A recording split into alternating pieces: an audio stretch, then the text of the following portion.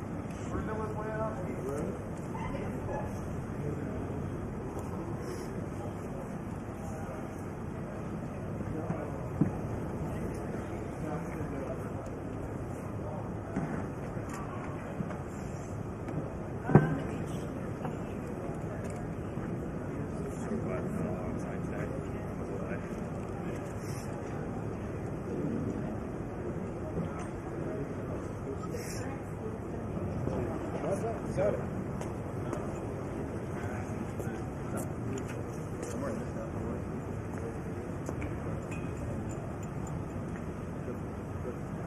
First lady will come out and go down this ramp, and then the two of them will go together. But I don't know if they'll go after.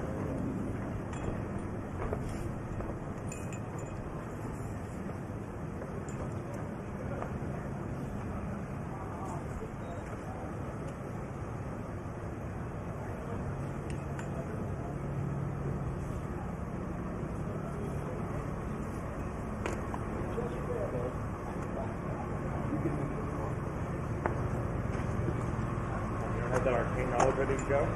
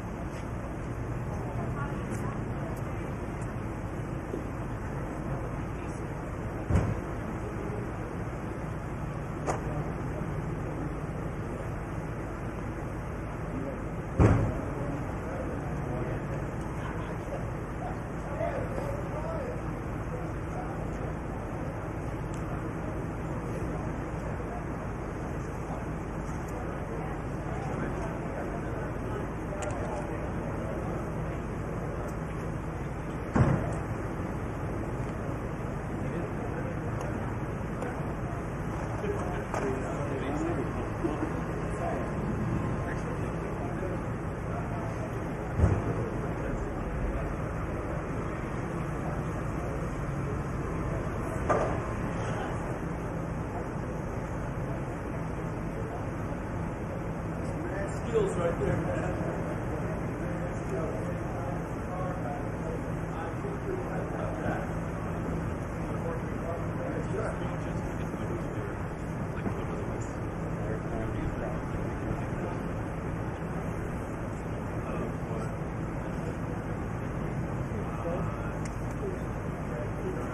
Party going to go separately, but they're going to go in the door into the windows right here. Yes. Spouses will go first. Second spouses will go Okay, first. so everybody will go in right here. Everybody's going to go, yeah, one car at a time. They'll fill up, leave, the next one comes up. Okay. Not yet.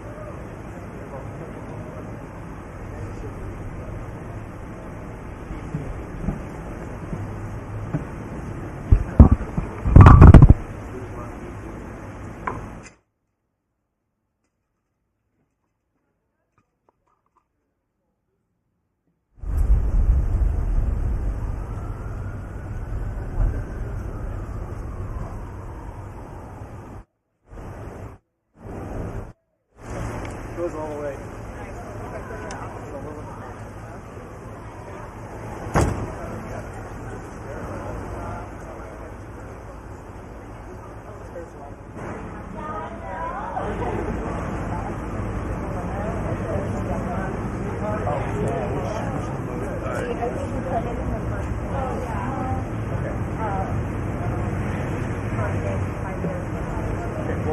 virtual meeting. Okay. Got it.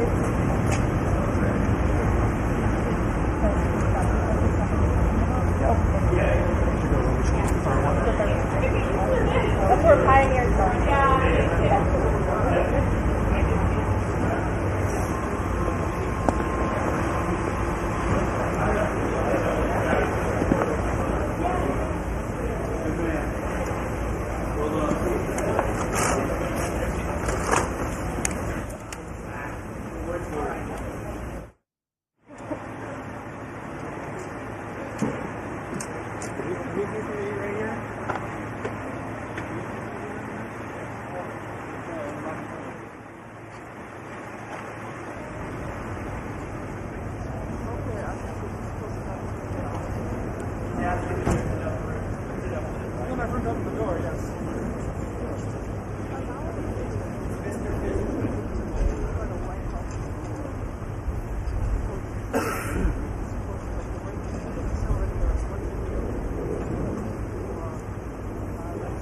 Usually the cars pull forward for the group photo, and they didn't.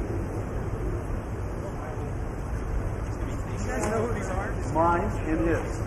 That's all right.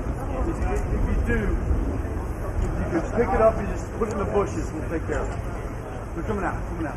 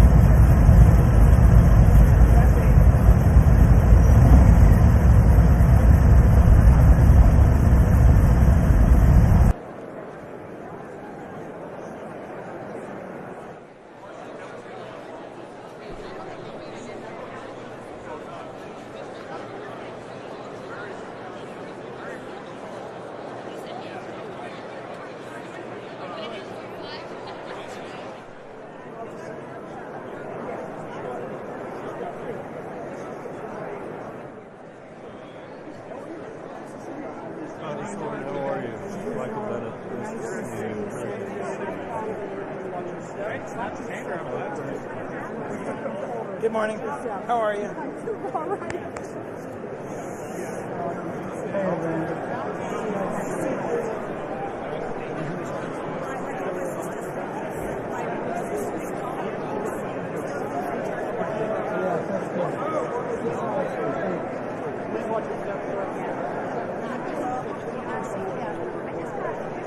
Senator, right this way, please. Sorry. Focus. My man. Looking forward to working with her. Good to see you. Yeah. Ships. All right. Yeah. Clean this, Gary.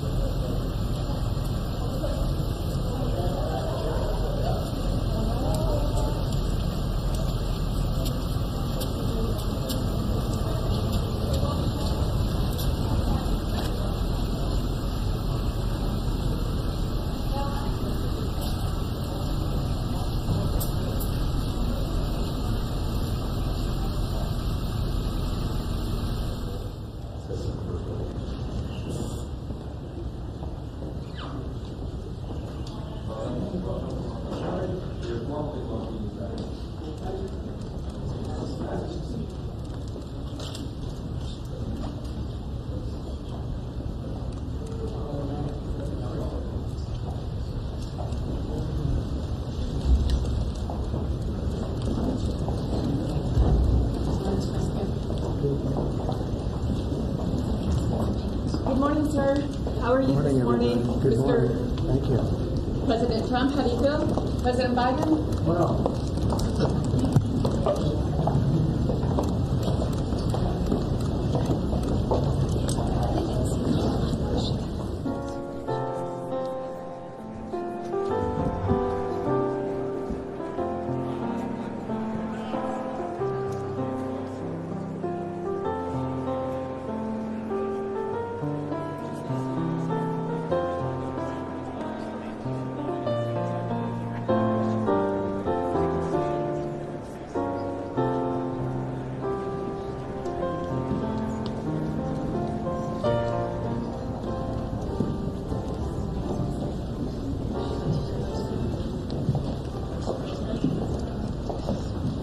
Good morning, Mr. Vice President. How do you feel? Any comments, sir?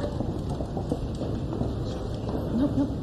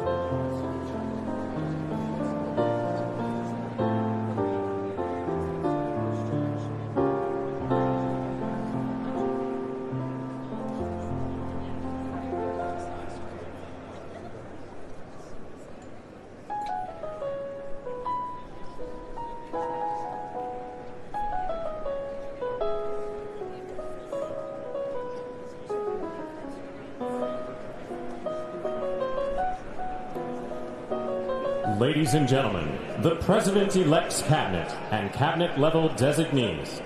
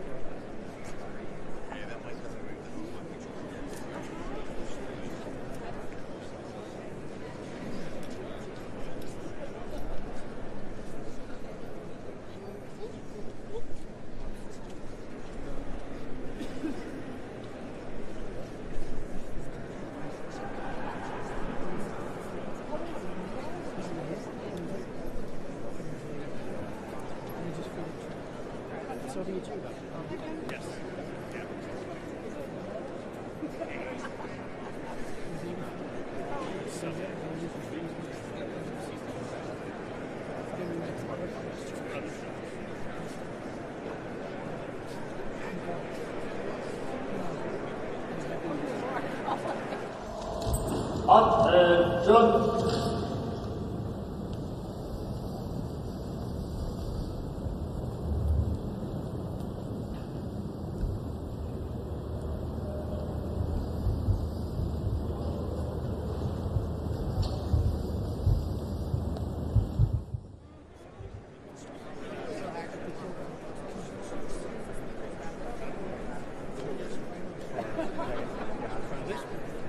trying to catch her eye.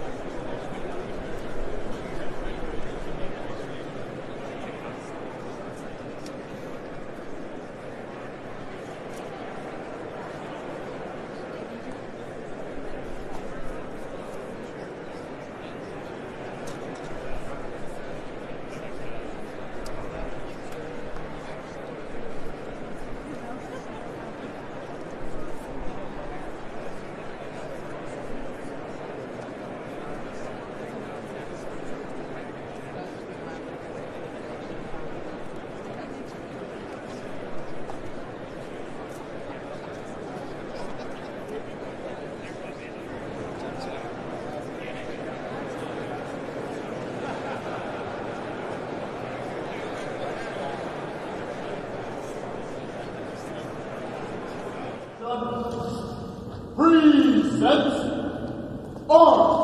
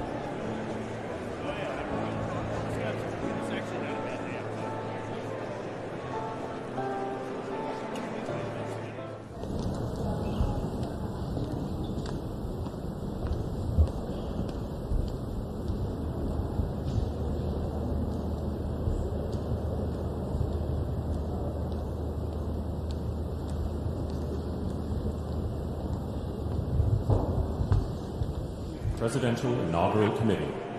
Committee Co-Chair, Mr. Steve Whitcomb.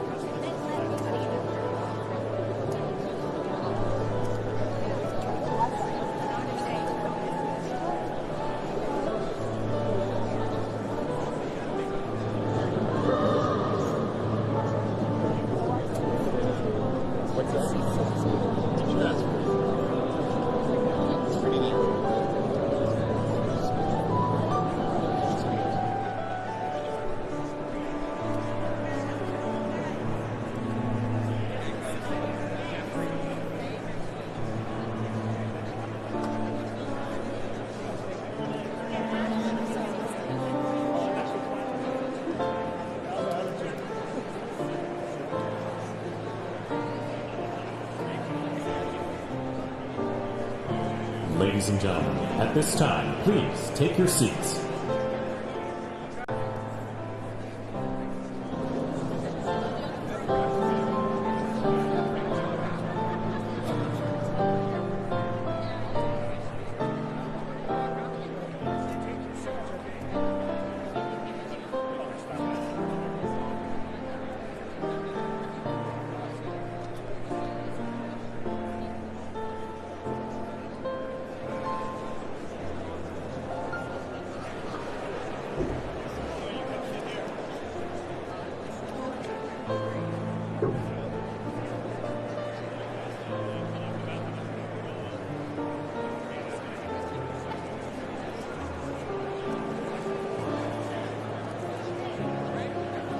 Ladies and gentlemen, at this time, please be seated.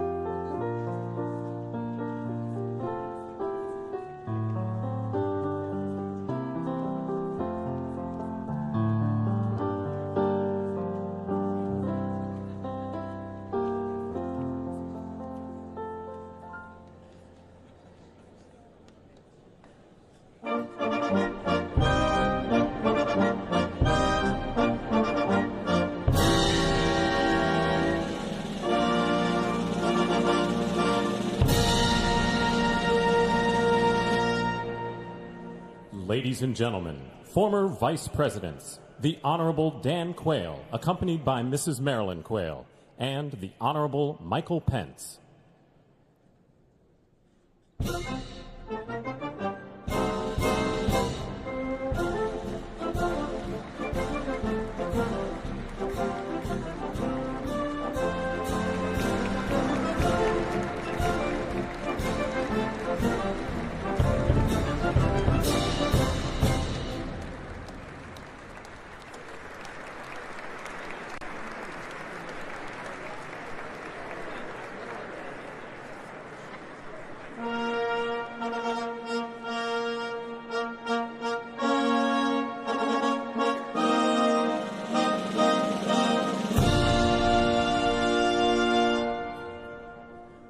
Ladies and gentlemen, the 42nd President of the United States, the Honorable William J. Clinton, accompanied by the Honorable Hillary Rodham Clinton.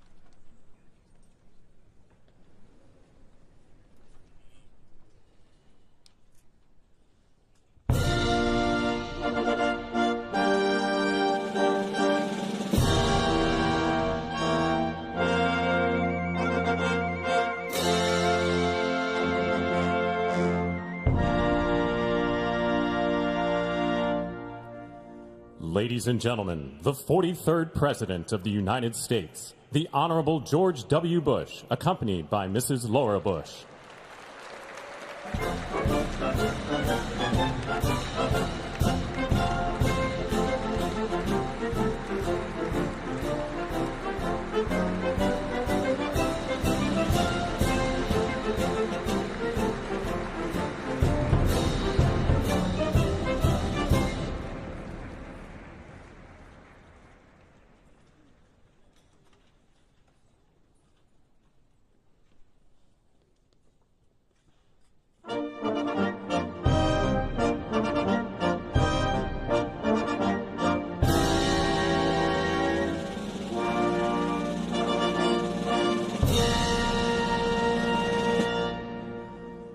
Ladies and gentlemen, the 44th President of the United States, the Honorable Barack H. Obama.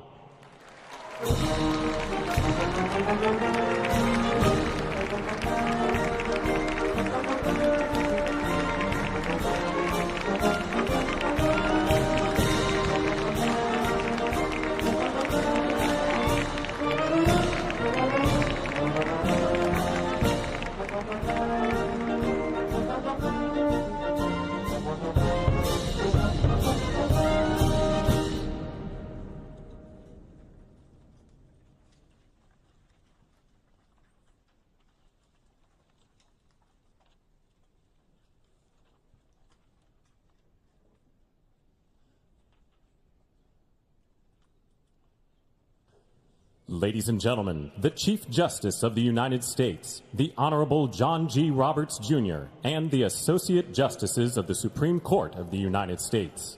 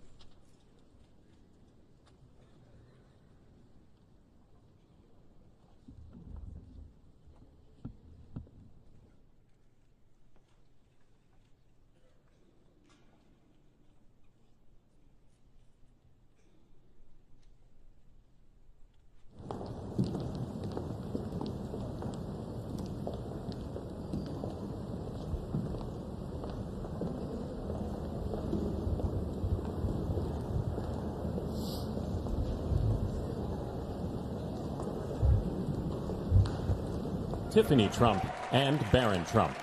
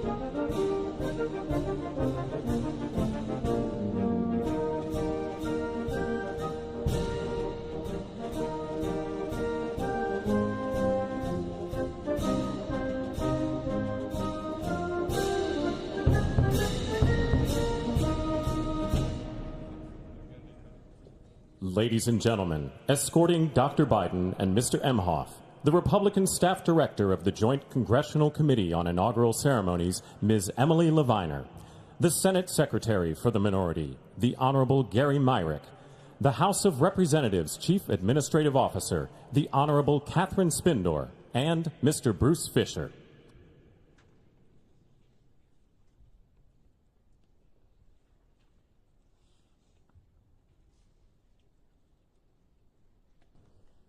Ladies and gentlemen, Dr. Jill Biden and Mr. Douglas Emhoff.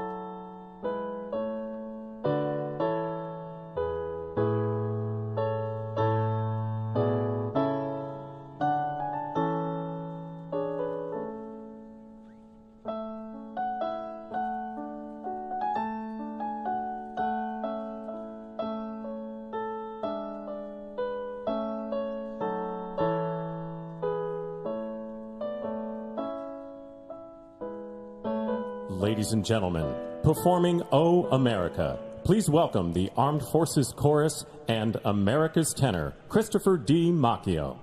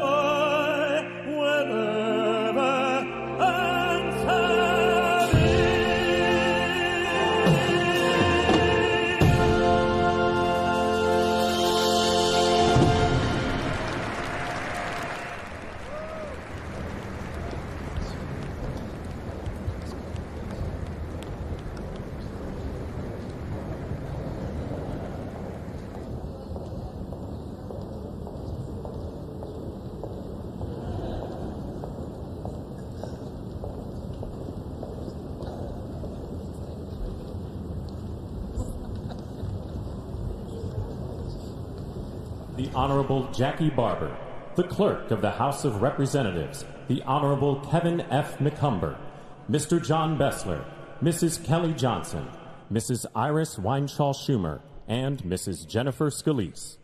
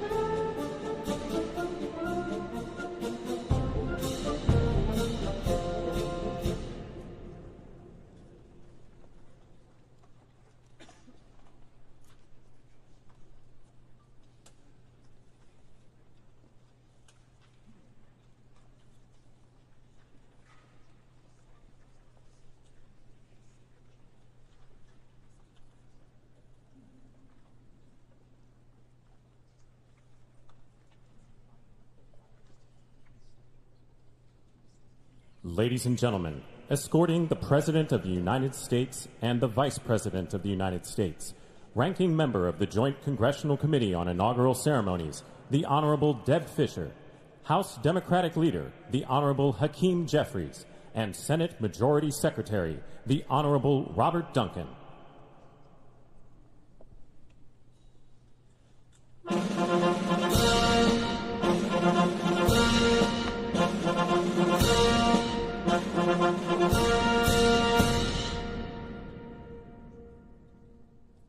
Ladies and gentlemen, the President of the United States, the Honorable Joseph R. Biden Jr., and Vice President of the United States, the Honorable Kamala Devi Harris.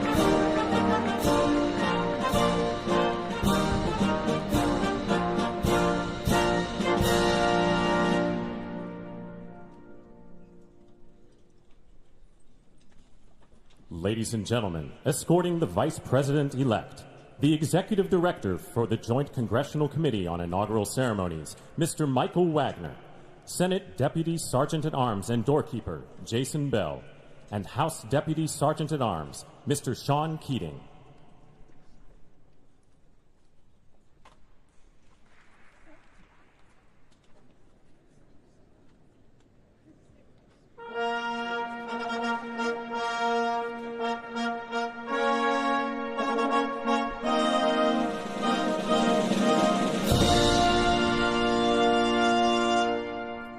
Ladies and gentlemen, the Vice President-elect of the United States, the Honorable J.D. Vance.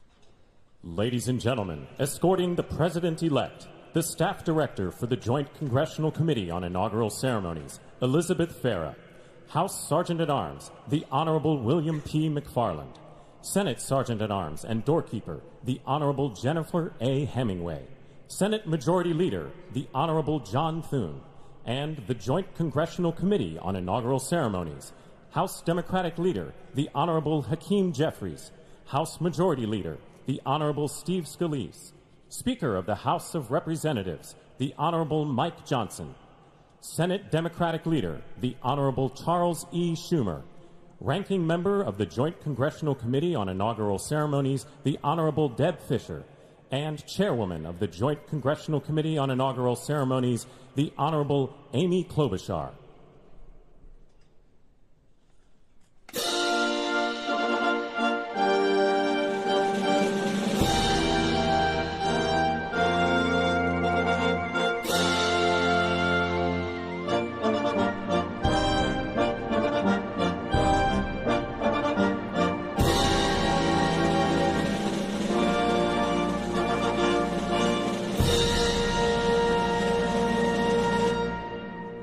Ladies and gentlemen, the President-elect of the United States, the Honorable Donald John Trump.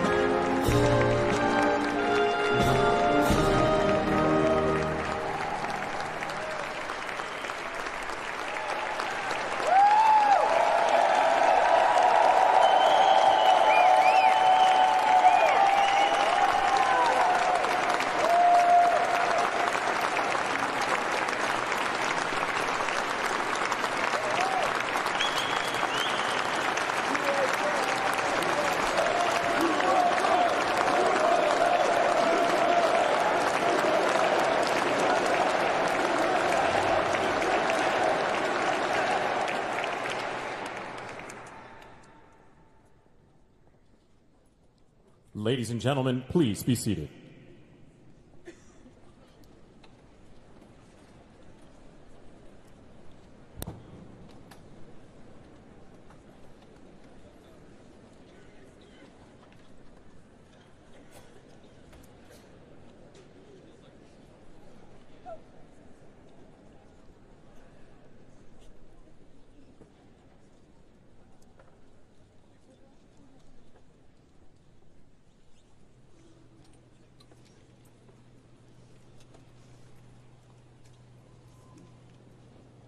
Please welcome the chairwoman of the Joint Congressional Committee on Inaugural Ceremonies, the Honorable Amy Klobuchar.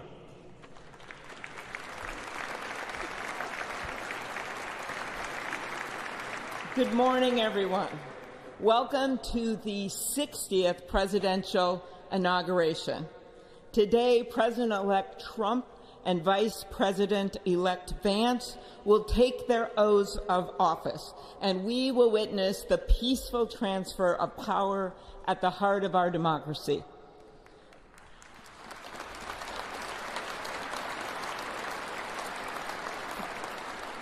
For the past year, I've chaired the Inaugural Ceremony Committee, which includes the leadership of Congress from both parties. We thank the committee and Capitol staff and law enforcement who worked so hard over the last year, and especially the last 3 days. You've done a beautiful job, and you have shown grace under pressure.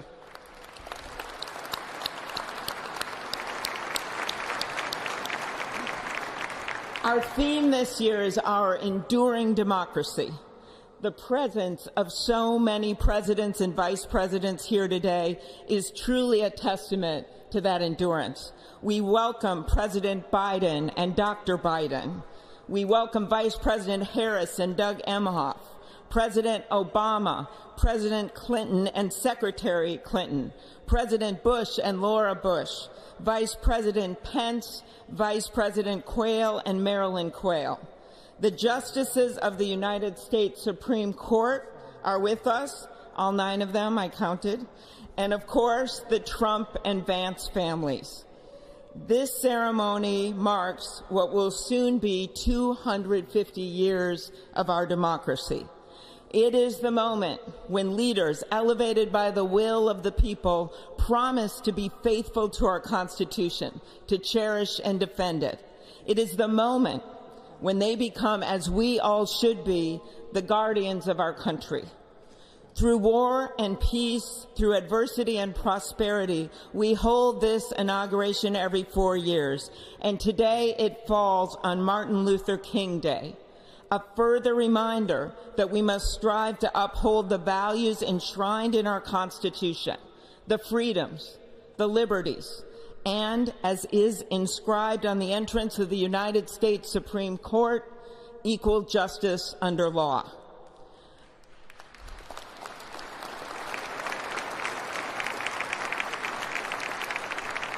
But what makes this moment more than a passing ceremony is all who are watching it across the country, the people of this nation, the ordinary people doing extraordinary things.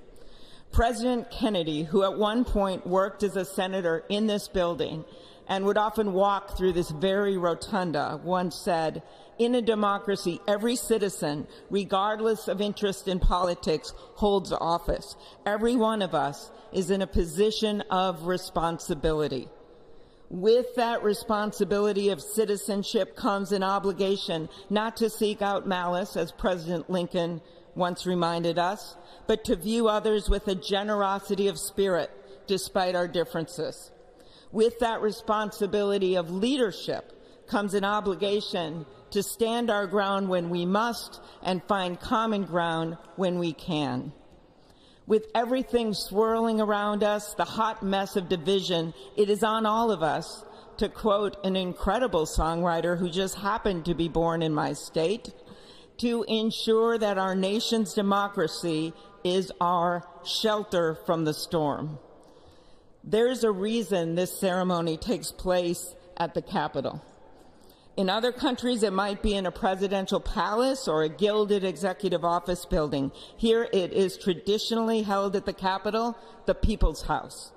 It is a fitting reminder of the system of checks and balances that is the very foundation of our government, 3 equal branches of government. That is how, for nearly 250 years, our great American experiment, grounded in the rule of law, has endured. So, as we inaugurate a new president and vice president, let us remember that the power of those in this room comes from the people.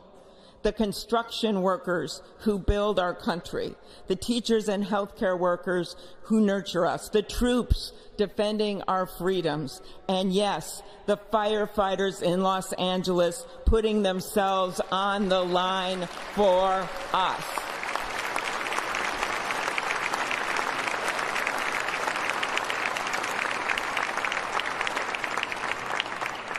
Our democracy's strength and grit must match theirs. May God bless our nation. Thank you.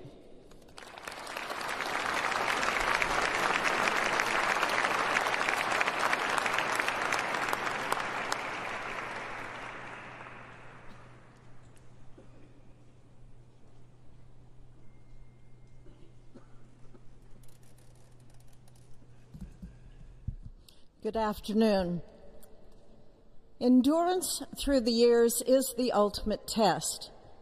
To persevere through time is the truest measure of an idea, an institution, and a nation. Our founders wrote the Constitution so that America could withstand all the twists and turns of time. They wrote it to guide us and to preserve forever our right of life, liberty, and the pursuit of happiness. But as much as the truths and principles enshrined in our Constitution remain the same, our democracy promises the American people the power to change, to chart their own destiny. That's the beauty. That is the importance of democracy. It allows the endurance, the permanence of a nation through change. It allows nations like our United States both to avoid the obstacles and to seize the opportunities God has placed before us, all while staying true to our founding principles. Today is our country's 60th inauguration ceremony. Like all the others before it, it is a celebration of our right to set our uniquely American course. The past several years have been trying at times for many, many Americans, and also for the nations of the free world that we humbly strive to lead. In November, Americans chose again to steer this nation towards greatness, the secure, safe, and prosperous future that our founders envisioned for all of us. And today, we celebrate not only their decision to do so, but also the simple right and wisdom of a free people to make their own choice so that their nation might endure. And now, allow me to welcome Archbishop Timothy Dolan and Reverend Franklin Graham, who will deliver our invocation. Please rise.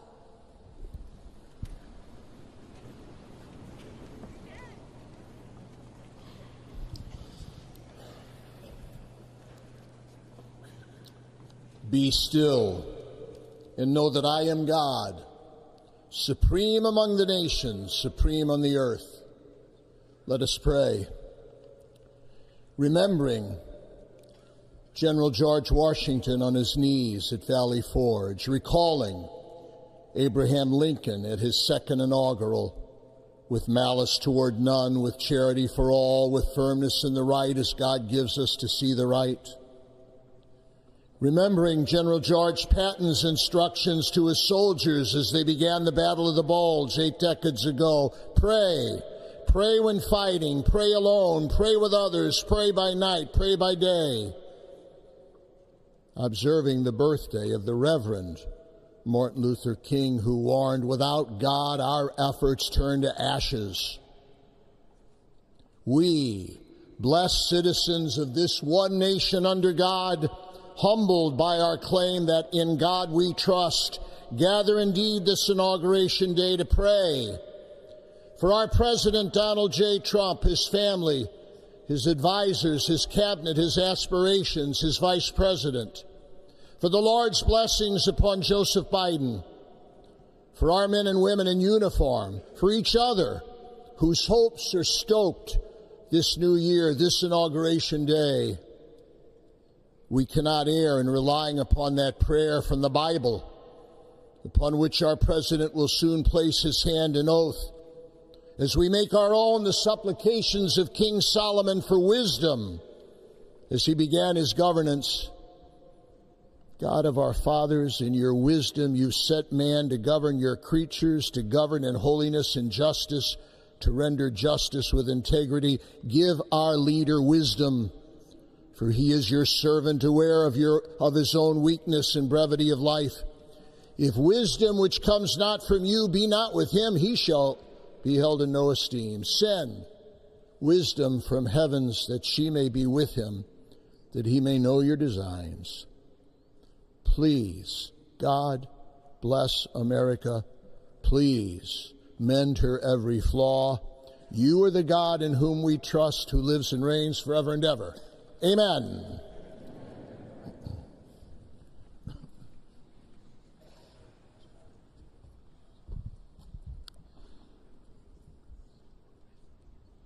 Mr. President, the last 4 years, there are times I'm sure you thought it was pretty dark. But look what God has done. We praise him and give him glory.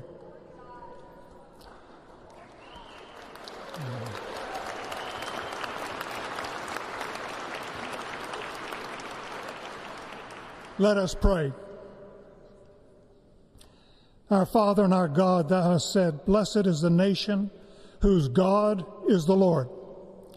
As the prophet Daniel prayed, blessed be the name of God forever and ever. For wisdom and might are his. He changes the times and the seasons. He removes kings. He raises up kings. He gives wisdom to the wise and knowledge to those who have understanding. Our Father, today, as President Donald J. Trump takes the oath of office once again, we come to say thank you, O Lord our God.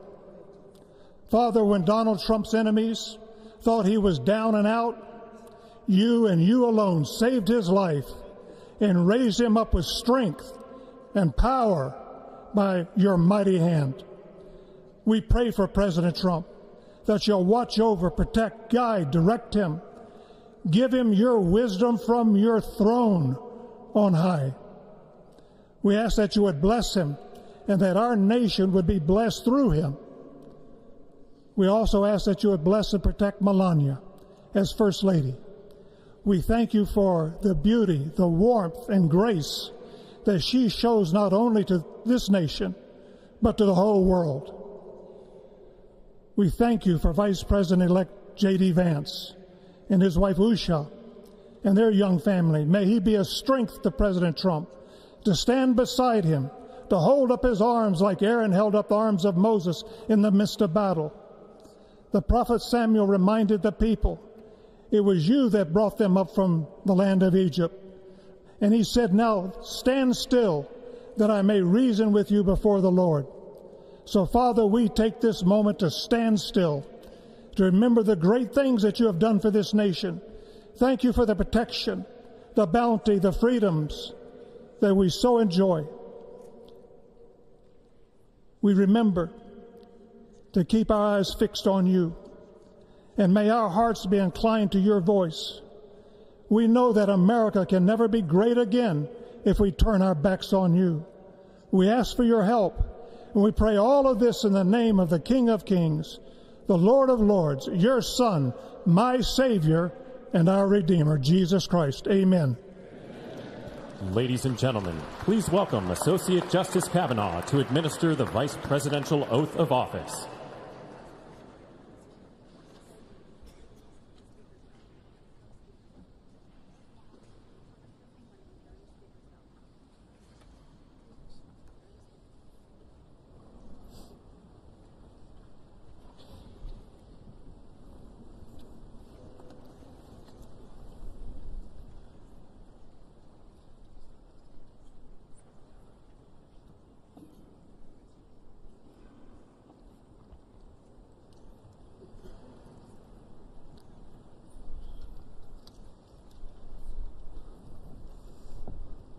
Please raise your right hand and repeat after me.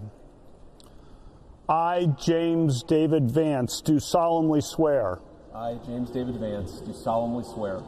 That I will support and defend the Constitution of the United States. That I will support and defend the Constitution of the United States. Against all enemies, foreign and domestic. Against all enemies, foreign and domestic. That I will bear true faith. That I will bear true faith. And allegiance to the same. And allegiance to the same. That I take this obligation freely. That I take this obligation freely. Without any mental reservation. Without any mental reservation. Or purpose of evasion. Or purpose of evasion. And that I will well and faithfully discharge. And that I will well and faithfully discharge. The duties of the office. The duties of the office. On which I am about to enter. On which I am about to enter. So help me God. So help me God. Congratulations, Mr. Vice President.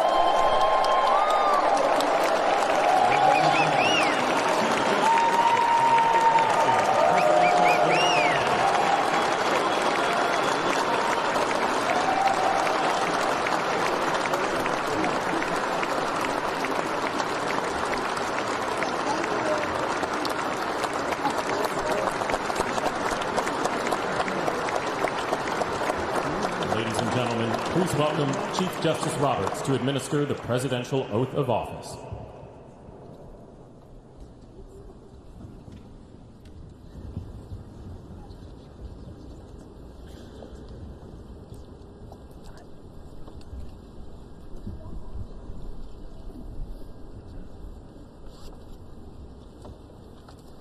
Please raise your right hand and repeat after me.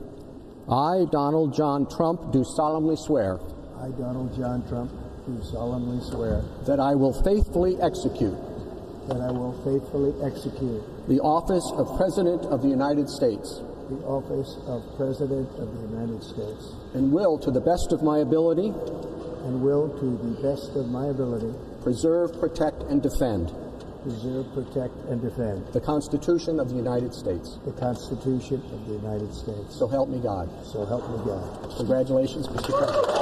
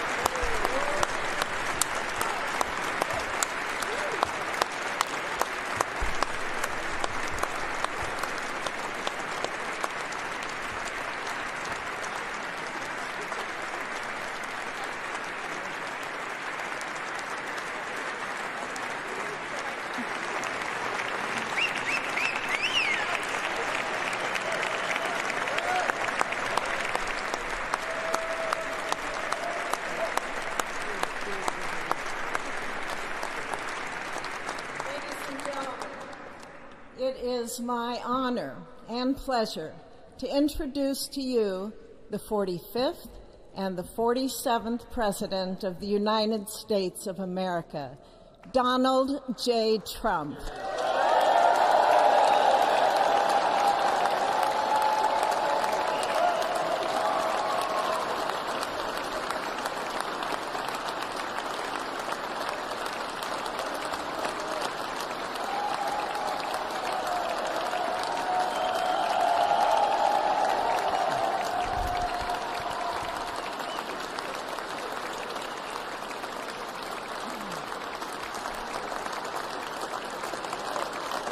Thank you very much, everybody. Well, thank you very, very much.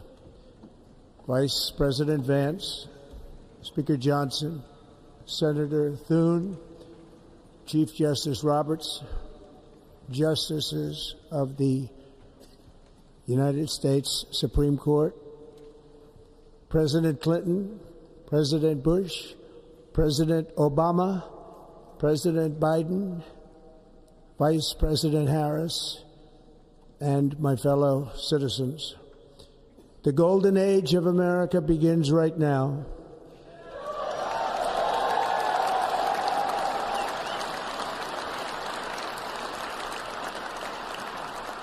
From this day forward, our country will flourish and be respected again all over the world. We will be the envy of every nation, and we will not allow ourselves to be taken advantage of any longer. During every single day of the Trump administration, I will very simply put America first.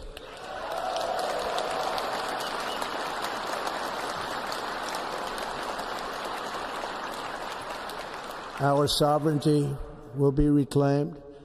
Our safety will be restored. The scales of justice will be rebalanced. The vicious, violent, and unfair weaponization of the Justice Department and our government will end.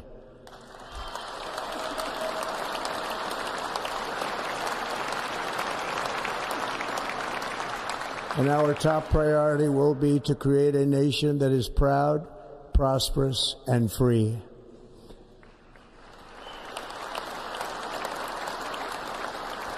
America will soon be greater, stronger, and far more exceptional than ever before.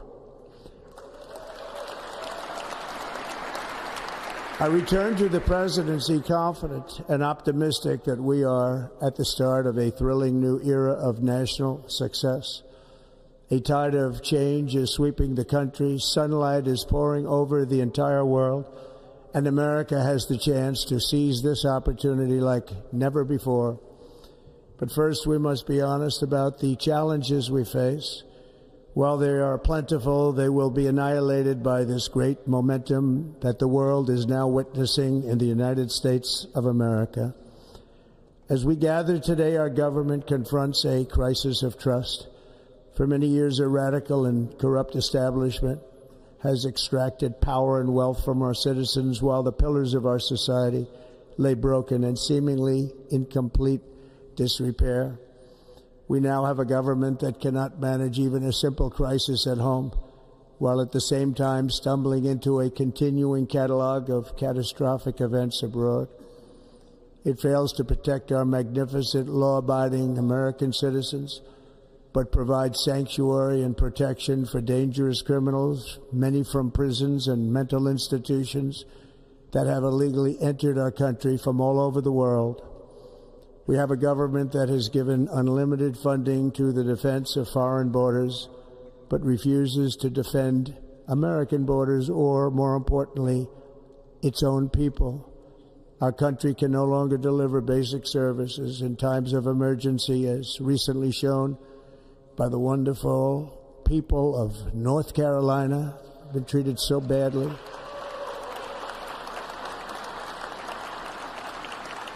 And other states who are still suffering from a hurricane that took place many months ago. Or more recently, Los Angeles, where we are watching fires still tragically burn. From weeks ago, without even a token of defense, they're raging through the houses and communities, even affecting some of the wealthiest and most powerful individuals in our country, some of whom are sitting here right now. They don't have a home any longer. That's interesting. But we can't let this happen. Everyone is unable to do anything about it. That's going to change.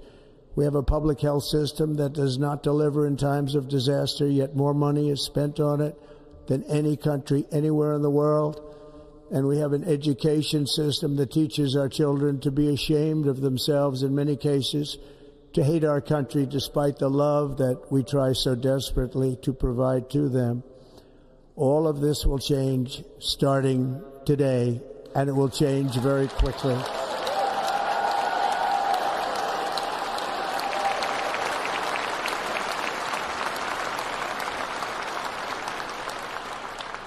My recent election is a mandate to completely and totally reverse a horrible betrayal and all of these many betrayals that have taken place, and to give the people back their faith, their wealth, their democracy, and indeed their freedom. From this moment on, America's decline is over.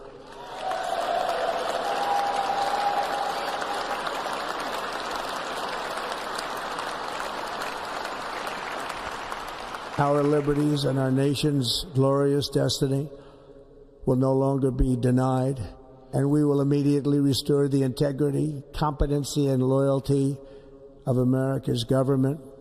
Over the past 8 years, I have been tested and challenged more than any president in our 250-year history, and I've learned a lot along the way.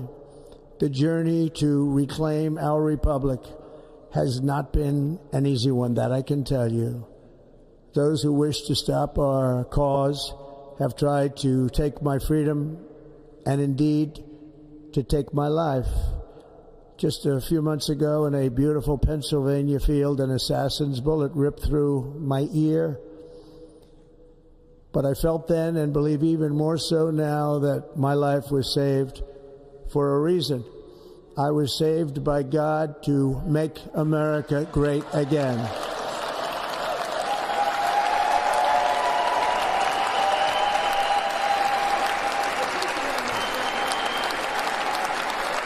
Thank you. Thank you.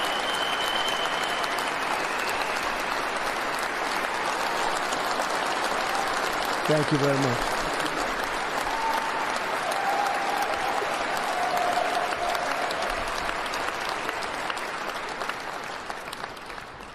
That is why each day under our administration of American patriots, we will be working to meet every crisis with dignity and power and strength. We will move with purpose and speed to bring back hope, prosperity, safety, and peace for citizens of every race, religion, color, and creed. For American citizens, January 20th, 2025 is Liberation Day.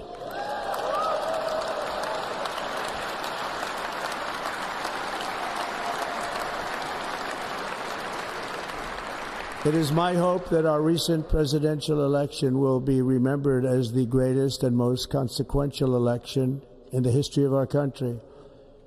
As our victory showed, the entire nation is rapidly unifying behind our agenda with dramatic increases in support from virtually every element of our society, young and old, men and women, African Americans, Hispanic Americans, Asian Americans, urban, suburban, rural. And very importantly, we had a powerful win in all 7 swing states. And the popular vote, we won by millions of people. To the Black and Hispanic communities, I want to thank you for the tremendous outpouring of love and trust that you have shown me with your vote. We set records, and I will not forget it. I've heard your voices in the campaign, and I look forward to working with you in the years to come. Today is Martin Luther King Day, and his honor, this will be a great honor, but in his honor we will strive together to make his dream a reality. We will make his dream come true.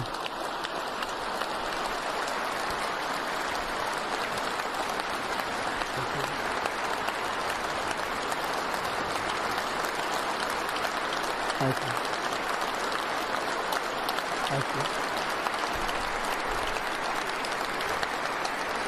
you. National unity is now returning to America, and confidence and pride is soaring like never before. In everything we do, my administration will be inspired by a strong pursuit of excellence and unrelenting success. We will not forget our country, We will not forget our Constitution, and we will not forget our God. Can't do that.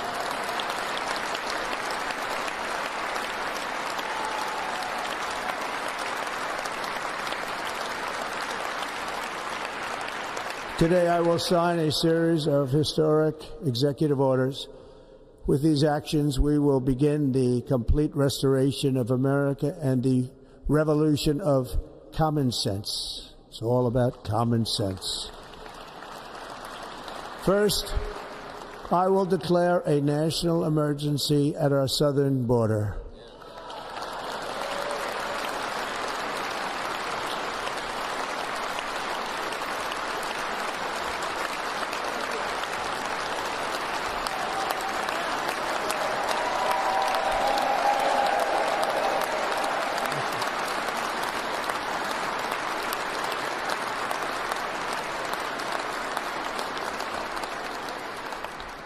All illegal entry will immediately be halted, and we will begin the process of returning millions and millions of criminal aliens back to the places from which they came.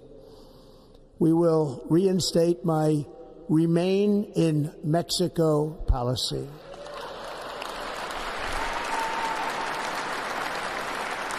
I will end the practice of catch and release.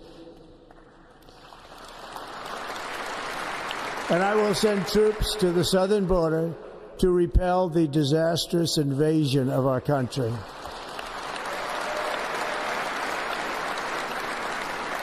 Under the orders I signed today, we will also be designating the cartels as foreign terrorist organizations.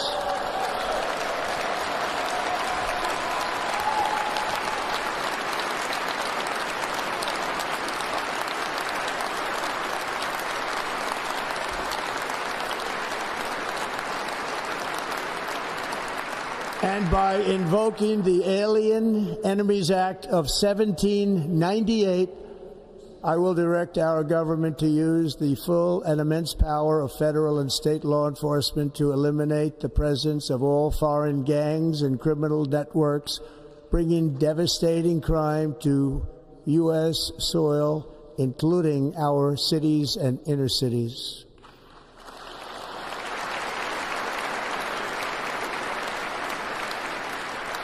As Commander-in-Chief, I have no higher responsibility than to defend our country from threats and invasions, and that is exactly what I am going to do. We will do it at a level that nobody's ever seen before.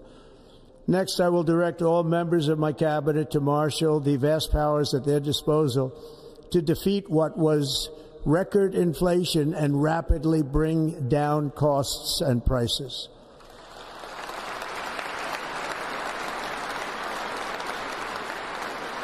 The inflation crisis was caused by massive overspending and escalating energy prices, and that is why today I will also declare a national energy emergency. We will drill, baby, drill.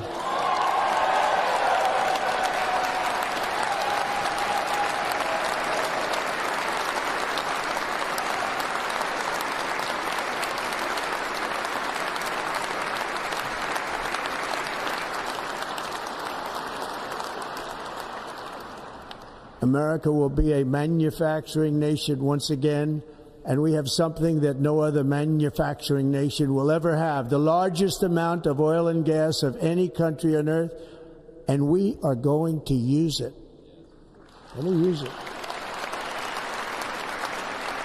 We will bring prices down, fill our strategic reserves up again right to the top, and export American energy all over the world. We will be a rich nation again, and it is that liquid gold under our feet that will help to do it. With my actions today, we will end the Green New Deal, and we will revoke the electric vehicle mandate, saving our auto industry and keeping my sacred pledge to our great American auto workers.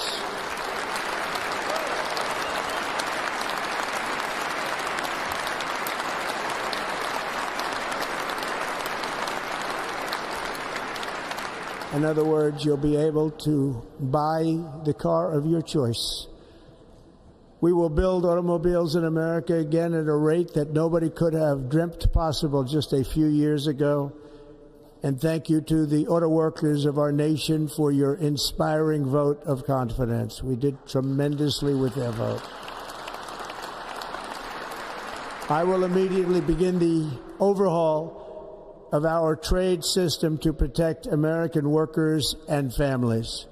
Instead of taxing our citizens to enrich other countries, we will tariff and tax foreign countries to enrich our citizens.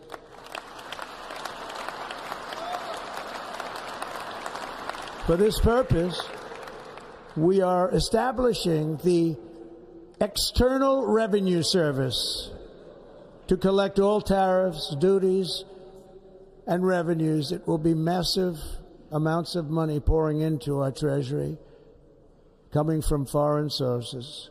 The American dream will soon be back and thriving like never before to restore competence and effectiveness to our federal government. My administration will establish the brand new Department of Government Efficiency.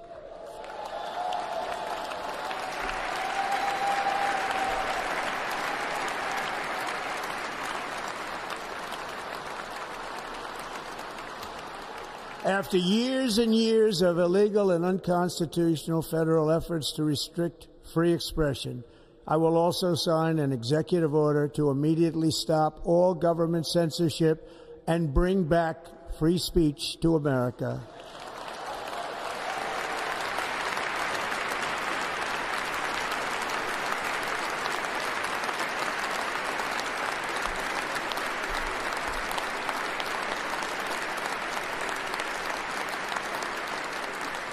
Never again will the immense power of the state be weaponized to persecute political opponents, something I know something about. We will not allow that to happen. It will not happen again. Under my leadership, we will restore fair, equal, and impartial justice under the constitutional rule of law.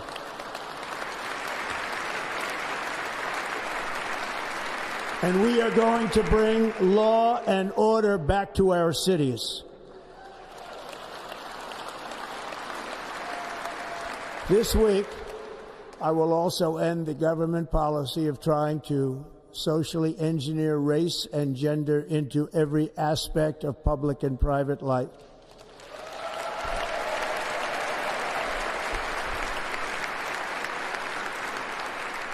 We will forge a society that is colorblind and merit-based.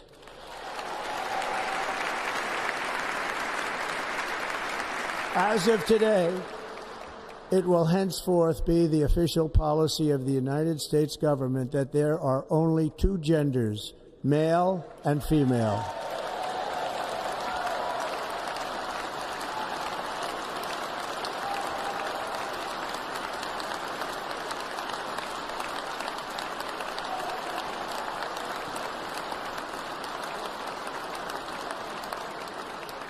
This week, I will reinstate any service members who were unjustly expelled from our military for objecting to the COVID vaccine mandate with full back pay.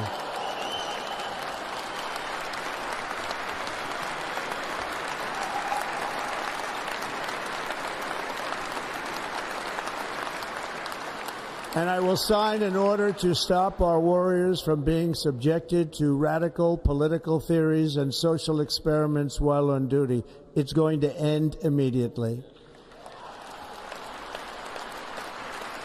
Our armed forces will be free to focus on their sole mission, defeating America's enemies.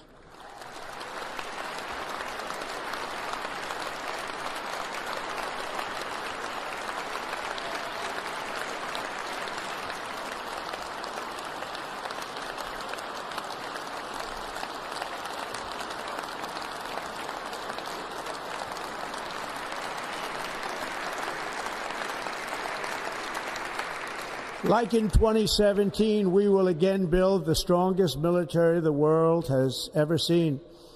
We will measure our success not only by the battles we win, but also by the wars that we end, and perhaps most importantly, the wars we never get into.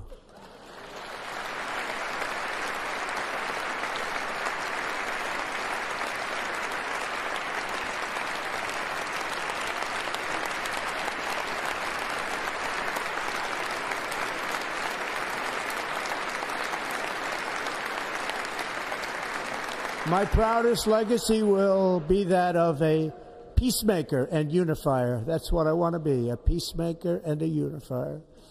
I'm pleased to say that as of yesterday, one day before I assumed office, the hostages in the Middle East are coming back home to their families.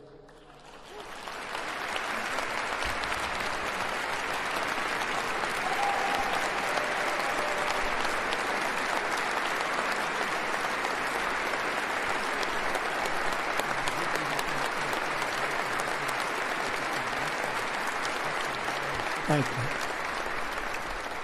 America will reclaim its rightful place as the greatest, most powerful, most respected nation on earth, inspiring the awe and admiration of the entire world. A short time from now, we are going to be changing the name of the Gulf of Mexico to the Gulf of America, and we will restore the name of a great president, William McKinley, to Mount McKinley, where it should be and where it belongs.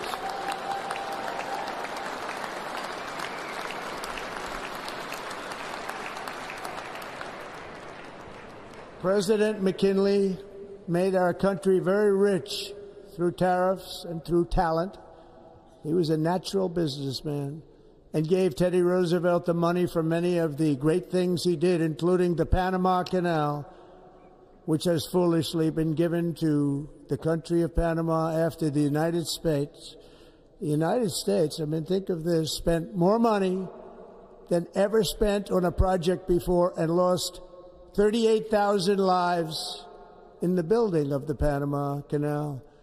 We have been treated very badly from this foolish gift that should have never been made, and Panama's promise to us has been broken. The purpose of our deal and the spirit of our treaty has been totally violated. American ships are being severely overcharged and not treated fairly in any way, shape, or form, and that includes the United States Navy. And above all, China is operating the Panama Canal, and we didn't give it to China, we gave it to Panama, and we're taking it back.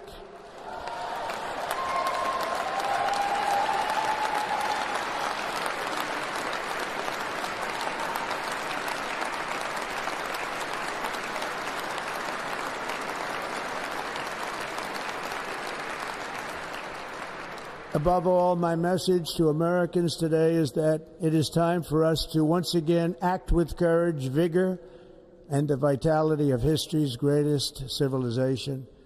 So as we liberate our nation, we will lead it to new heights of victory and success. We will not be deterred. Together we will end the chronic disease epidemic and keep our children safe, healthy, and disease-free.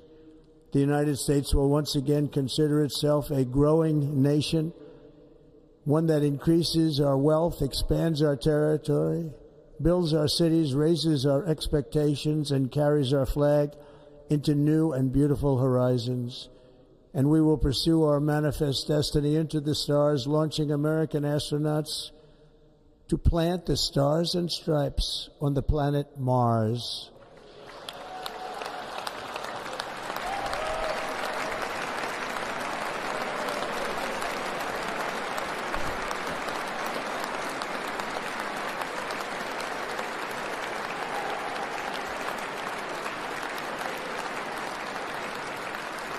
Ambition is the lifeblood of a great nation, and right now our nation is more ambitious than any other. There's no nation like our nation. Americans are explorers, builders, innovators, entrepreneurs, and pioneers. The spirit of the frontier is written into our hearts. The call of the next great adventure resounds from within our souls. Our American ancestors turned a small group of colonies on the edge of a vast continent into a mighty republic of the most extraordinary citizens on earth. No one comes close. Americans pushed thousands of miles through a rugged land of untamed wilderness. They crossed deserts, scaled mountains, braved untold dangers, won the Wild West, ended slavery, rescued millions from tyranny, lifted billions from poverty, harnessed electricity, split the atom, launched mankind into the heavens, and put the universe of human knowledge into the palm of the human hand. If we work together, there is nothing we cannot do and no dream we cannot achieve. Many people thought it was impossible for me to stage such a historic political comeback. But as you see today, here I am. The American people have spoken.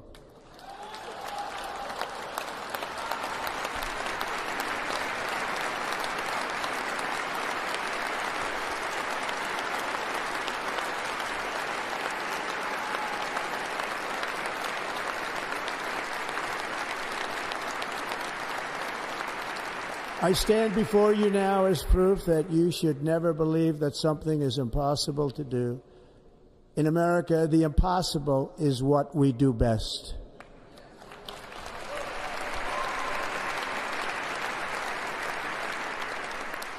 From New York to Los Angeles, from Philadelphia to Phoenix, from Chicago to Miami, from Houston to right here in Washington, D.C., our country was forged and built by the generations of patriots who gave everything they had for our rights and for our freedom. They were farmers and soldiers, cowboys and factory workers, steel workers and coal miners, police officers and pioneers who pushed onward, marched forward, and let no obstacle defeat their spirit or their pride. Together they laid down the railroads, raised up the skyscrapers, built great highways, won 2 world wars, defeated fascism and communism, and triumphed over every single challenge that they faced. After all we have been through together, we stand on the verge of the 4 greatest years in American history. With your help, we will restore America's promise, and we will rebuild the nation that we love, and we love it so much. We are one people, one family, and one glorious nation under God. So to every parent who dreams for their child, and every child who dreams for their future, I am with you, I will fight for you, and I will win for you. We are going to win like never before.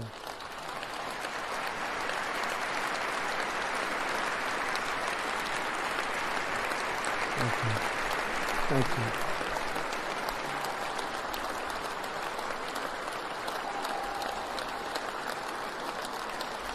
Thank you. Thank you. In recent years, our nation has suffered greatly, but we are going to bring it back and make it great again, greater than ever before. We will be a nation like no other, full of compassion, courage, and exceptionalism. Our power will stop all wars and bring a new spirit of unity to a world that has been angry, violent, and totally unpredictable. America will be respected again and admired again, including by people of religion, faith, and goodwill. We will be prosperous. We will be proud. We will be strong, and we will win like never before. We will not be conquered. We will not be intimidated. We will not be broken, and we will not fail. From this day on, the United States of America will be a free, sovereign, and independent nation. We will stand bravely. We will live proudly. We will dream boldly, and nothing will stand in our way because we are Americans. The future is ours, and our golden age has just begun. Thank you. God bless America. Thank you all. Thank you. Thank you very much. Thank you very much. Thank you.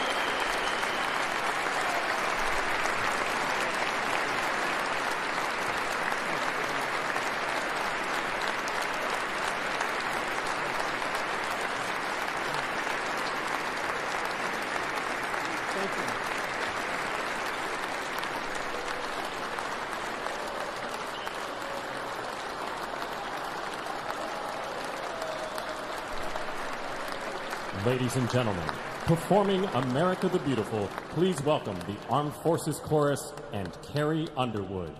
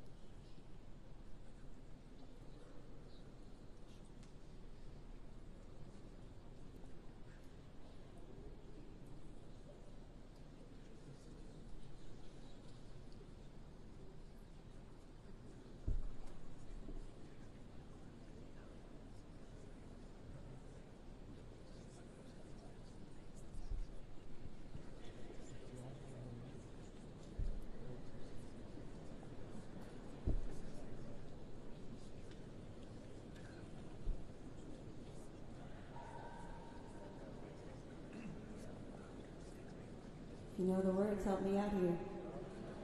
Oh, beautiful for spacious skies, for amber waves of grain, for purple mountain majesties above the fruited plain. America, America, God shed His grace on thee and crown thy good with brotherhood from sea to shining sea.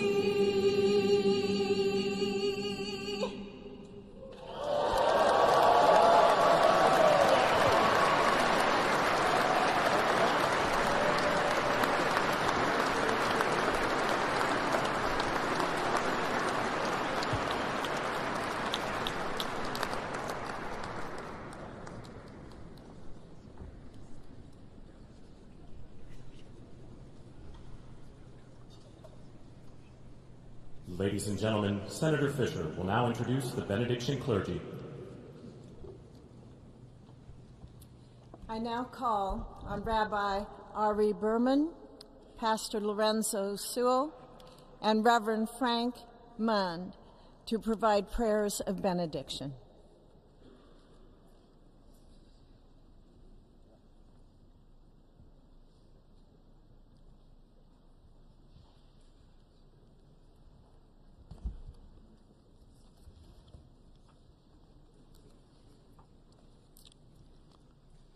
Let us pray. Almighty God, your prophet Jeremiah walked the streets of Jerusalem and blessed its inhabitants with the Hebrew words, Baruch HaGever Asher Yiftach BaHashem. Blessed is the one who trusts in God. Thousands of years later, this great nation, which adopted these words as its motto, "In God we trust," stands at a moment of historic opportunity. Americans are searching for meaning. Our merciful Father, help us rise to meet this moment. Bless President Donald J. Trump and Vice President J.D. Vance with the strength and courage to choose the right and the good. Unite us around our foundational biblical values of life and liberty, of service and sacrifice, and especially of faith and morality, which George Washington called the indispensable supports of American prosperity. Guide our schools and college campuses, which have been experiencing such unrest, to inspire the next generation, to pair progress with purpose, knowledge with wisdom, and truth with virtue. Hear the cry of the hostages, both American and Israeli, whose pain our president so acutely feels. We are so thankful for the 3 young women who yesterday returned home, and pray that the next 4 years brings peace to Israel and throughout the Middle East. Almighty God, grant all Americans the opportunity to realize our shared dream of a life filled with peace and plenty, health and happiness, compassion and contribution. Stir within us the confidence to rise to this moment. For while we trust in God, God's trust is in us, the American people. America is called to greatness, to be a beacon of light and a mover of history. May our nation merit the fulfillment of Jeremiah's blessing, that like a tree planted by water, we shall not cease to bear fruit. May all of humanity experience your love and your blessing. May it be thy will, and let us say, Amen. Let us pray for our 47th president. Heavenly Father, we're so grateful that you gave our 45th and now our 47th president a millimeter miracle. We are grateful that you are the one that have called him for such a time as this, that America would begin to dream again. We pray that we would fulfill the true meaning of our creed, that we hold these truths to be self-evident, that all men are created equal. We pray that you use our president, that we will live in a nation where we will not be judged by the color of our skin, but by the content of our character. Heavenly Father, in the name of Jesus, we are so grateful today that you will use our 47th president so we would sing with new meaning, my country, 'tis of thee. Sweet land of liberty, of thee I sing. Land where my fathers died, land of the pilgrim's pride, from every mountainside. Let freedom ring, and because America is called to be a great nation, we believe that you will make this come true. So let freedom ring. From the prodigious hilltops of New Hampshire, let freedom ring. From the mighty mountains of New York, let freedom ring. From the heightening Alleghenies of Pennsylvania, let freedom ring. From the snow-capped Rockies of Colorado, let freedom ring. From the curvaceous hilltops of California, but God, we're asking you not only that, let freedom ring from Stone Mountain, Georgia. Let freedom ring from Lookout Mountain of Tennessee. Let freedom ring from every hill and every molehill in Mississippi, from every state, every city, every village, and every hamlet. And when we let freedom ring, we will be able to speed up that day where all of your children, black men and white men, Protestant and Catholic, Jew and Gentile, will be able to sing in the meaning of that old Negro spiritual. Free at last, free at last. Thank you, God Almighty. We are free at last. If you believe where the Spirit of the Lord is, there is liberty. Come on, put your hands together and give your great God great glory.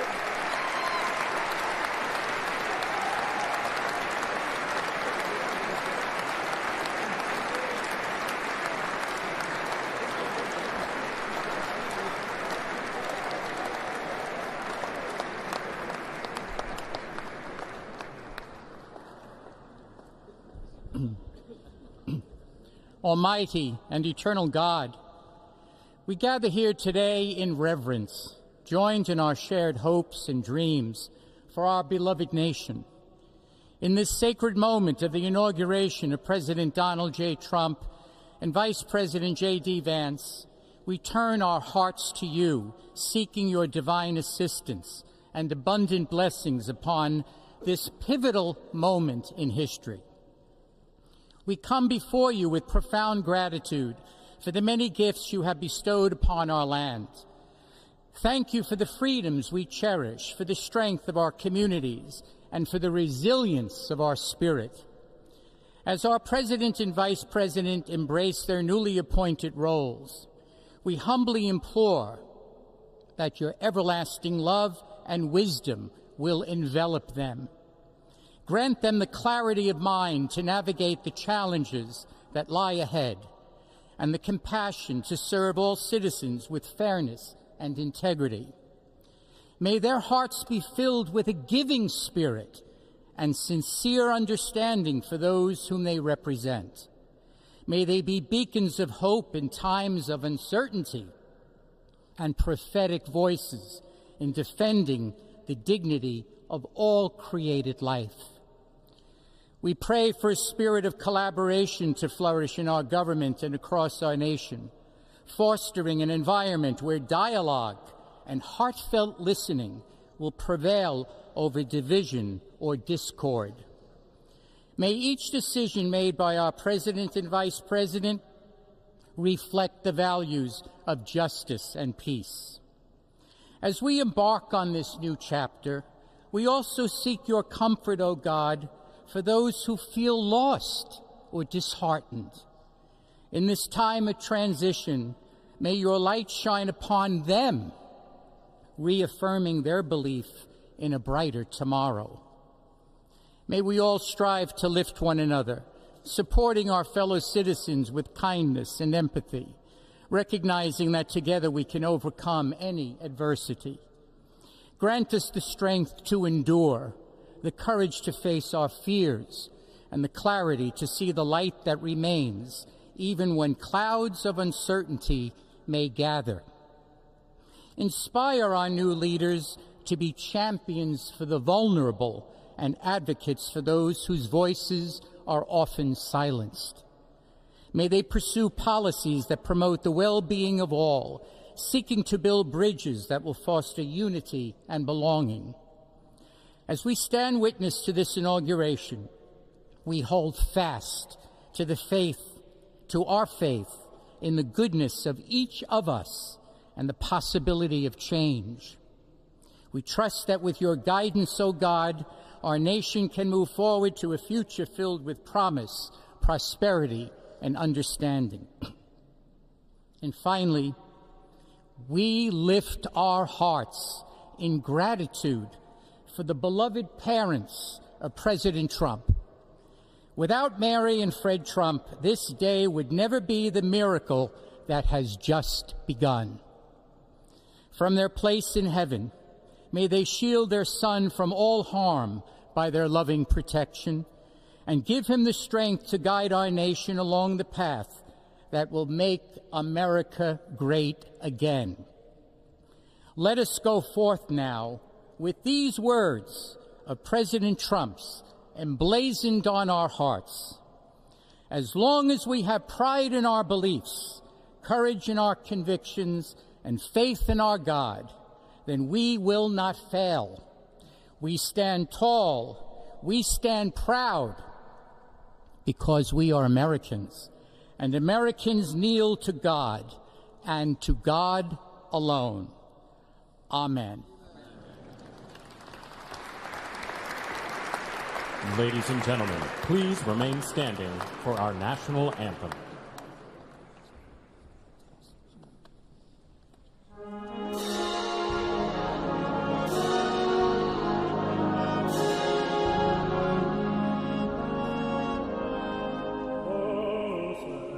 Can you say, all the guns are mine, what so proudly we hailed at the twilight's last gleaming, whose blood stripes and bright stars through the perilous fight of the ramparts waves were so gallantly streaming, and the rockets eagerly heaven bursting in earth gave proof to the night that our flag was still there. Oh, say that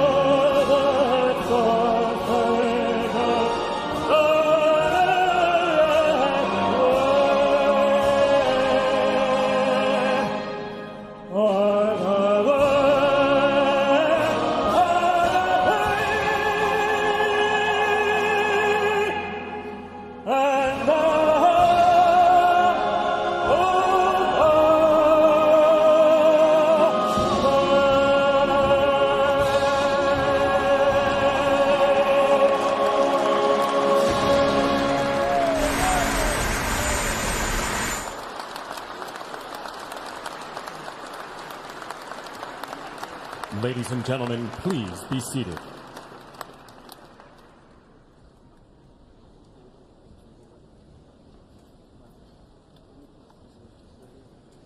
Ladies and gentlemen, please remain at your seats while the President and official party depart the platform.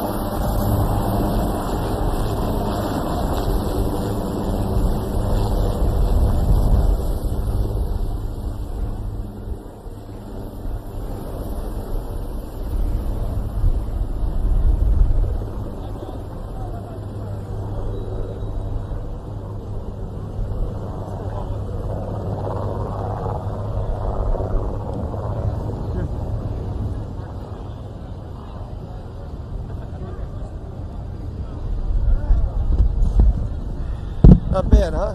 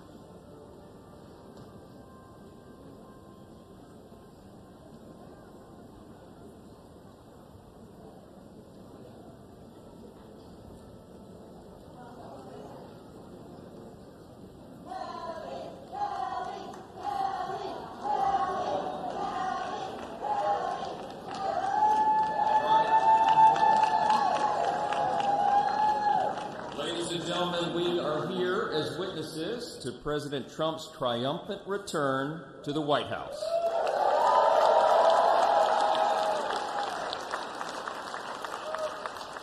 Right now, already this morning, you can feel it around the country. We certainly felt it here in the city. America is coming together and roaring back again, and it begins today, as the President just told us. I know we'd all rather be gathered together on the National Mall with hundreds of thousands of our closest friends, but our disappointment is well overcome with our excitement for the future that we feel today. We have the chance to make the next 4 years the most consequential period in our nation's history. And as Speaker of the House, it is my great pleasure, my great honor, to introduce to you the man who will lead us to this new golden age, the decisive winner of the Electoral College and the popular vote, the 45th and the 47th, and the greatest president of our lifetimes, Donald J. Trump.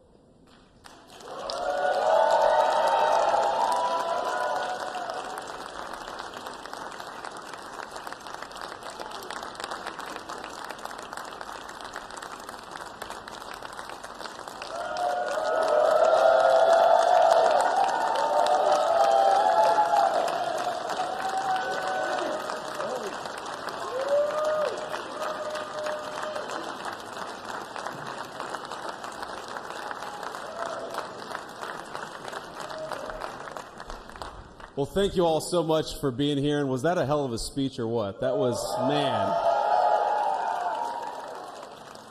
That was a good way to start it off. You know, I didn't know exactly what the president would put in that speech, and I hoped to myself that he wasn't going to hold back. And, sir, you didn't hold back. That was a hell of a way to start the next 4 years. But I just want to say from the bottom of my heart, and I know I speak for the president and for all of us, thank you, thank you, thank you for making this possible. We love you. We wouldn't be here without you, and we're going to make America great again together for the next 4 years.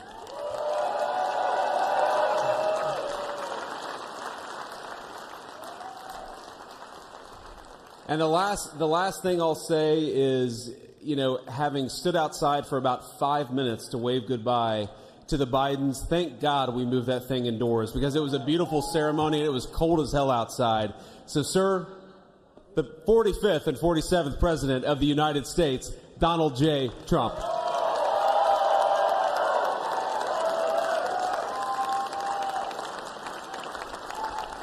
No, he's right. I looked, I said, oh, look at this beautiful sunny day. And we blew it. And then I went outside and we were freezing. You would have been very unhappy. The sun was very deceptive, I will tell you. It is cold out. And I'm sort of saying, you know, that was so beautiful today. Maybe they should do it there every 4 years. Does that make sense? I don't know. Because, you know, the outdoor thing is really good, but it gets a little cold around this time of the year, as some people have noticed. And a lot of times they suffer through it.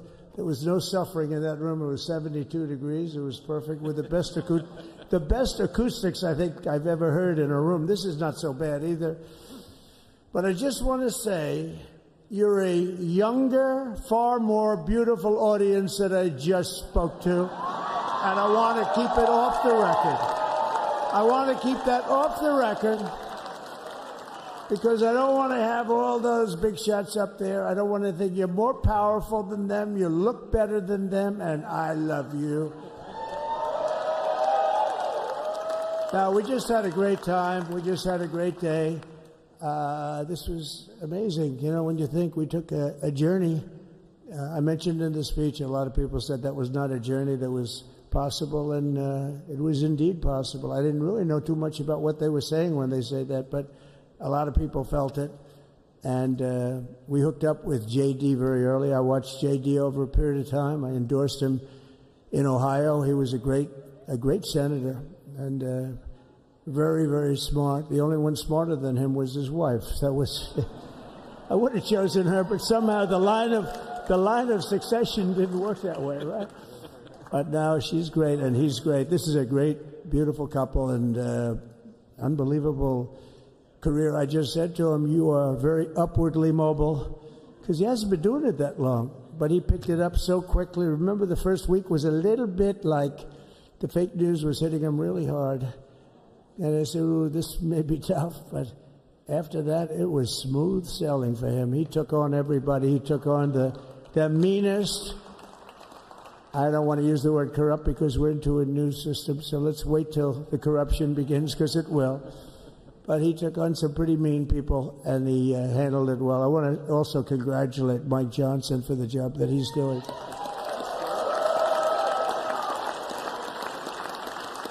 Steve, we gave him a majority of almost nothing, and then I said to make it tougher on him, let me take 2 or 3 of the people, right?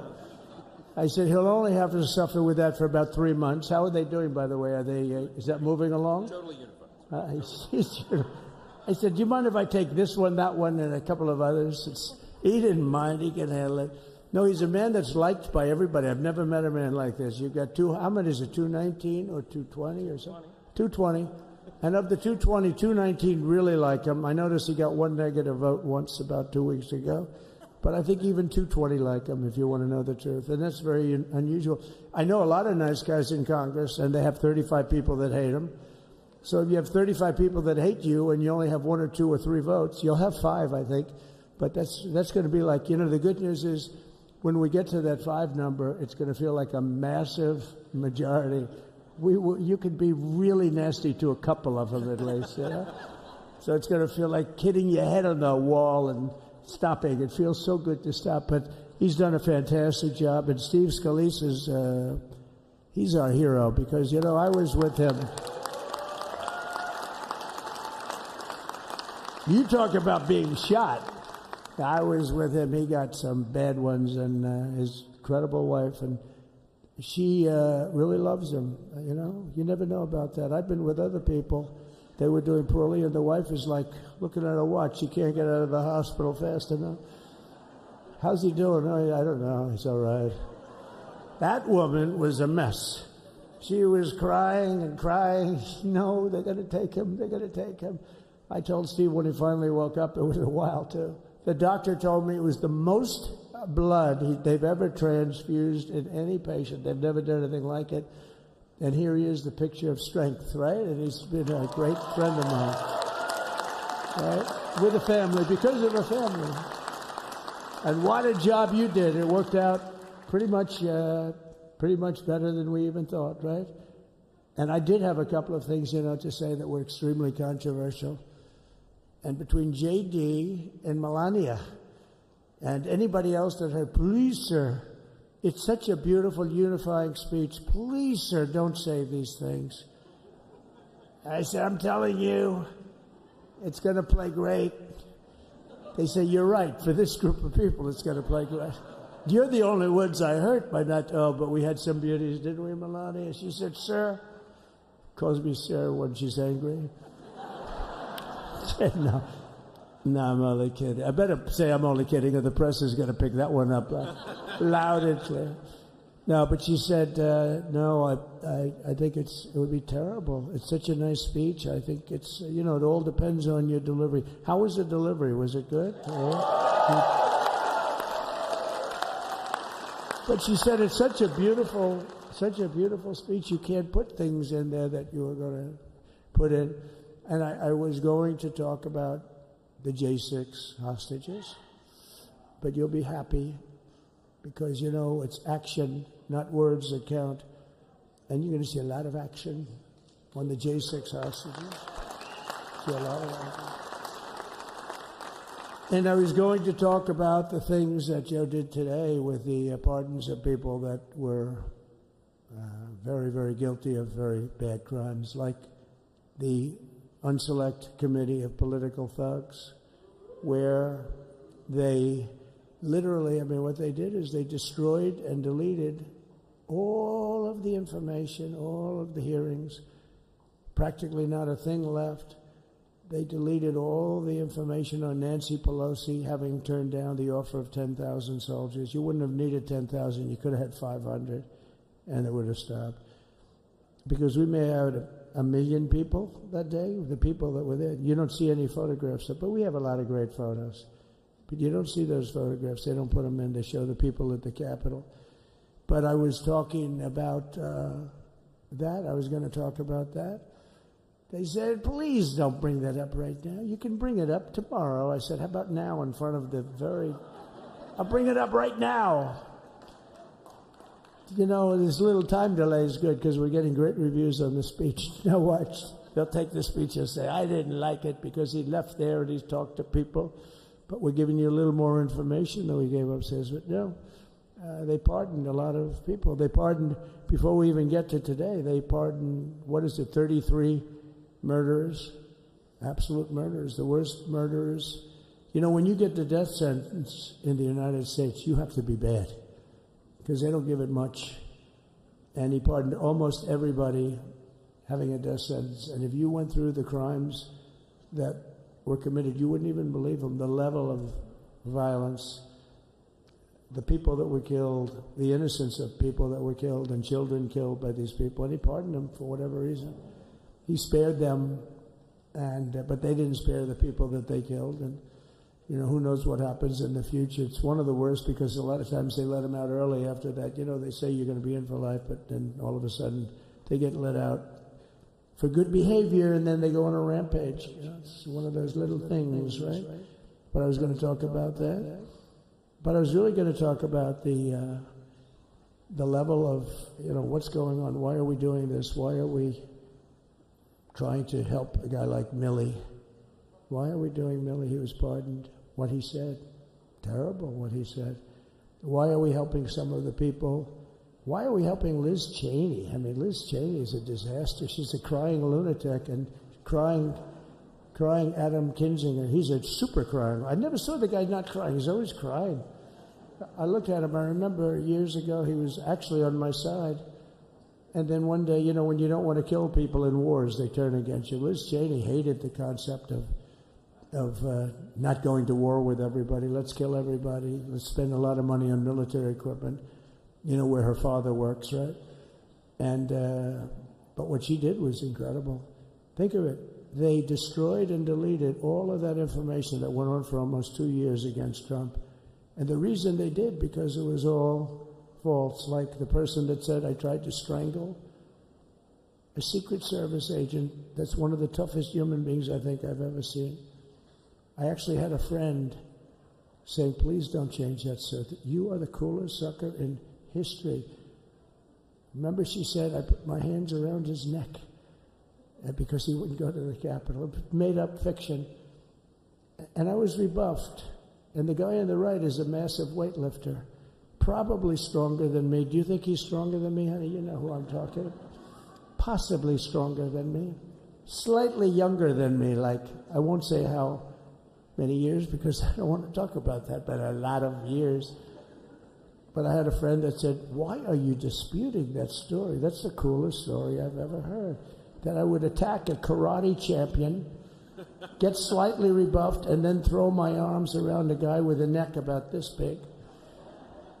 Even though there are bars, there are bars, you can't really do that anyway. So I wanted to talk about that. But all of that stuff got deleted. And the reason it got deleted is they were all caught in lies. Secret Service testified, and they said it didn't happen. Actually, the two guys were very embarrassed. They're suffering because their friends are saying, did Trump really do that to you? But they gained a whole new respect for me. But it was just make-believe stuff, and there were a lot of make-believe stories made up. So rather than suffer the wrath, like the story with Nancy Pelosi, I offered her 10,000 soldiers.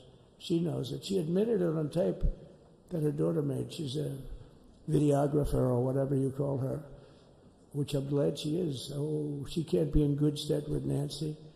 But Nancy said it was my responsibility as she's leaving the Capitol. She said it was, and it was. She's in charge of security at the Capitol. But I offered them up to 10,000 soldiers, even more. One time I said more, as many as you need. But you needed 400 or 500. If 4 or 5, you 10,000, that would be more than the number of people there by lot. But we offered her 10,000. Think of it, 10,000 soldiers. In other words, J6 wouldn't be J6. There would have been no J6. But she rebuffed them. She didn't like it. No, she didn't like it.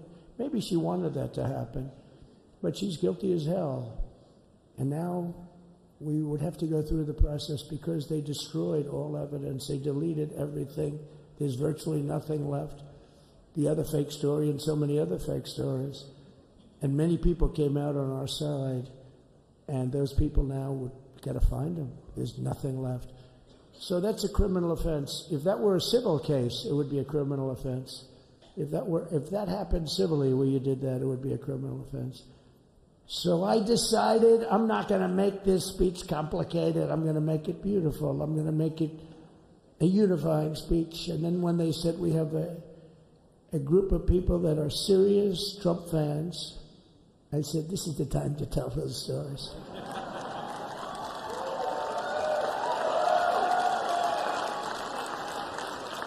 He knows. So, but seriously, I'd like to, I think it was a tremendous success. I think we're very lucky we put it inside because it is really cold. We just went to the helicopter out of respect to something that's taken place for a long time. I guess it's as old as helicopters. You used to get into a stagecoach, now you get into a helicopter. Times change. But it's pretty old custom. And it's a beautiful custom, actually. It's a beautiful custom. I wish we could have had a better relationship. I wish we could have had a better relationship between Republicans and Democrats. I was with Senator Schumer. I said, Chuck, I think it's time we all start getting along a little bit because it doesn't make sense. I mean, we literally never get a Democrat vote. They never get a Republican vote, almost. And although there is a bill coming up very shortly that we have a lot of Democrat votes, right? That's going to be a very beautiful bill. We're going to have a signing, I would say, within a week or so, I think. And it's going to be a very good bill. You all know what I'm talking about. So I just want to thank you all for being here. You have been our fans from day one. All these people all over. You've been our fans. This has been there's never been anything like it. There's never been anything like it. This has been a movement like no movement ever in history for probably any country, let alone this country. You know, if somebody's running for president, and if they go out and they announce they're going to Arizona, they're going to Nevada, they're going to someplace, if you have 200 or 300 people, that would be standard. Ronald Reagan would go out. I mean, outside of the last couple of days where people get a little excited, but even then you have a couple of thousand people. But if you're going to go someplace, any place, any one of the swing states, any one of the other states, I mean, how about the non-swing states? We won Alabama by 48 points. We won Tennessee by massive numbers. Wyoming, we won by numbers that are, nobody's ever seen numbers like that. And, you know, places like California, we did great, but when they send out like 38 million ballots, and nobody knows where the hell they're sending them, and then they come pouring back, the whole thing. You know, they passed a law in California that if you work in an election bureau and if you so much as ask for a voter ID, if you say, sir, ma'am, could I please look at your voter ID? They have the right to put you in jail. You're a criminal. Can you believe that? There's only one reason that happens. They want to cheat. So they had it where voter ID wasn't accepted. But now if you even ask for it, this is seriously a bill that was just signed, passed in their legislature, and it was signed. And I think when we get things cleaned up and we get back to a little bit of normalcy, I'm going to ask the Speaker to really get involved, because I think we would have won the state of California, because, you know, if you look at my numbers with Hispanic, we're at 56%, and we won the Texas border that had never been won. As the governor said, he's doing a good job, the governor, by the way, of Texas, but as the governor said, it hasn't. Oh, did I get lucky? Did I get lucky? Supposing I said, you know, he's not here, but the governor of Texas has done a terrible job. Wow, look at you. You mean we couldn't get you up in the front row? I'll tell you. Supposing I said, J.D., the governor of Texas, is not doing his job. You heard what I said. See, I didn't know you were there. I said he's doing a great job. He's doing a phenomenal job. But now you're going to have a partner that's going to work with you, because you didn't have. Not only didn't he have a partner, he had people selling the wall, right? We have a fence structure that we worked on, the governor worked on with me, and I didn't love it, to be honest with you. I wanted a nice precast concrete, 40, 50 feet high, like a beautiful, could have been a T-shape, Y-shape. I love construction. I wanted that sucker to go up maybe 50, 60 feet. It would have looked beautiful, a nice Y shape. And they said, the problem is, sir, they climbed that like a rabbit. I said, what do you mean? No way. And they brought some of these guys out. They climbed it like. And the other thing is you hit it with acid and the thing will disintegrate. They have things for concrete. So they needed very hardened steel, very special steel. And then they needed 7,000-pound concrete inside that steel, inside that steel. And then they have a rebar that's the toughest steel made. Very hard to cut. So this is why very little is cut. I mean, it's right. And then they put a anti-climb panel on top. I hated it. I said, it's so unattractive. And I said, why would that work? I don't believe it works. And I went to watch the Border Patrol, gave a display. We had actually 2 sets of climbers.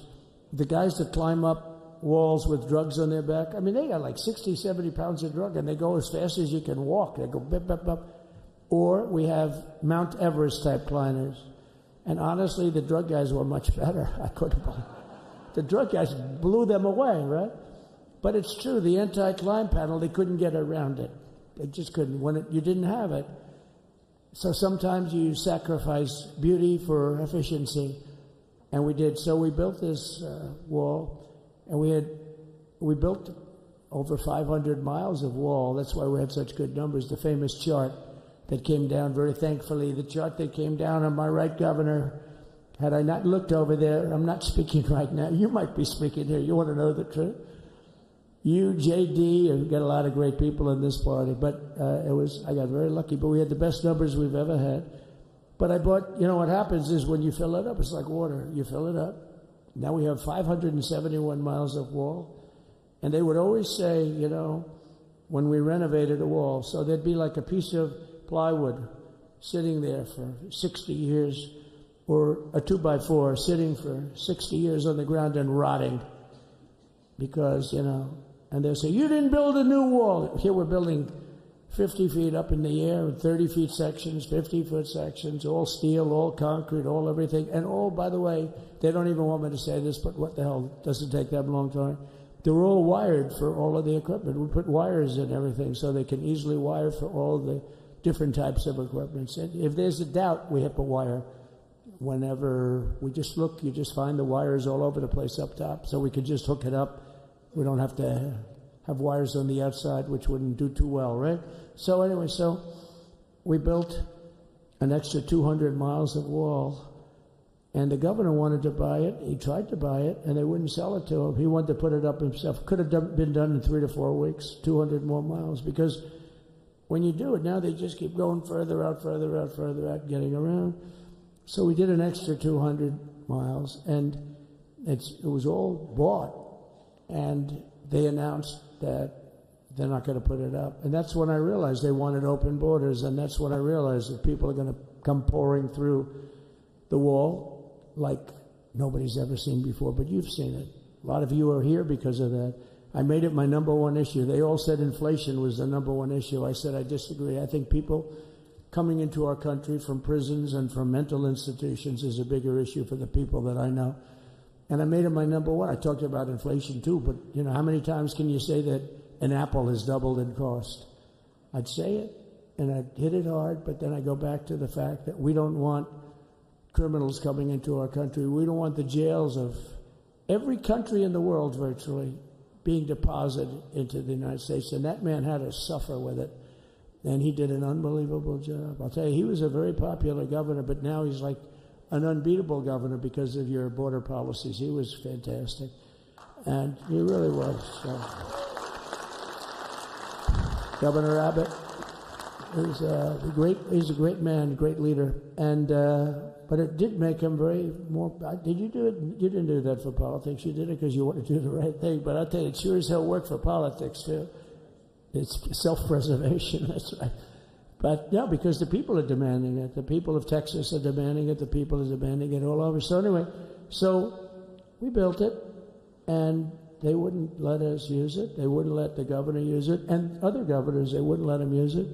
But he was the leader of the pack and did a great job. And then we heard about a month ago that not only wouldn't they let us use it, they were selling it. They were going to sell it for 5 cents on the dollar. Now, 5 cents on the dollar then, but today it would cost more than twice as much to build because we bought it like 6 years ago.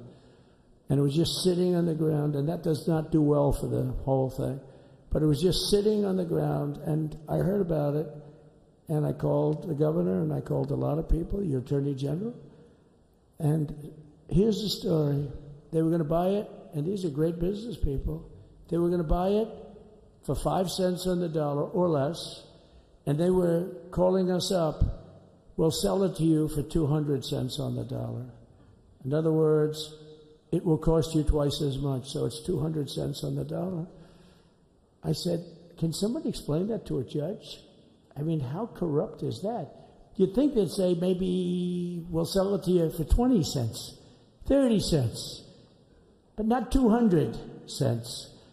So they were going to buy something for 5 cents, and they were going to sell it to us for a fortune. They were going to make it they'd have it down in Fortune magazine, they'd put it of the deal of the year, okay?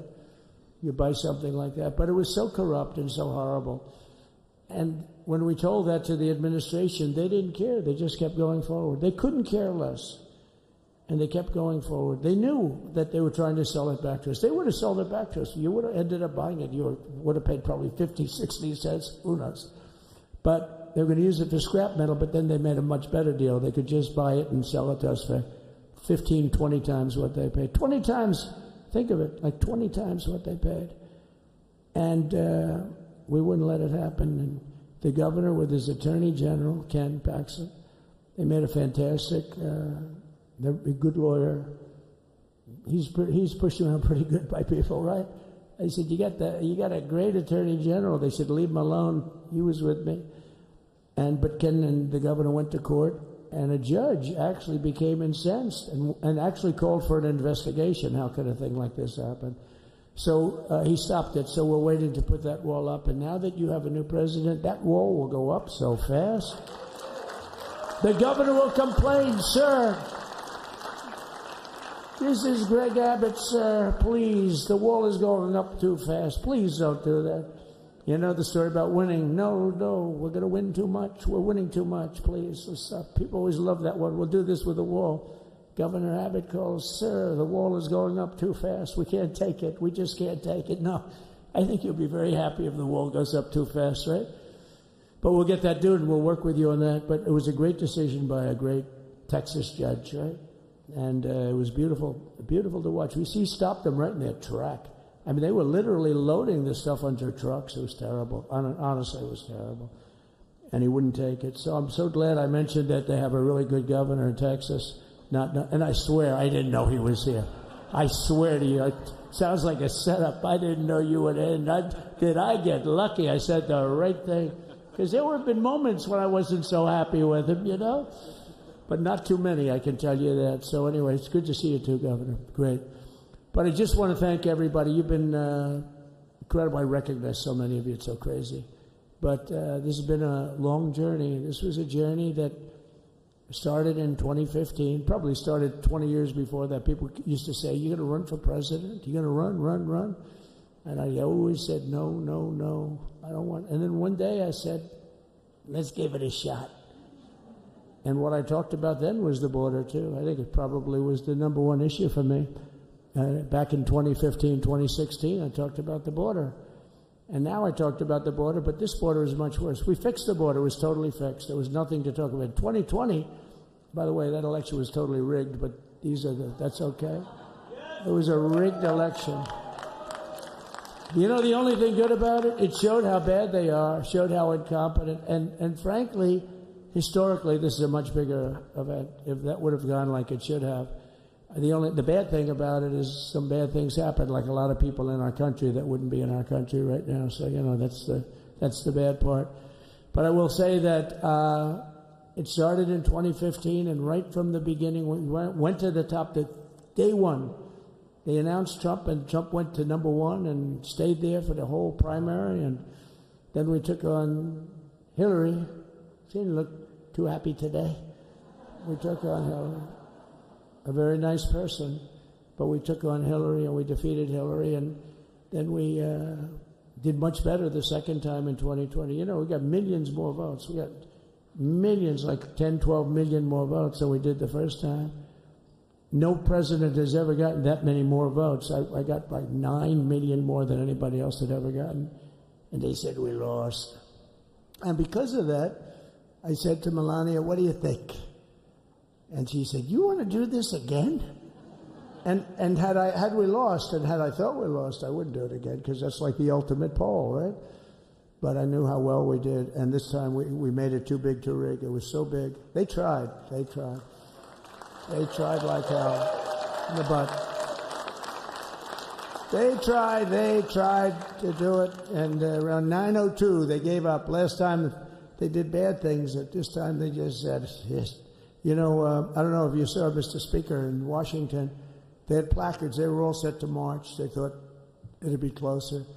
A gentleman asked me, a very respected gentleman asked me yesterday, how come the polls were so wrong? They showed you winning, but not in a landslide. I said, because people that are true Trumpers are so angry at the whole polling system and at the writers, the fake news, that they don't want to talk to anybody. So when you call somebody from Trump, who are you voting for? They say, it's none of your business. I'm not telling you. And that was probably 40% of the people they called. So they would discard that one, and they didn't show that. And then when the election happened, the vote came, and it was much different, much higher than we're going to win, but they really thought, they couldn't believe the one man said, it was so much higher. We won all 7 swing states. We won the popular vote by millions of votes, which is hard for a Republican. I'll tell you who came through. The unions came through. The auto workers were great. The Teamsters were great. The firemen were great. I think almost every union was great. The only one that weren't great, although Sean was great, and the Teamsters, Sean O'Brien, the head of the Teamsters, was fantastic. But generally speaking, the head of the union was against Trump, but the union would be with us for like 85%. Look what we did with the auto workers in Michigan. Look what we did with the Teamsters. The Teamsters were unbelievable. They were a solid Democrat vote, and they voted for Trump. So we had a great experience. Now we have to go to work and get it done, because we have to do something that's going to be great. We're going to turn our country around, and we're going to turn it around fast. And I think this was a better speech than the one I made upstairs, okay? I think this was better, JD. I think this was much better, and I got to see my friend. So, Governor, take care of yourself. You call me, we'll start working. You know what that means with him. He's going to be calling me tomorrow morning at about 6. I said, how about next week?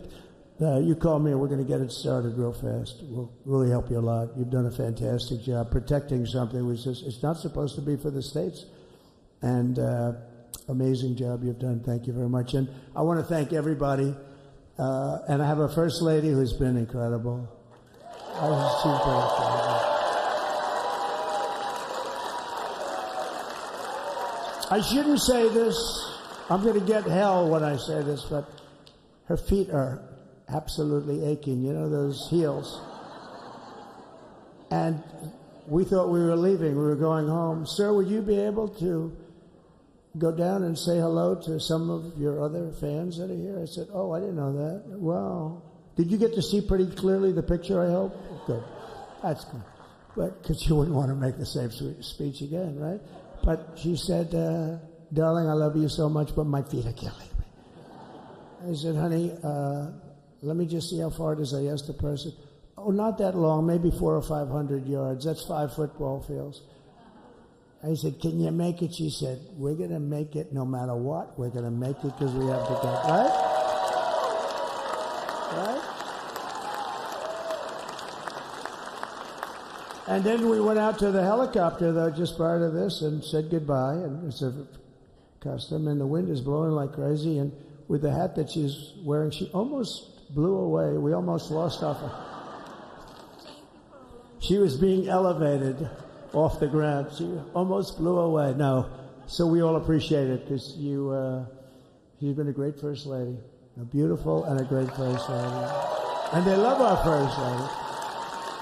You know, JD, whenever I make a speech, I see hundreds of times, we love our First Lady. And they do, and they should. She's great. So I just want to thank you. Thank you very much. I just want to thank everybody. And I felt that, I said to JD, should we give him the A treatment, the B treatment, the C, the D, or the F? You know what the F is?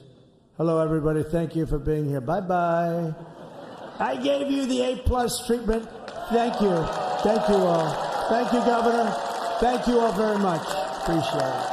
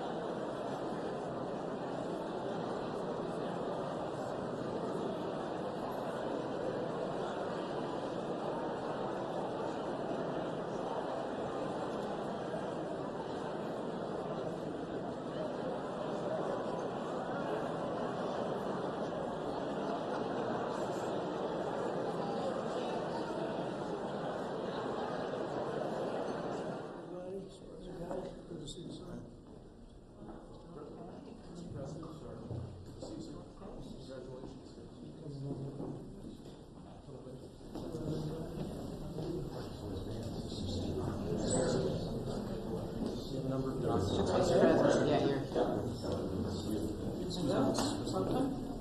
Was it great? We went to the helicopter. It was freezing.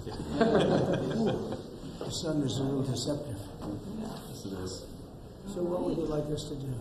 Sign your orders. Official documents. Okay, I assume they're going to be happy with these documents? Yeah, they're just, they're might not be here. It's the next step. It's a tradition. Sir, the first is 22 cabinet and cabinet level appointments for your signature. Okay.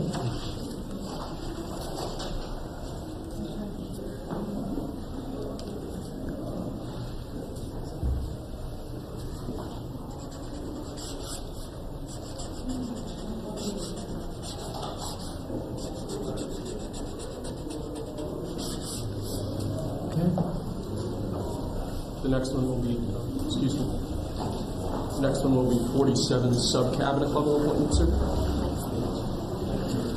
But you don't have to sign 47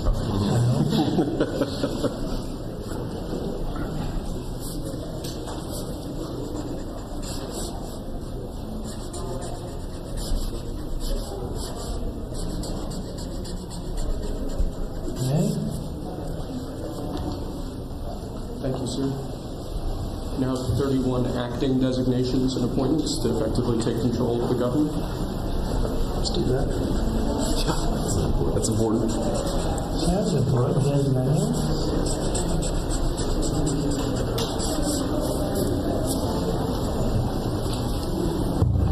And we have 15 commission chairman and acting chairman appointments. Senator. Commission chairman and acting chairman.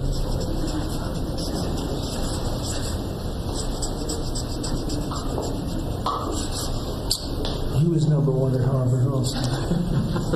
You know that? He was Good counsel. They have something in common. Thank you, sir. Lastly, we have a proclamation ordering that on all future inauguration days, including this inauguration day, that flags shall be flown at full mast. Very important.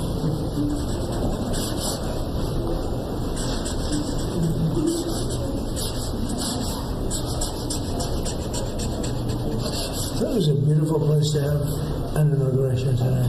The sound was so good. The temperature was 72 degrees. But the sound was so good. Maybe something to think about. Thank you. Okay. Good acoustics. Yes. All right. Now we go to lunch. Great. Very good. Good job. Thank you very much. Take that. Thank you, Thank you, sir. Did you have a good meeting with former President Biden? Very nice. Very nice. Beautiful custom. Mr. President, It goes back as long as helicopters. Before that, it was a stagecoach. But it was. I thought it was beautiful. Thank you. Great job. Great job. Check. Mr. President, do you have any reaction to the pardons that President Biden did at the last minute? Well, I'm not going to discuss it now. I think it was unfortunate that he did that. We won't discuss it now. There's plenty of time to discuss it. Thank you very much, guys. Should we go to lunch? Thank you guys very much. Okay. Head to lunch. Ready for lunch? Okay. Thank you.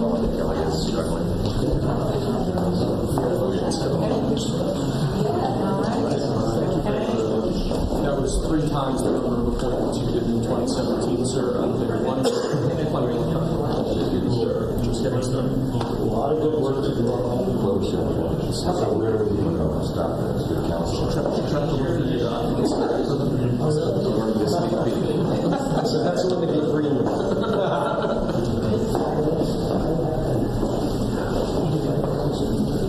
Thank you. That was great. That was great. That was great. Standing ovation. I liked it.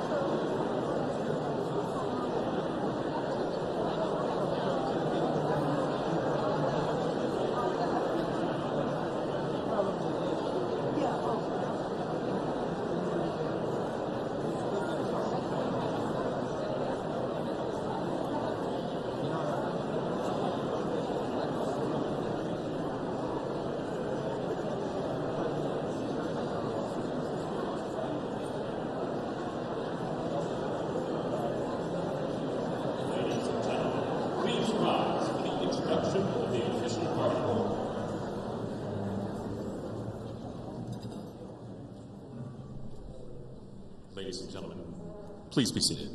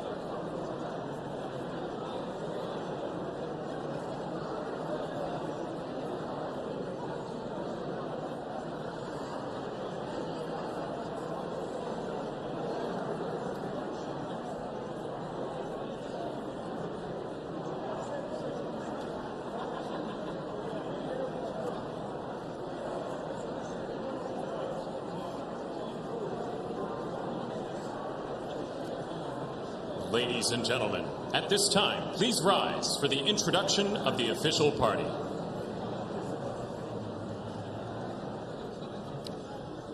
Please welcome members of the Joint Congressional Committee on Inaugural Ceremonies, the Speaker of the House, the Honorable Mike Johnson, accompanied by Mrs. Johnson, Senate Democratic Leader, the Honorable Charles Schumer, accompanied by Mrs. Weinschall Schumer, House Majority Leader, the Honorable Steve Scalise, accompanied by Mrs. Scalise, and House Democratic Leader, the Honorable Hakeem Jeffries.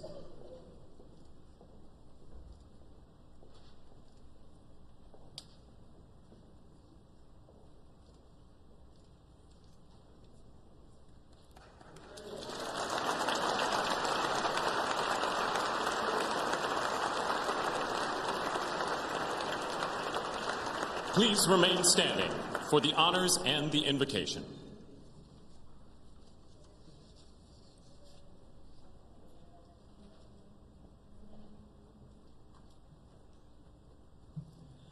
Ladies and gentlemen, escorting the Vice President of the United States, ranking member of the Joint Congressional Committee on Inaugural Ceremonies, the Honorable Deb Fischer and Mr. Fischer.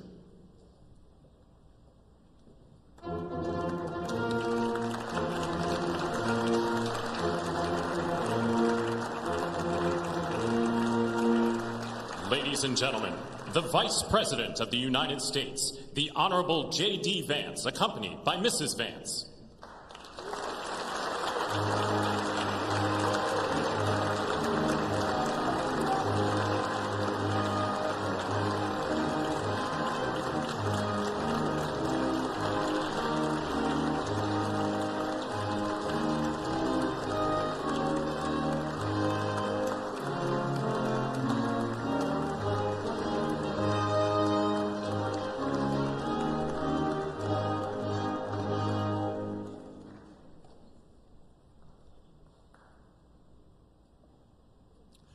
Ladies and gentlemen, escorting the President of the United States, the Chairwoman of the Joint Congressional Committee on Inaugural Ceremonies, the Honorable Amy Klobuchar, and Mr. Bessler.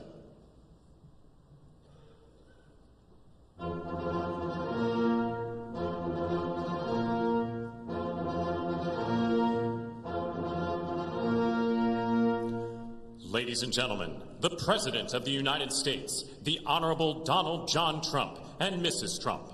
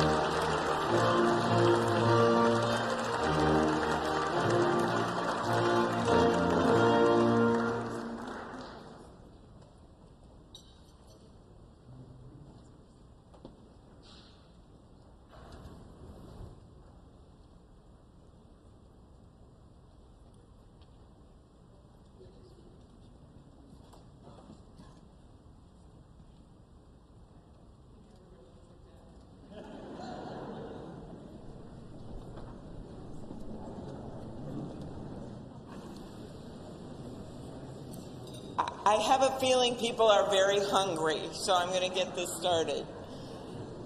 Mr. President and Madam First Lady, Mr. Vice President and Madam Second Lady, my colleague Senator Fisher, distinguished guests including the Speaker, Leader Jeffries, and Senate Leaders Thune and Schumer, on behalf of the United States Congress, welcome to the 60th inaugural lunch. Big surprise, we are featuring Nebraska beef and Minnesota apples for dessert. We are here in Statuary Hall, where these luncheons have taken place since President Reagan's first inauguration in 1981, and where the House of Representatives once met over 150 years ago. That would be before you were born, Mr. Speaker. In 1864, after the new House wing of the Capitol was built, and in the midst of the Civil War, Congress dedicated this chamber to host statues chosen by every state. Walking into the hall, we all passed under the arch, holding the marble Car of History clock. The statue shows Cleo, the Greek muse of history, holding a book to record events as they happen. And as you can see, she's heard a lot of stuff. And as she rides her chariot forward into the future, she looks behind her to remember the past. She remains here as she has for hundreds of years, a reminder that history will remember the events of the present, and it is on us to write that history right now. Speaking of art, the painting right here before you, I chose this painting for this lunch this summer, and it's titled American Horizon. It's by Jane Wilson, who grew up on her family farm in Seymour, Iowa. Coming from the middle of our country, Senator Fisher and I both like the painting because the artist is from America's heartland, but the horizon could easily be Florida, Mr. President. I will also note that this is the first time in history we are featuring the work of a woman artist at this lunch, and we thank the Art Institute of Chicago for their assistance. Looking at the vast open landscape of this painting, we're drawn to the bottom of the frame where the land or the water, depending on where you're from, meets the sky, and the horizon endures. The enduring horizon is especially meaningful for us today as we mark our enduring democracy as we approach its 250th anniversary. It's a reminder that what's over the horizon is our next chapter, and it is my prayer that the people in this room can write that chapter together. I'd now like to ask U.S. Senate Chaplain Dr. Barry Black, and we thank God he is back with us and in good health, to deliver the invocation, after which lunch will be served. Thank you.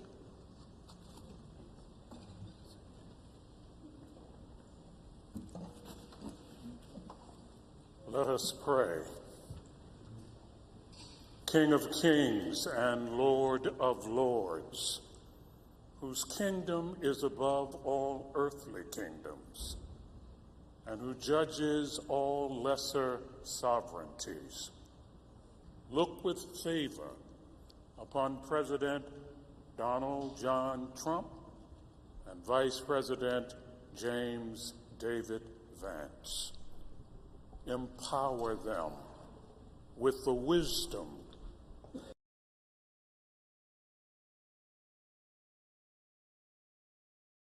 for our times. Protect them from the vicissitudes and challenges that obstruct the making of a world of justice, peace, and righteousness. Lord, give them a deep desire to do their best for our country and world, and a determination to act in ways pleasing to you. Preserve their families in health and strength by your grace and power. Bless now this luncheon as each of us finds your grace sufficient for every need. We pray in your sovereign name. Amen.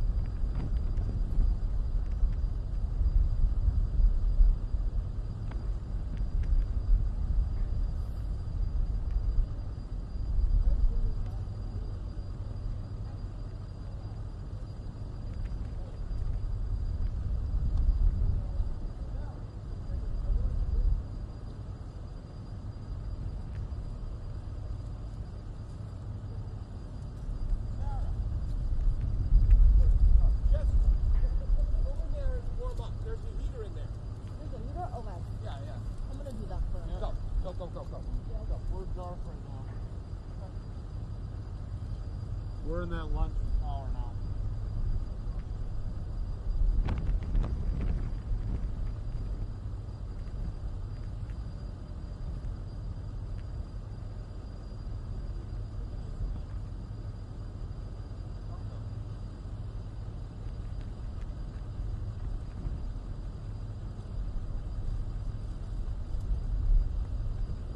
Supposedly have 30 minutes.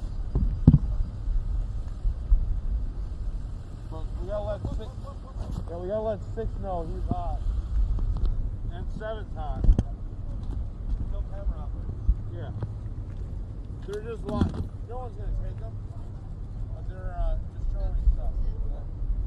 Let me go let him know. Hey Tom. We're going.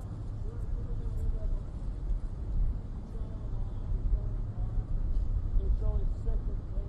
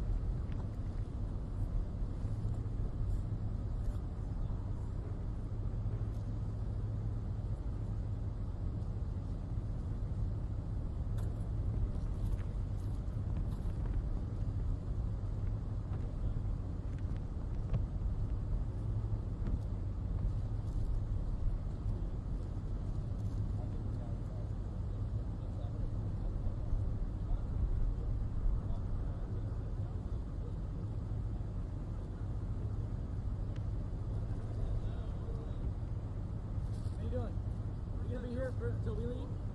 You need right here till we leave? No, we're,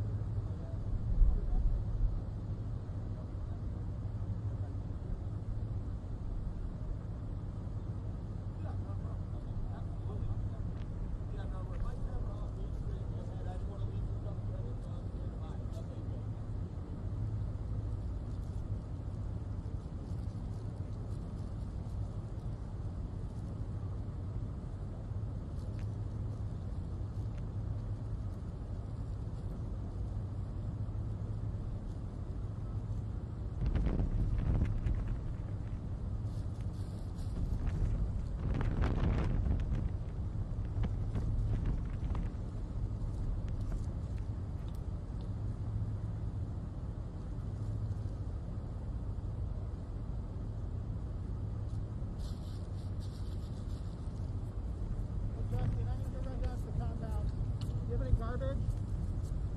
Yo, did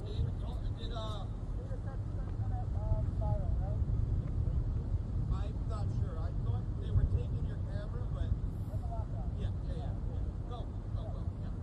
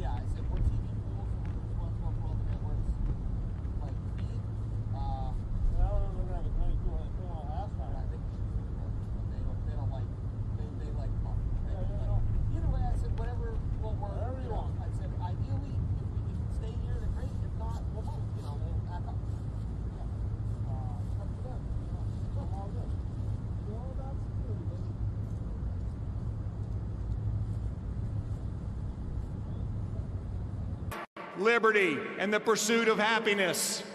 Well, ladies and gentlemen, we stand here on the dawn of a new age where life, liberty, and the pursuit of happiness are available to every American.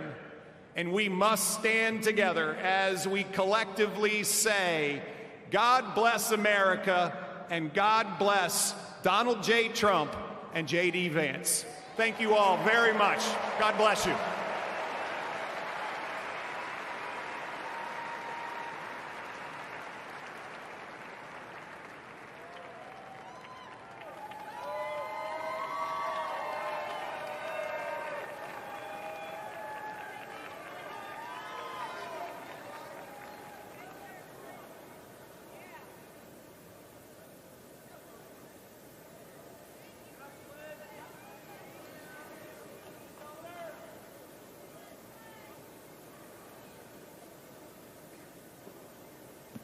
Ladies and gentlemen, please welcome to the stage, Mr. Elon Musk.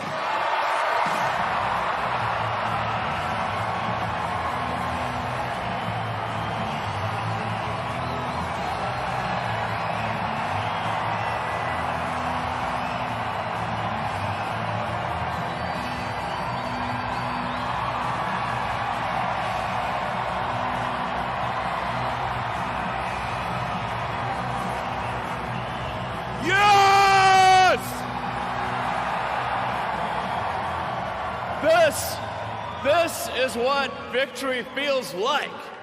Yeah! And this was no ordinary victory. This was a fork in the road of human civilization. Okay. You know, there are elections that come and go. Some elections are, you know, important, some are not. But this one this one really mattered. And I just want to say thank you for making it happen. Thank you.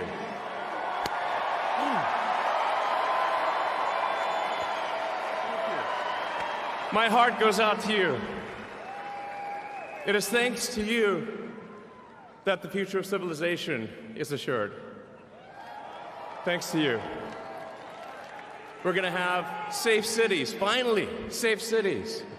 Secure borders, sensible spending, basic stuff.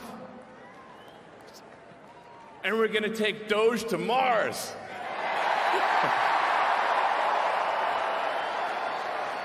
I mean, can you imagine how awesome it will be to have American astronauts plant the flag on another planet for the first time? Yeah! How inspiring would that be? You know, there's always problems in life. You know, there's this problem, solve that problem. But you know, there need to be things that inspire you. There need to be things that make you glad to wake up in the morning and say, I'm looking forward to the future. Yeah. And I love you guys.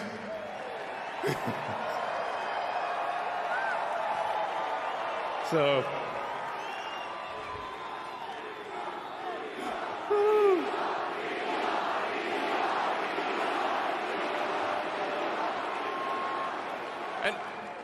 and let me tell you, I'm gonna work my ass off for you guys. So, I really will. So, and yeah, but I'm super fired up for the future. It's going to be very exciting. As the president said, we're going to have a golden age. It's going to be fantastic. And one of the fundamental things, one of the most American values that I love is optimism, and this feeling like we're gonna make the future good. We're gonna make it good. So, man, I can't wait. This is gonna be fantastic. So thank you again, and yeah, I'm just so excited about the future. Thank you, guys. Thank you.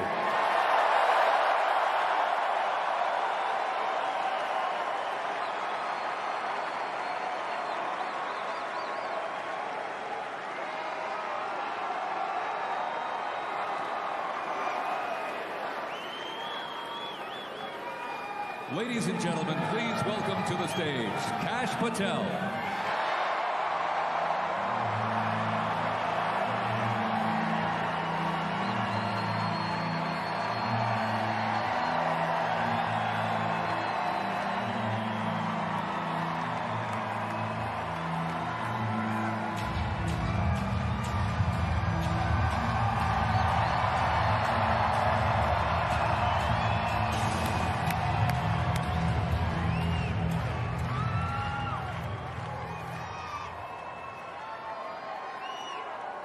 My, oh my, how do you follow Elon Musk when he tells you you're going to take you to Mars? I'll tell you how. He and I share something deeply. We love the American dream. And we have been given a gift by God today to usher in a new dynasty because we just inaugurated Donald J. Trump as our 47th president. And we just inaugurated J.D. Vance as our Vice President of the United States. And we did that because the American dream is alive and well, because you chose that our dream can be the dream for our children and the dream for our world. And we are at a crossroads here in America, but our future is bright because you had the courage to stand for your convictions. So I'm humbled here to talk to you about why I love the American dream. My story's pretty simple, it's unique, and some of you share in it. My parents were born and raised in East Africa. My father in the 1970s fled a genocidal dictatorship in Uganda, where he saw 300,000 of his countrymen murdered, where he saw what lawlessness would do if it was allowed to break through the system of constitutional justice. He fled, like so many others. He married my mother. They moved here. They waited in line. They stood in line because the American dream was worth standing in line for.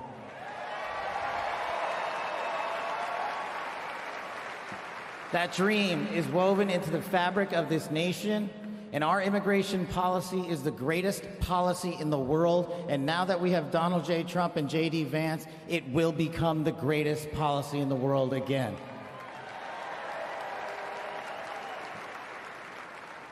But dreams and hopes aren't enough, my friends. We got to get to work. And we got to accept the realities that too many of you know from your communities. President Trump launched in his first term priorities of national security, law enforcement, economy, and global diplomacy. But now we have to retread some of that. And I'd just like to go over a few of the things that our community has been living under these last few years. In the last calendar year alone, we had 100,000 drug overdoses. In the last calendar year alone, we had over 100,000 rapes. In the last calendar year alone, we had 17,000 homicides. That is unacceptable in 2025 in the United States of America. That is why we need constitutional law and order. When I read the statistic that for the age group of 18 to 45, the #1 cause of death is CCP fentanyl. We are not prioritized to go after the threats that face this country, and most of all, that face our future generations. But thank God, we will be starting right now.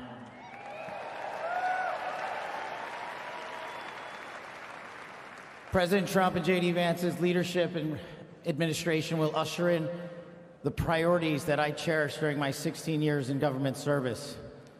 That we will always, always honor the men and women who wear the cloth of our nation and stand on that wall and tell you nothing's getting by them tonight. And so to them, thank you.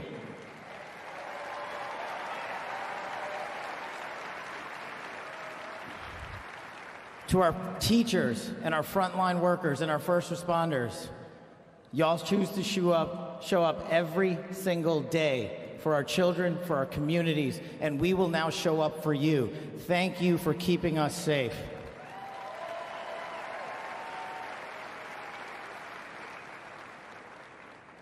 To the men and women in law enforcement, and maybe I'm biased on this one, our police officers, our sheriffs, our federal agents are some of the greatest warriors that God has ever created. And we will put them first because they have our backs, and now we will have your backs.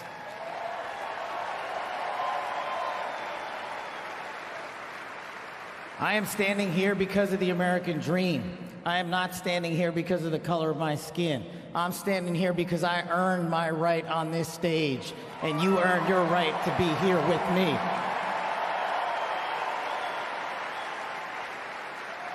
And I promise you this, with every fiber of my being, that our law enforcement, that our teachers, that our first responders, that our veterans, that our men and women in uniform who dare to serve this country and put themselves below the rest of our needs will be reprioritized to the top of the heap because they are standing on that wall, and we will not let that light go dark on them.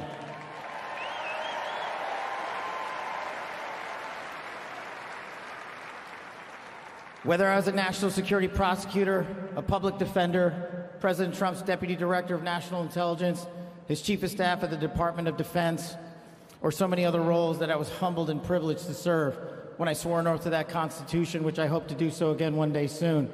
You have my word that you have ushered in a dynasty of change. You have ushered in a dynasty that will allow our children to live this American dream. My American dream. I am living the world's American dream. I am the son of lawful immigrants. We worked our tails off just like you all do, and I'm going to make you a deal. I promise you I will never quit on your children. I will never quit on their children, because this American dream does not belong to me. It does not belong to them. This American dream belongs to the world.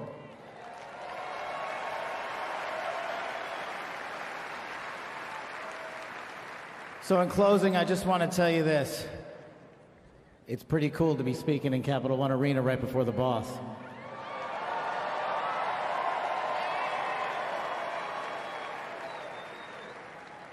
You've inspired me beyond words.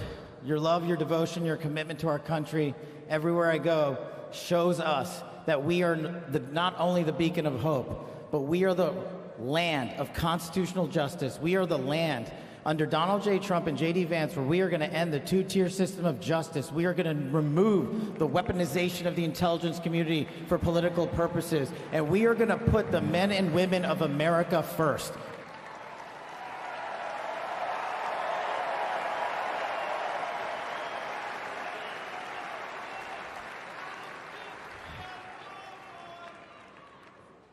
So listen, there's just one thing left to do.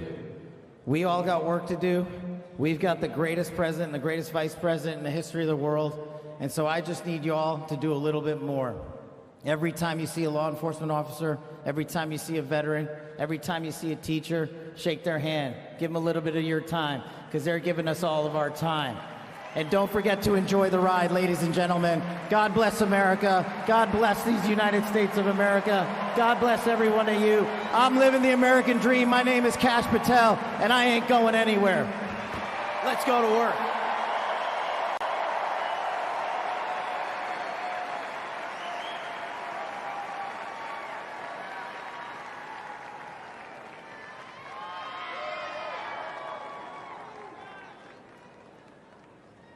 Ladies and gentlemen, please welcome to the stage, Dan Scavino.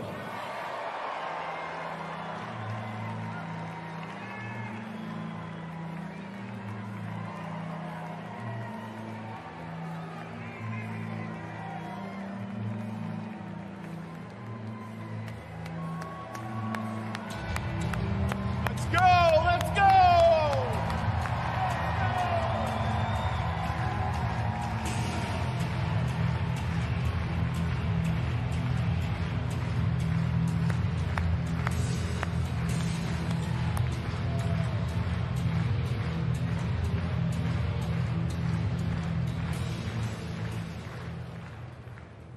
Hello, Patriots. How's everybody doing this evening? We're back!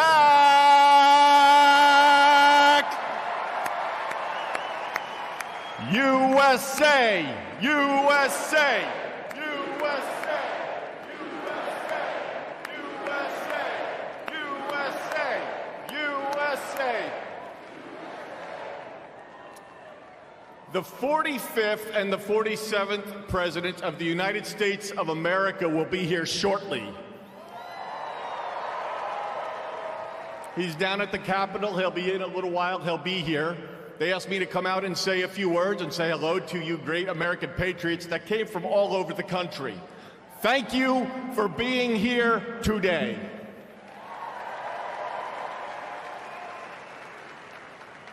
One thing I just noticed when we were leaving the Capitol after the swearing in that really hit me hard after the journey we have been on over the last 9 years, especially over the last 4 years. It really hit me when they took the presidential seal right here and put it on front of the podium for when the president gets here. President Trump often says to us on Team Trump over the years, "You're so lucky that I took you on this journey." In the good times and the bad times, no matter what would be happening, we'd be sitting on Trump Force One, Air Force One, in the Oval Office, at Mar-a-Lago, no matter where it may be. Good times, bad times. You are so lucky I took you on this journey. And you know what, Mr. President? You are damn right. You took all of us on this journey.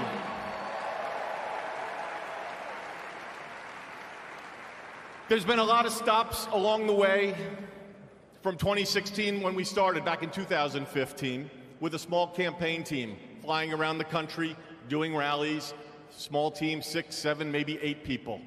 Then it continued to grow. Before you knew it, the GOP nomination was going to Donald J. Trump in Cleveland in 2016. Fast forward, he became the 45th President of the United States of America. He had a great 4-year term, and you know what's been great? The last 4 years have not been great in many senses, but he's back in office right now, and I'm just absolutely so pumped up for what this president is going to do. He loves each and every one of you in this arena. The guy cares. He has a fighting spirit, as you saw in Butler, Pennsylvania, with the assassination attempt that came a few months ago. You could say that again. Fight, fight, fight. It's a moment that I will never forget, being there and in the hospital with him. I want to just give you a behind-the-scenes moment with the president and the heart that he has. We were in the hospital he had blood coming down his ear. He wanted to know how his staff was. Myself and Susie were with him, and Stephen Chung and Walt, and even the Secret Service. How are you guys doing? The guy just got shot in the damn head, and he's worried about us. Are you guys okay? He's on the phone with his family. Showed him a picture, the iconic photo of his fist raised in the air. Told him it was from Doug Mills from the New York Times, a great photographer. He looked at the picture. He's staring at the picture, one of the most historical photos of all time. There'll never be anything like it. He said, "Call Doug and see if he's doing okay." That's the attitude he had in that hospital.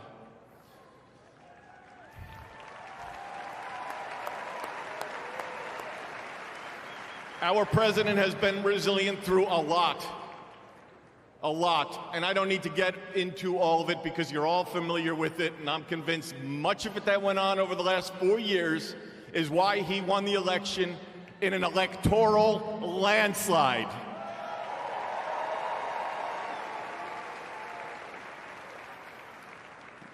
In Butler, Pennsylvania, when he got up and he raised that fist and he shouted, "Fight." He will do that for every one of you, for the United States of America. He will always put America first, without question. He loves what he does. He's got a great administration and a great team behind him. What a journey. McDonald's, drive-through window. Garbage trucks showing up at a rally, and him on the plane putting on his orange vest. Sir, are you going to take that off? I'm going to the rally in my orange vest. The guy is 1 in a trillion. There will never be anybody like this man again.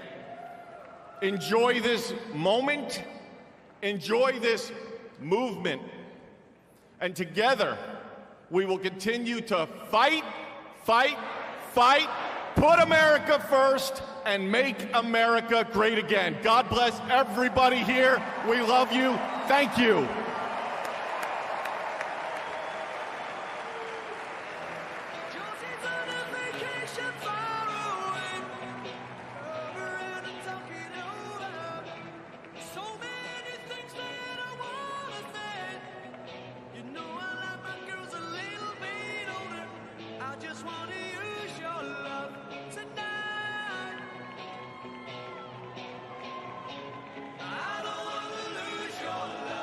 Tonight.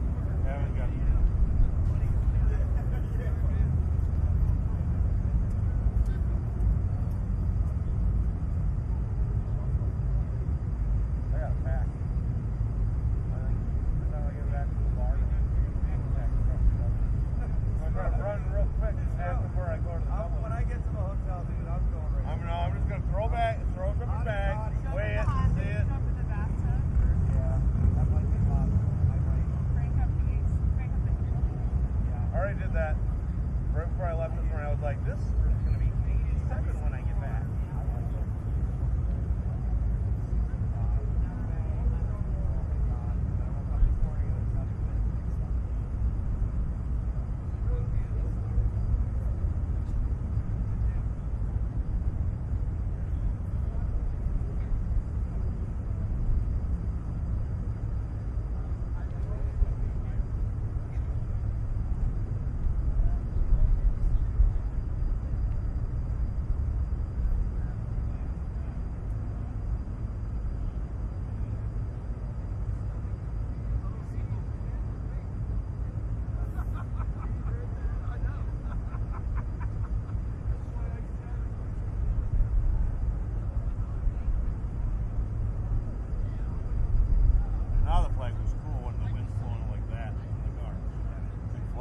Flag, and stuff like that.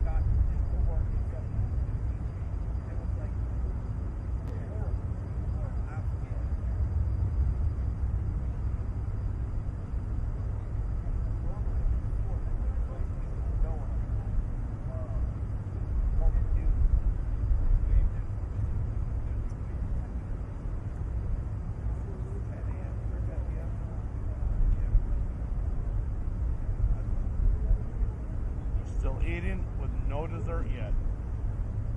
Huh? They're still eating and they haven't had dessert.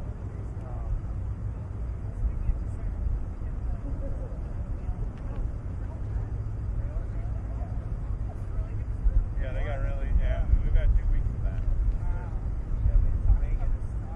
Yeah, life's always good. That one was a brownie.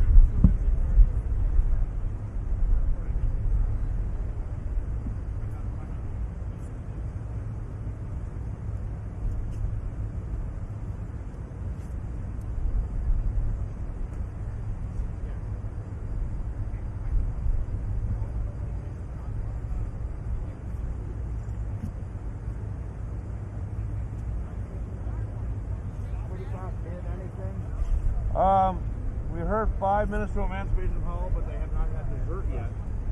At their lunch. Somebody get out the cheesecake. Get out there. Come on, serve it up.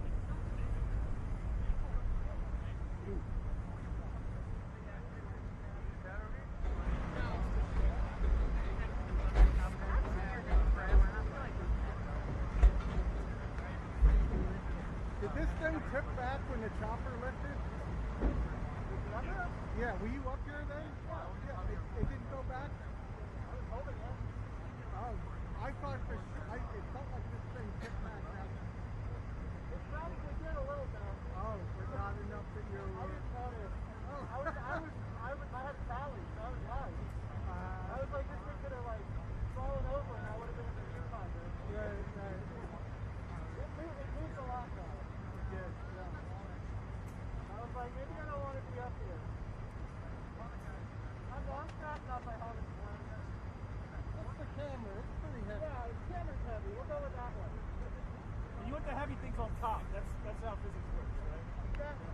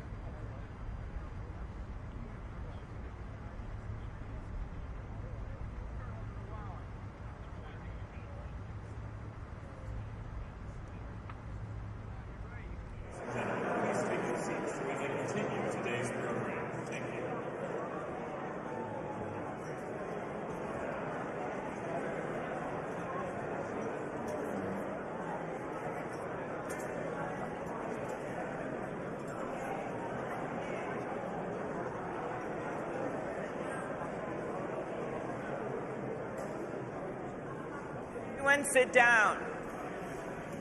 We're going to have a few toasts, and I hope everyone enjoyed the dinner. You are now eating the Minnesota apples in that dessert.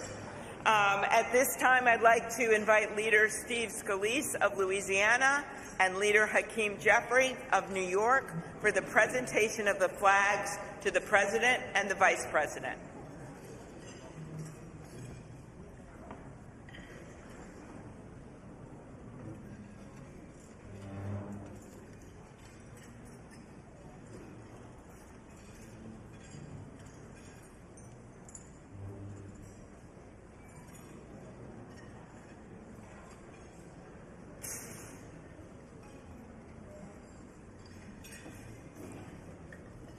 Mr. President, Madam First Lady, Mr. Vice President, Madam Second Lady, what a wonderful occasion. We all come here to celebrate what is a great tradition in the United States, and that is the peaceful transfer of power.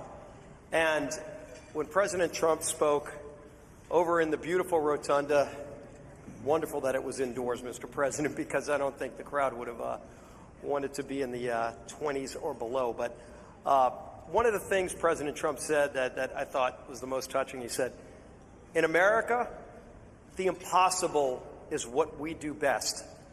And I think that epitomizes the spirit when you think about this room, this statuary hall, and you look at some of the statues. Thomas Edison, he did the impossible. Elon Musk, I'm not sure if Elon's still here. Elon does some of those things himself. But you look at somebody like Rosa Parks, and she did something that many would have said couldn't be done with just a simple gesture of saying, I'm not going to sit in the back of the bus. And so the impossible is what we do in America. And President Trump said something else. He said, our golden age has just begun. America's ready for another golden age.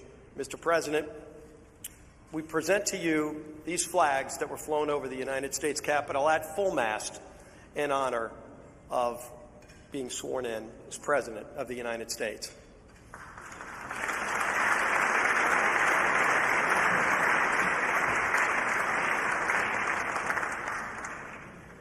Thank you, Chairwoman Klobuchar, for your leadership of today's ceremonies. President Trump, Madam First Lady, congratulations. I have the honor of presenting the Vice President with our nation's highest symbol, the American flag. As a United States Marine, the Vice President put on the uniform to protect and serve America. Like so many men and women before him in our nation's history. Old Glory was adopted in wartime by the Second Continental Congress in 1777. A full 12 years before the office of the Vice Presidency was even created, or the House of Representatives convened for the first time. The resolution said that the flag would be 13 stars, white in a blue field, representing a new constellation, out of many, one. Some 250 years later, from Appalachia to Anacostia, Middletown to Mar-a-Lago, the Bayou to Brooklyn, we remain one nation under God. To Vice President Vance, Usha, and family, may God bless and watch over you as you begin this journey. On behalf of the Congress, we present one of the flags that flew above the Capitol today to the 50th Vice President of the United States of America, James David Vance, and wish you Godspeed.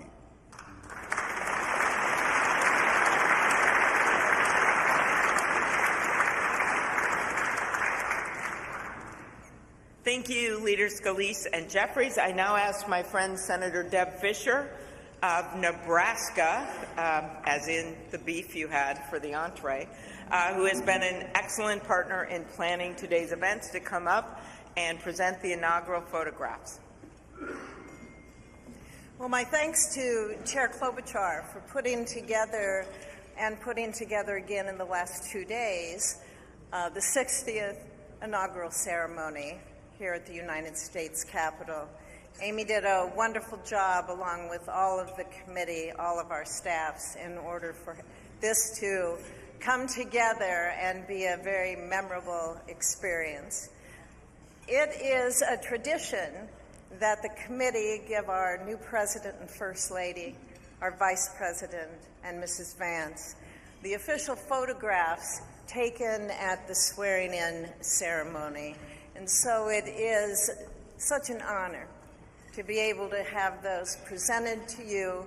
I hope you will display them with pride, with honor, and with a humbleness that I know you will carry with you every single day that you serve the people of this country. May God bless you all.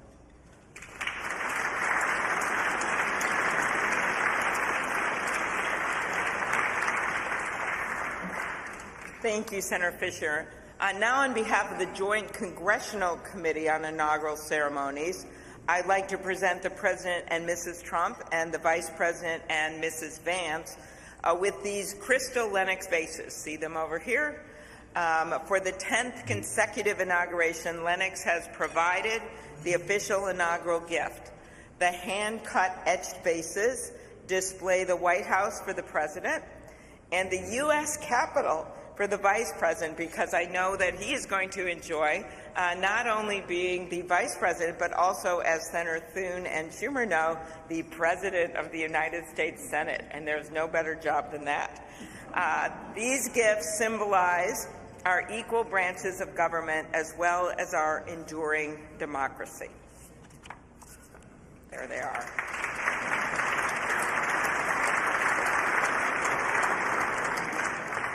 I will now invite Speaker of the House, Mike Johnson of Louisiana, to give the toast to the Vice President.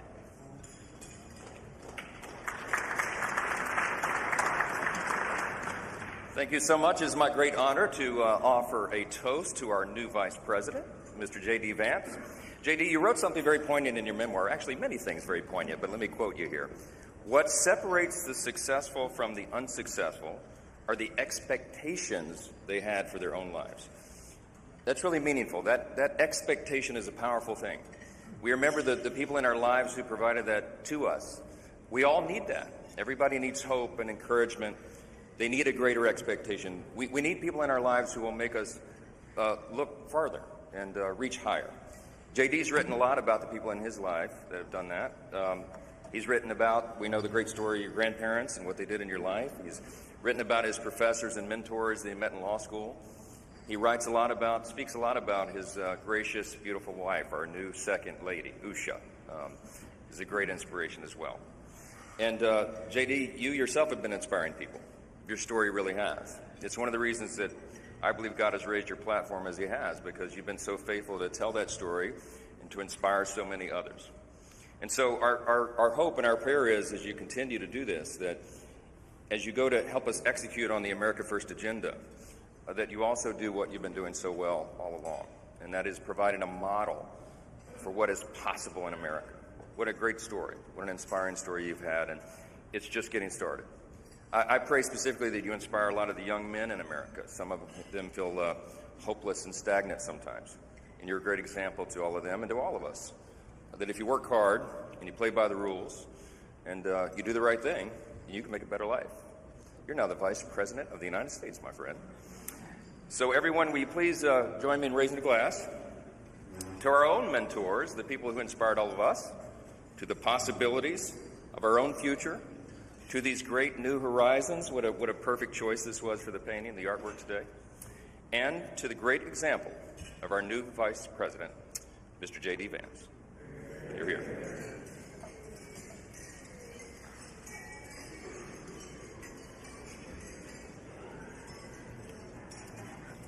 Thank you, Speaker Johnson and Vice President Vance. I will now invite my senator next door in the state of South Dakota, Senate Majority Leader John Thune, to give the toast for the President.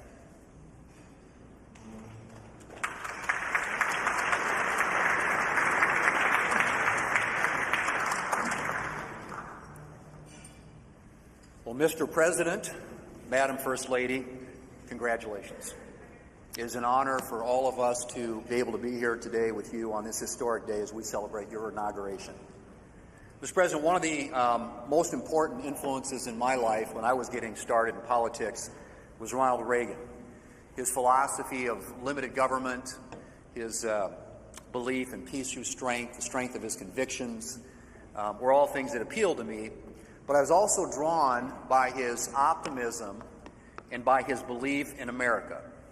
And Mr. President, those are qualities that I see in you. One of the things that resonated throughout your campaign was the unshakable belief in our country and in her citizens.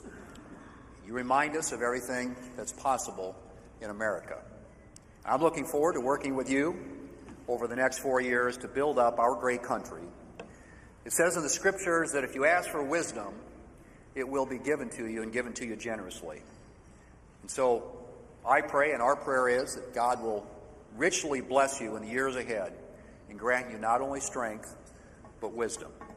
And ladies and gentlemen, I ask you to join me in raising a glass to the President of the United States, President Donald Trump. Hear, hear.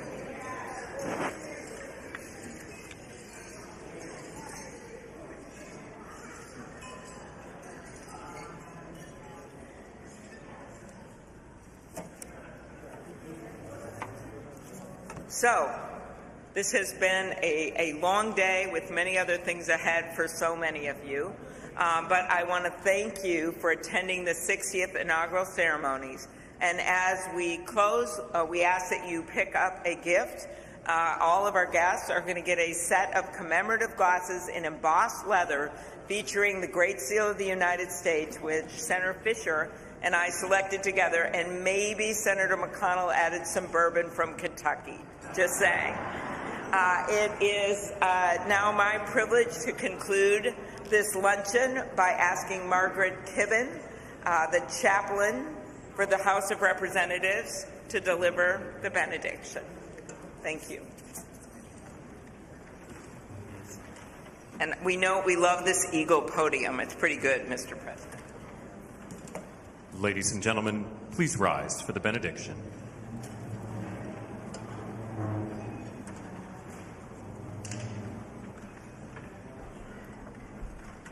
Would you pray with me?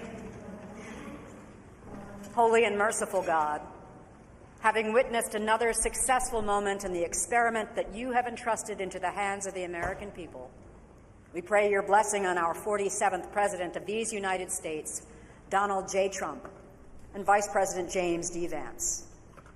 Ensure that this mantle of singular responsibility that you have laid upon our President's shoulders remains secure in your will and safeguarded in your keeping.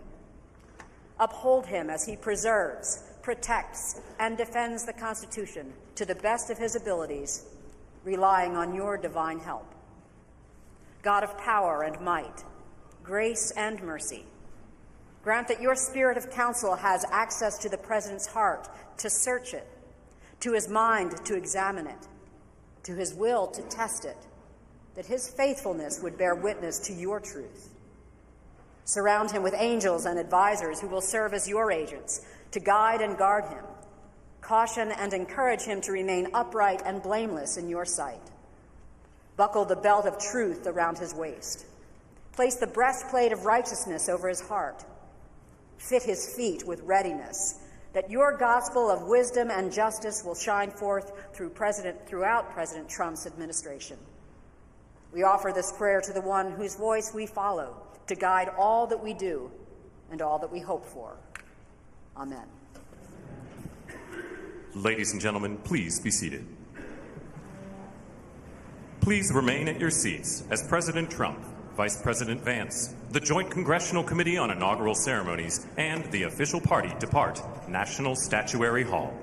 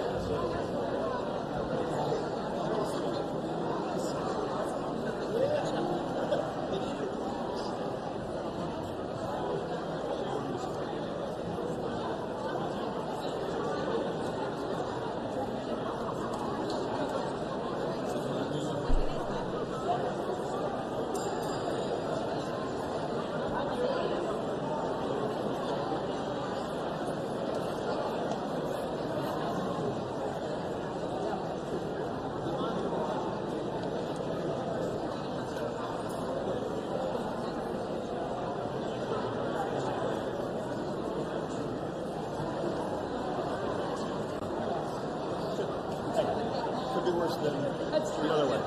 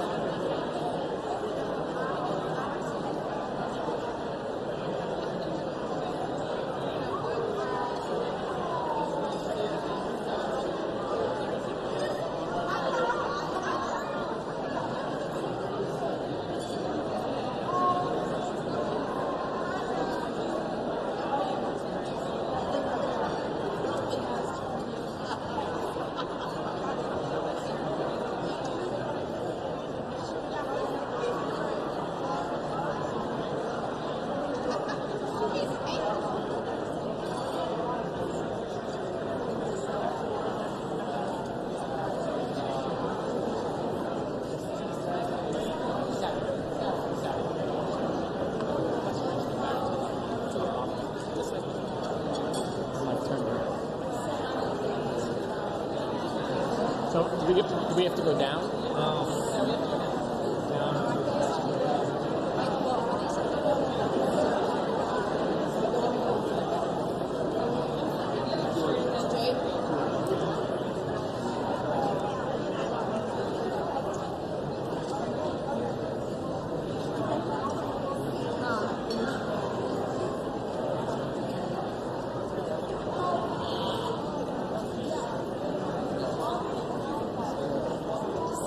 Steps to the governor's mansion, and then 1600 Pennsylvania.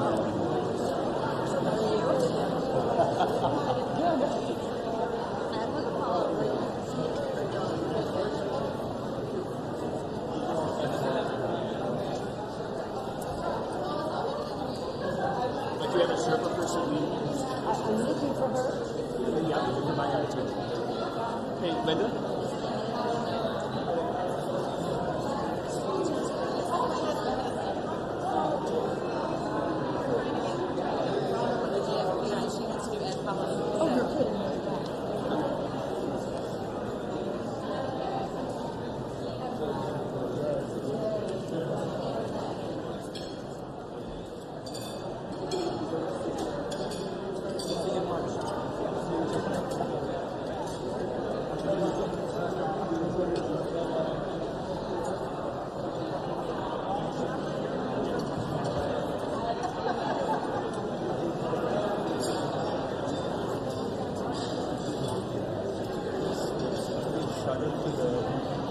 Village Hotel,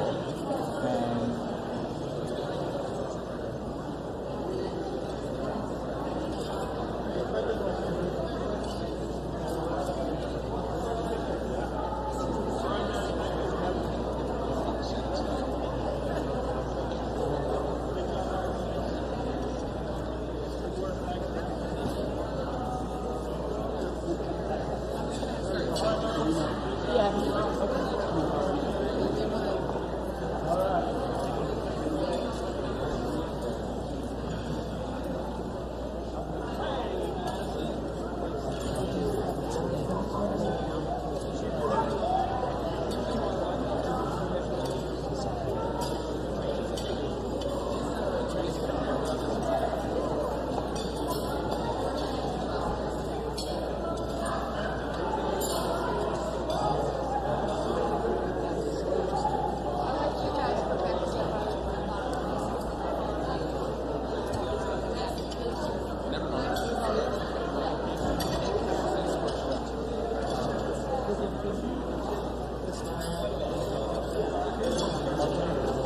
CJS again. You too? I'm Jared Moran. Hello there. Hello, Cynthia.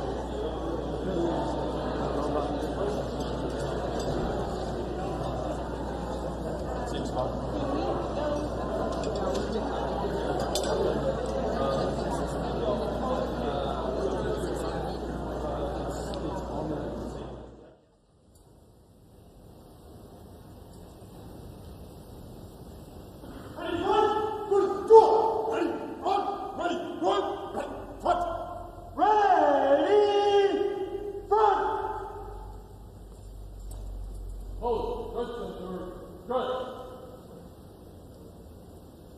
Officers, just center. Just! Hold, ready, launch. Officers, ready, throw!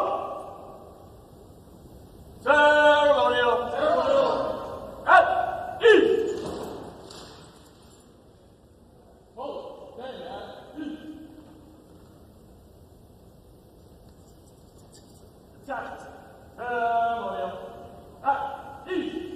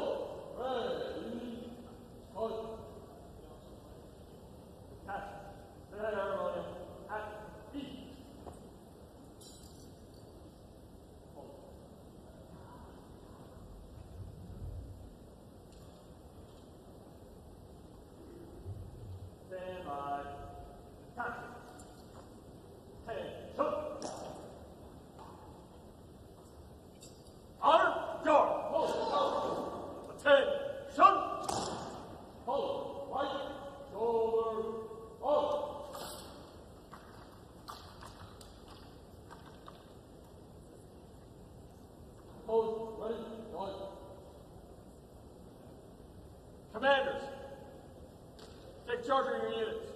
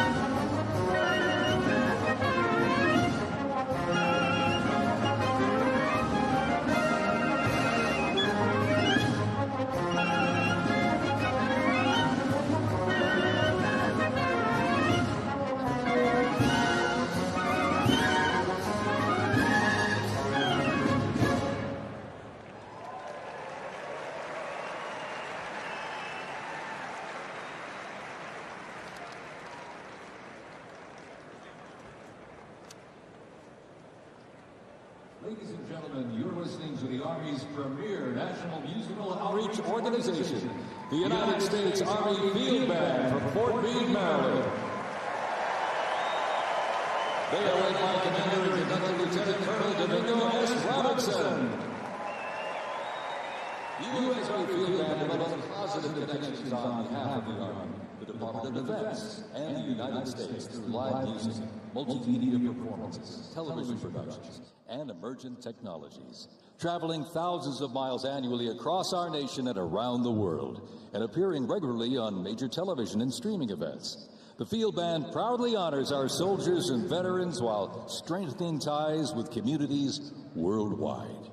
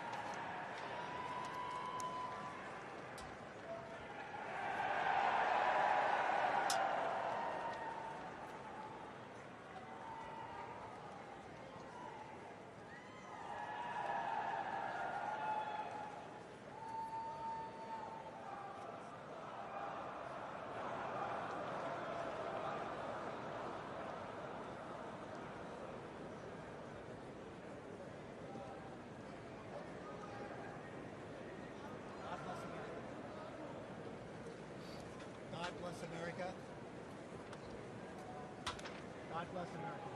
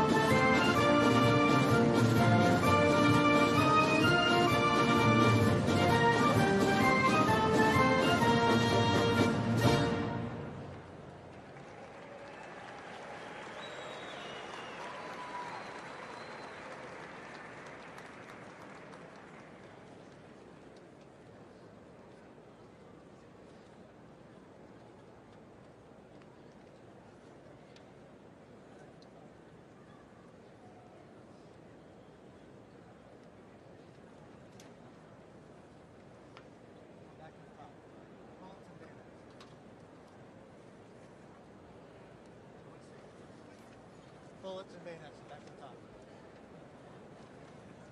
Bullets.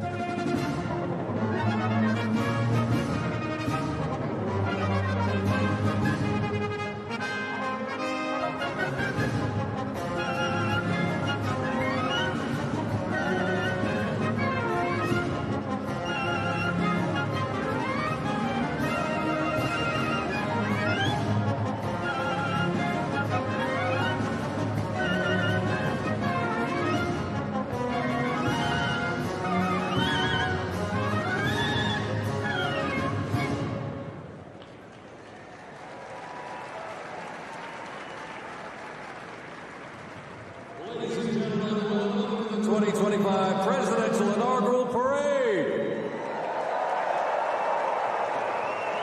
My name is Dan Taylor, and I'm very honored to be requested by our president to be your parade announcer. And it's great to be here with you. I have to say it is a bit of a different format for a parade, but of course our president wanted us to keep us safe, wanted to keep us warm. And I can tell you something, the talent that's going to be going through these doors into this arena, it is going to get hot in here tonight.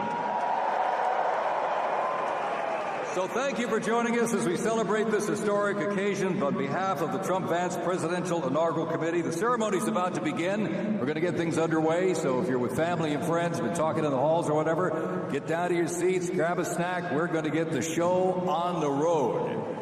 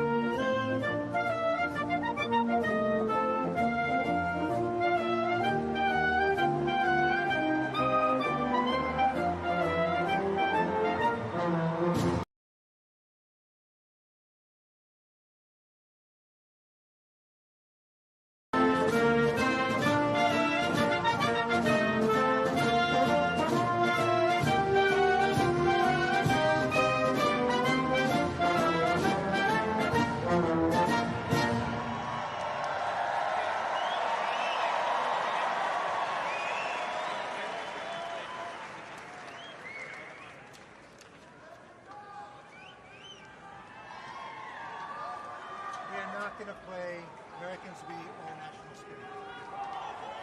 No, Americans We Are National Spirit. Next up is honors.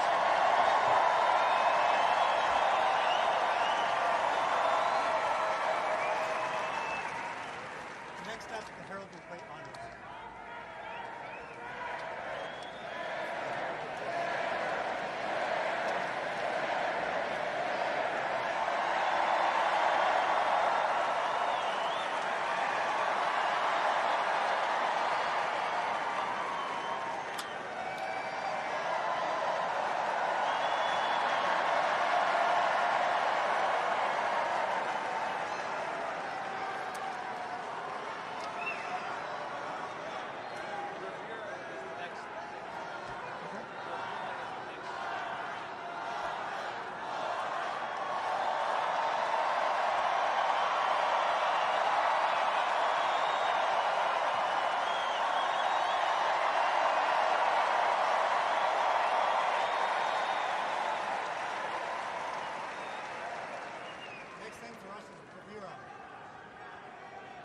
Next thing for us is bravura.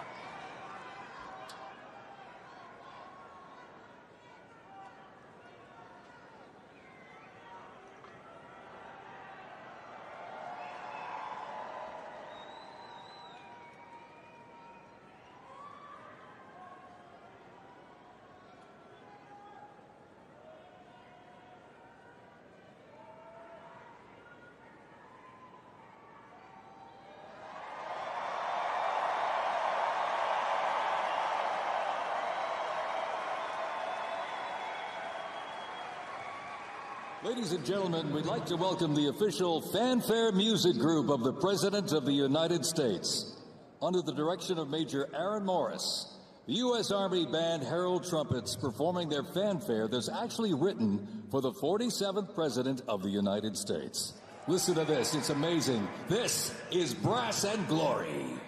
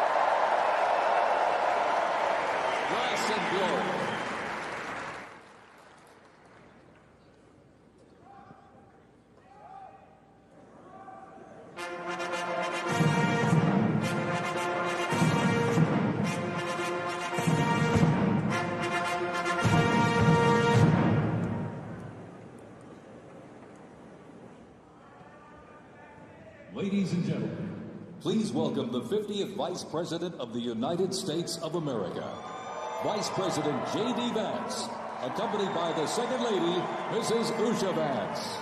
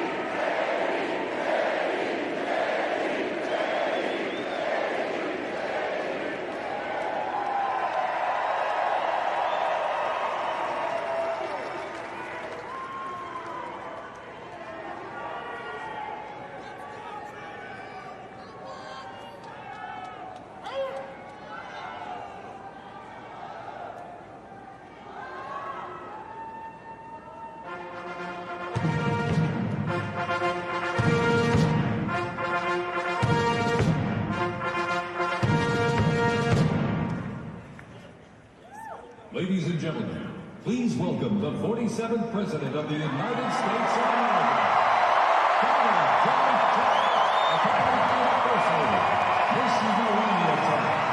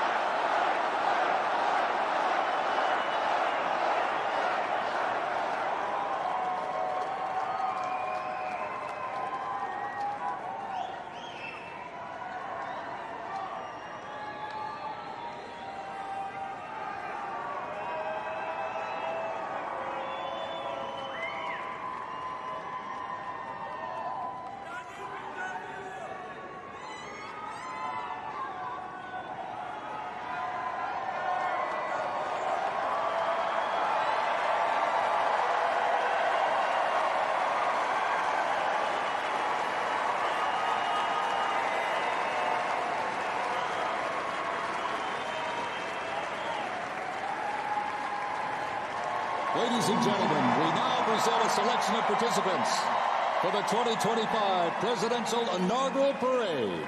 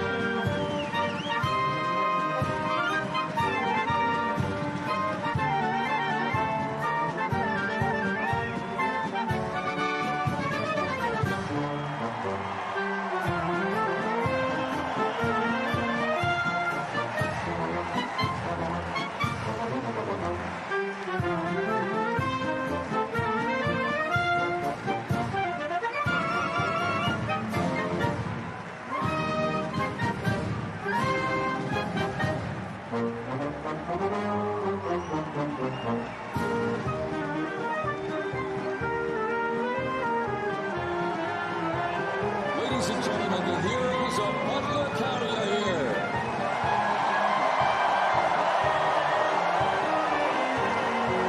And they are here to pay homage to life, selfless community service, and sacrifice of Corey Comparatori. Mr. Comparatori, a 10-year U.S. Army Reserve veteran and past fire chief of the Buffalo Township Volunteer Fire Company, who died during the assassination attempt on the life of President Trump in Butler, Pennsylvania, July 13th, 2024. Their formation consists of Pennsylvania State Police, local police, county sheriffs, emergency services unit, EMS, 911 radio dispatch, and hospital personnel, who all heroically stepped into action during the horrific attack. They are also paying tribute to the courageous service of first responders nationwide.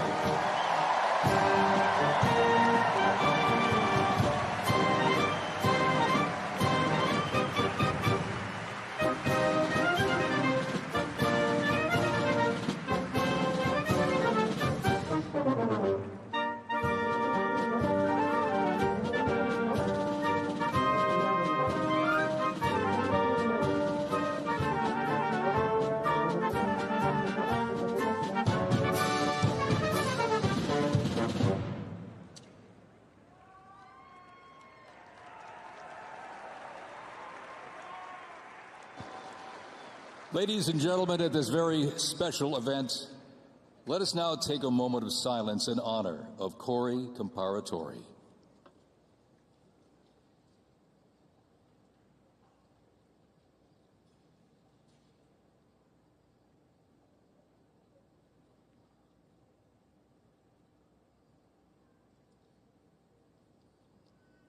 Thank you very much, ladies and gentlemen.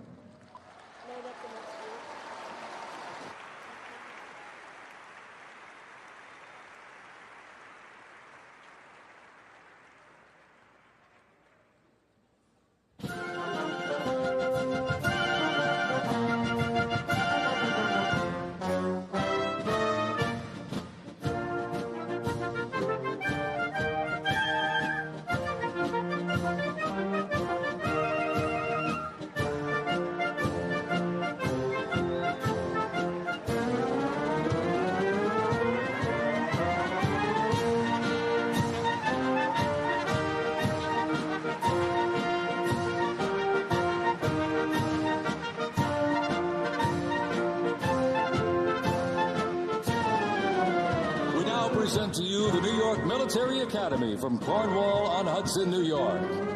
New York Military Academy stands out due to its unique connection to the president himself. President Trump is a 1964 graduate and has been enshrined as one of our alumni of distinction. This historic academy has been named a Junior Reserve Officer Training Corps, that's JROTC, and are marching with their cadet dress uniforms. Look at these, all modeled after post-World War I General Blackjack Pershing's gray uniform.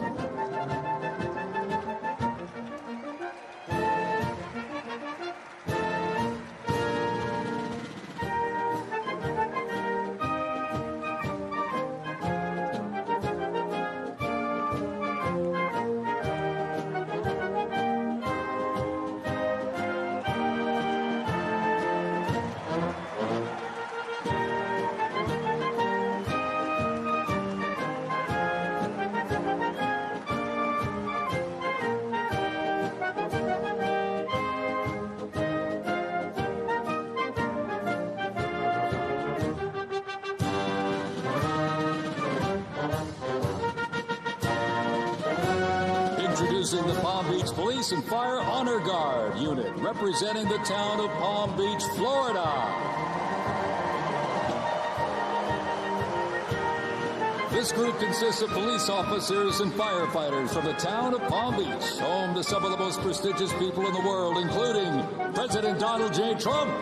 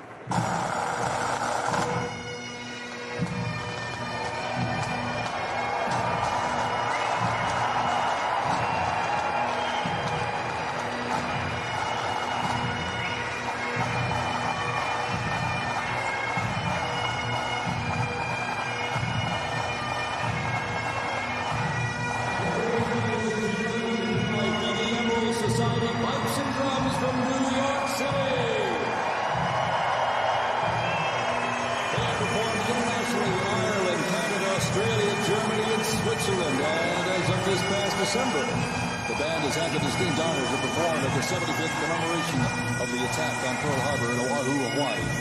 The band has also played for hospitalized children, military veterans, as well as the 1980 and 2005 presidential inaugural parades, and His Holiness Pope John Paul II. The NYPD Emerald Society Pipes and Drums formed way back in 1960. And you know, they are the oldest, largest police pipe band in the United States, comprised of all active and retired police officers of various ranks and assignments. Listen to those bagpipes. Let's hear it for it, folks.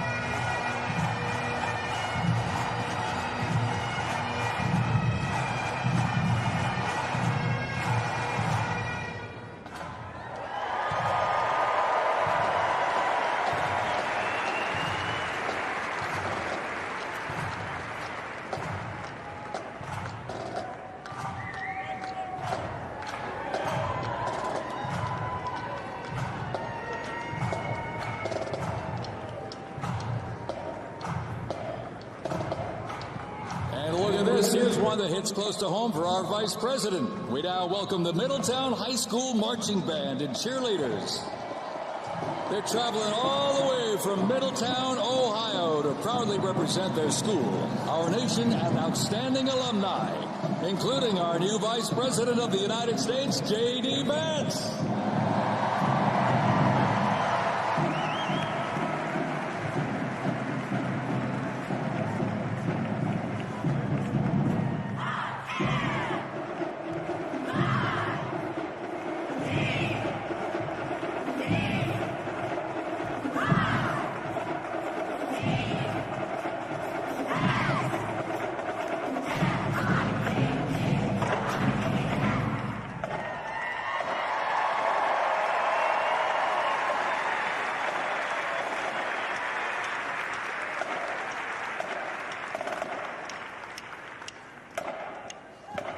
The band has performed in countless parades, community and sporting events, as well as competitions. They have also always qualified for the Ohio Music Educators Association state finals for 23 years straight. How about that? And have earned the highest rating in 18 of those appearances. Woo! And today they performed America's Sweet Land of Liberty.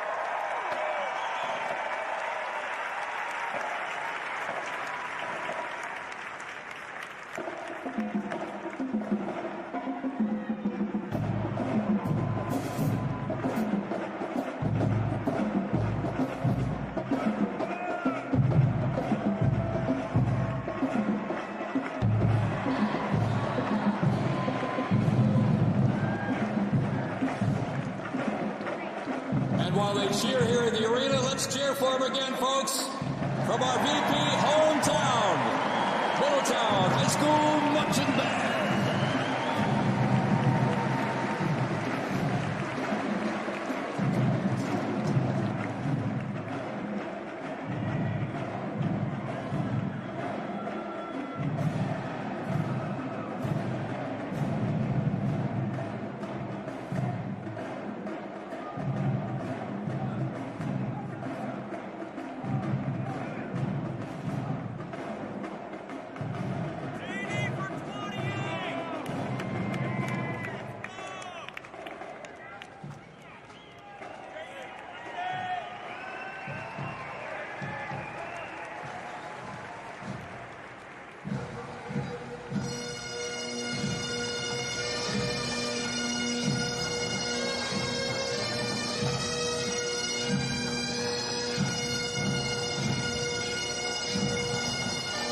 Ladies and gentlemen, entering the arena right now, traveling from Boca Raton, Florida, the Florida Firefighters Pipes and Drums. And they are well seasoned when it comes to civic events. They've played and participated in parades, memorials, and other ceremonial events across both the United States and Europe. Today, they are wearing their most notable uniforms. What a great photo opportunity. Consisting of the Glengarry headgear and kilts. And they are proud to honor their fallen brothers and sisters each and every day.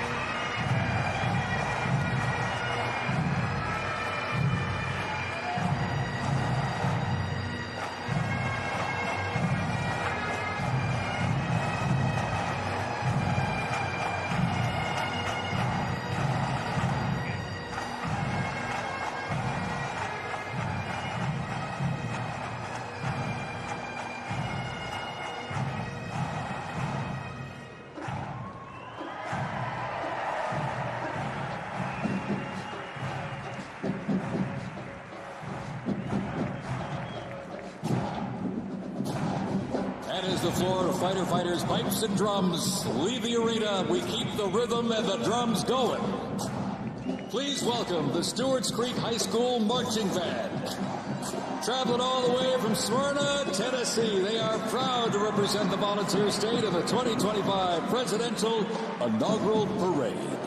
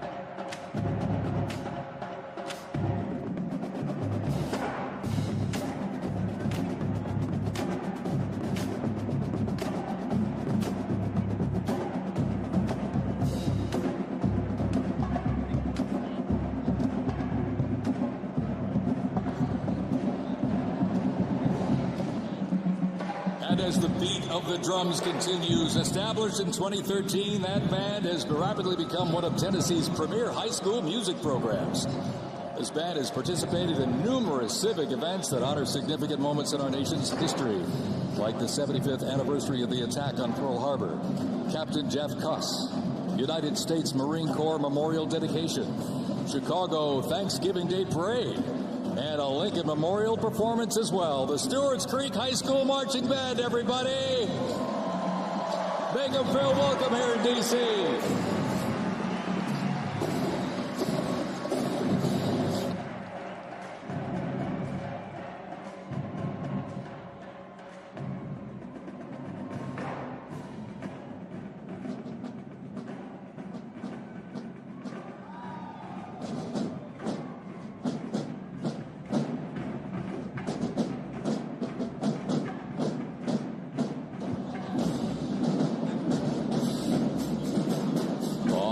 Ladies and gentlemen, now welcoming the Mississippi Valley State University Band. They're traveling all the way from Itabita, Mississippi. Look at this, gang. This is the Mean Green Marching Machine. They are proud to represent historically black colleges and universities at the 60th Presidential Inauguration.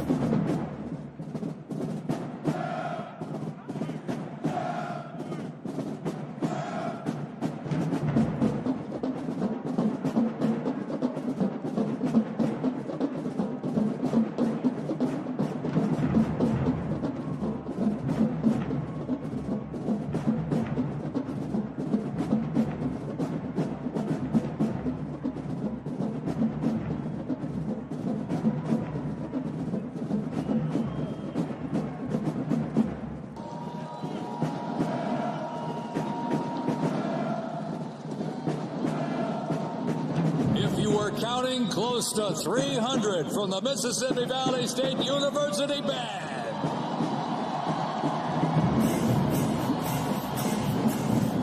You know, since its founding, the band has consistently played a significant role at their university and across the United States. They have performed for athletic events, Mardi Gras parades, Rose Bowl parades, and many, many more. The Mississippi Valley State University Band takes great pride in presenting culturally diverse presentations for students, faculty, and the surrounding Mississippi communities. Take a look at that brass out there. Woo! That's just part of the big green marching machine. The Mean Green Marching Machine from Inaugural, Mississippi, ladies and gentlemen.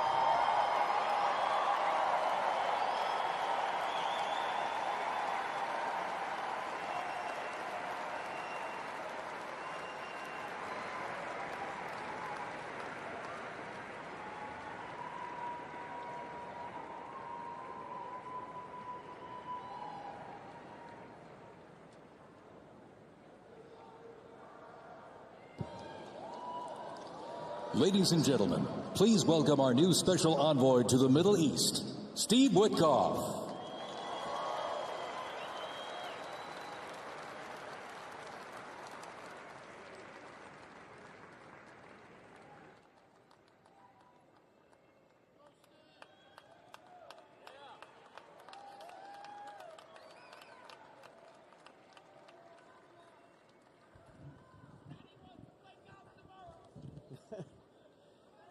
Good evening, everybody.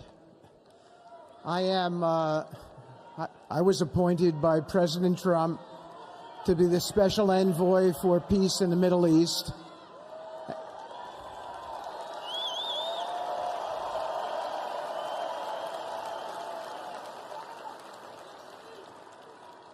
And I'd like to describe to you some of the things we're doing and how it informs on President Trump's policies. First of all, it is an honor to stand before you today as I reflect on the enormity of the role that President Trump has tasked me with. I am constantly reminded of the privilege it is to serve under the leadership of my boss, President Donald J. Trump.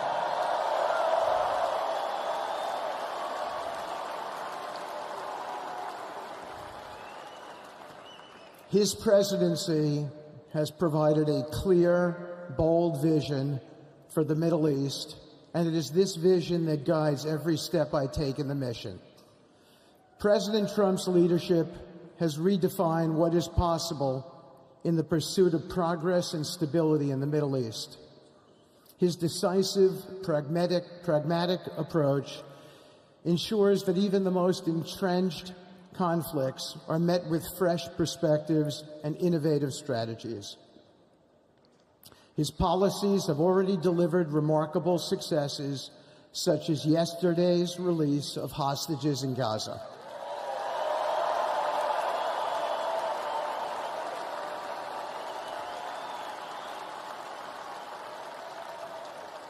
Thank you. This achievement demonstrates the strength of President Trump's leadership and the respect he commands on the global stage. It is yet another example of his ability to deliver results in the most complex and challenging situations. The Abraham Accords, a testament to his vision and determination, have also brought historic progress to the region, transforming old rivalries into new alliances. These agreements are not merely symbolic. They represent a practical roadmap for peace, economic cooperation, and mutual respect across nations. My role, as President Trump has tasked me, is straightforward yet profoundly challenging: to turn his vision into actionable outcomes. He sets the agenda, he lays the framework, and he inspires people like me into bold action. My responsibility is to implement his vision, engaging with leaders across the region to find pathways towards sustainable peace and stability. And let me tell you, having Donald Trump as a boss makes this task not only possible, but far more effective.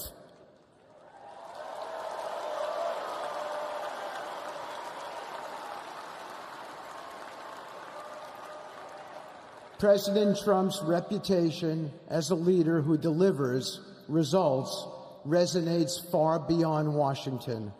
Leaders in the Middle East know he means what he says. His ability to cut through bureaucratic gridlock and focus on tangible results is the game changer.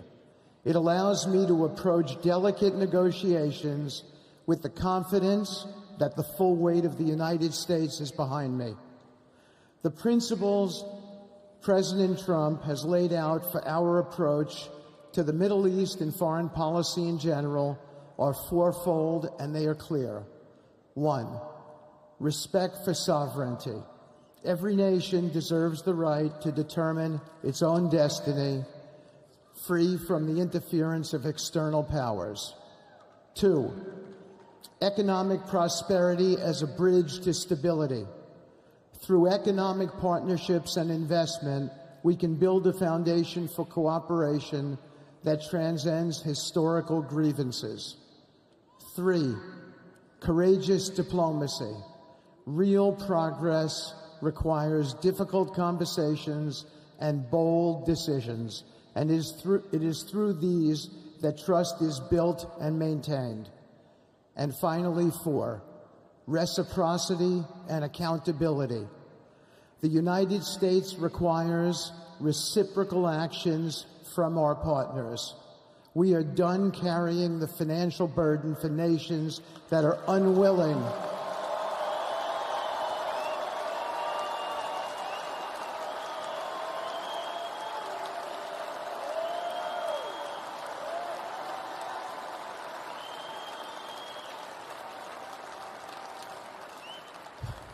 We are done carrying the financial burden for nations that are unwilling to fund their own progress. The days of blank checks are over.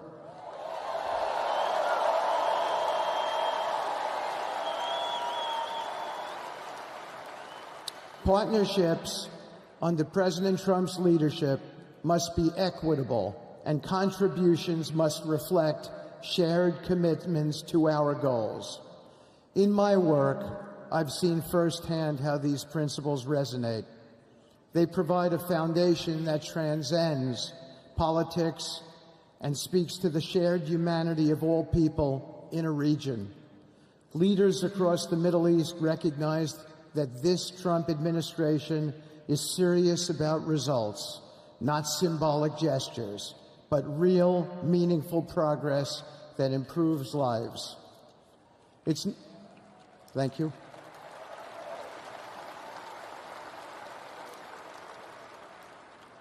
It's not always easy. There are moments of deep challenge and frustration. Decades of mistrust cannot be undone overnight. Yet I take comfort in knowing that I am not in this alone. President Trump's clarity of vision ensures that I never have to question what success looks like. His leadership provides the confidence and direction necessary to navigate these complexities. As we move forward, my commitment is to continue the work of advancing President Trump's vision for the Middle East. Whether through expanding the Abraham Peace Accords, fostering economic development, or facilitating dialogue between long-standing adversaries, my focus remains on actionable results. Let me close by saying this: a stable and prosperous Middle East is not an unattainable dream.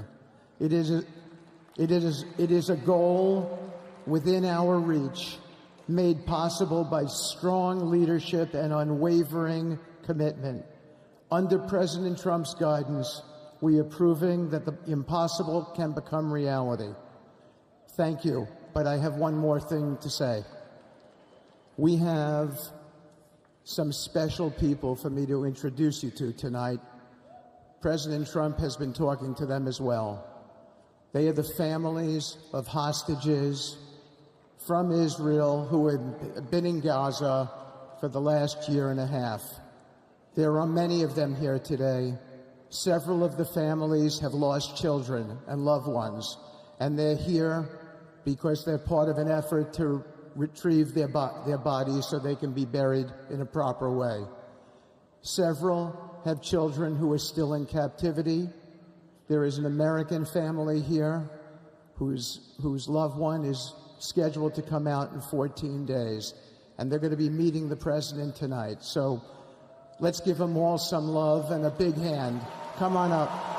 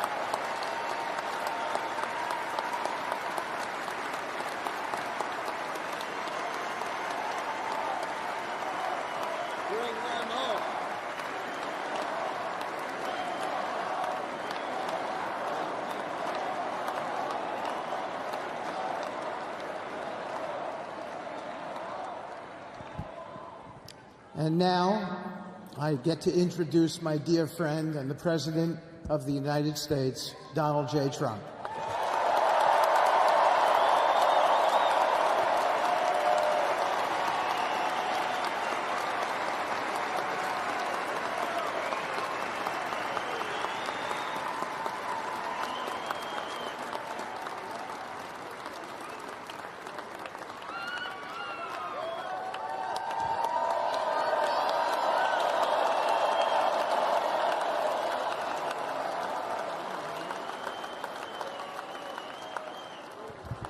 Thank you very much, everybody. Appreciate it. Thank you.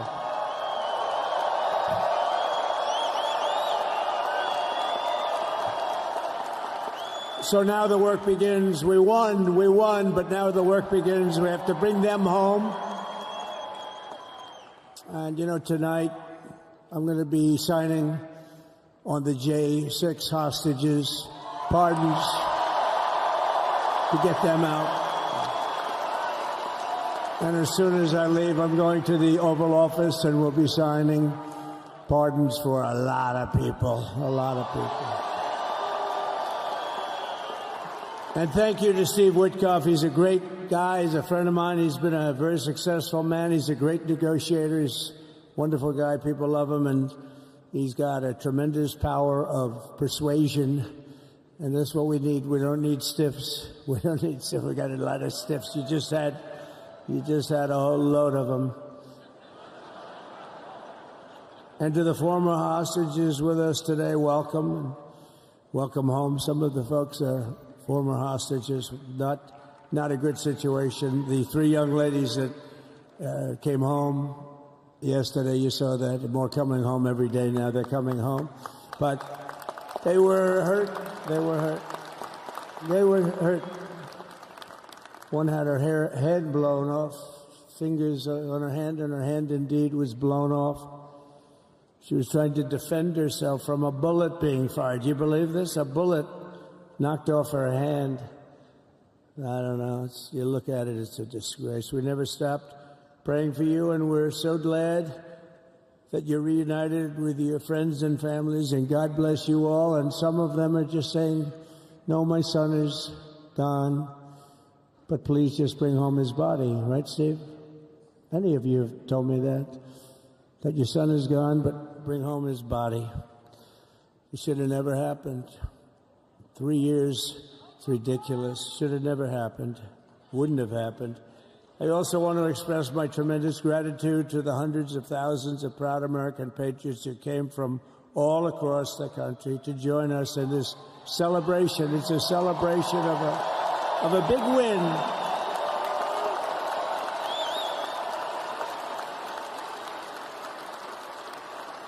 And you're witnessing the dawn of the golden age of America. That's what it's going to be. We're bringing it back. We're going to bring it back fast. We're going to bring it back fast. Let us also thank the incredible service members, National Guardsmen, Police, Secret Service, and law enforcement personnel who are keeping us all safe, even though they are great people. New York's finest. I grew up with New York's finest, and we got to give them their authority back. You won't have any crime. There'll be no crime. You give them little authority back. The whole way they run things in this country now, it's disgraceful. But it's going to change rapidly. We're going to make our cities safe again, too. Even though we're indoors, we've had a magnificent inaugural parade. And let's give a big round of applause. They were great. To all of the incredible performers and hardworking men and women who made it possible. Those people, really talented, amazing people. I also want to thank my wonderful family for being here, especially my beautiful wife, our First Lady, Melania.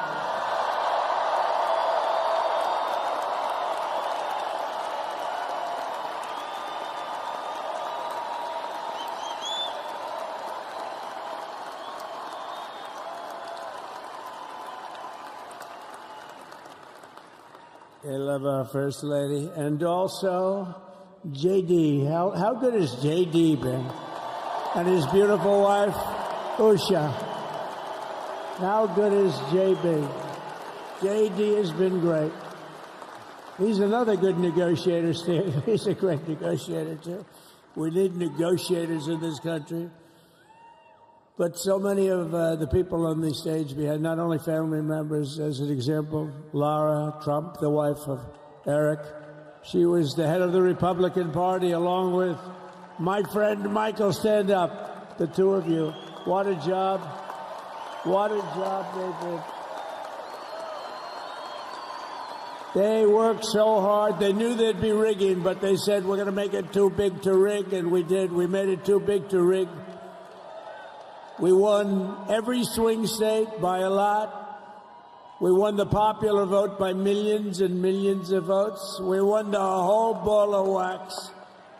And now we're going to go and drill, baby, drill, and do all the things that we've wanted to do and bring your costs down, your prices down, and make our country safe. So thank you very much, Michael. Thank you very much. What a job you've done, Michael. I'm never moving you, you know.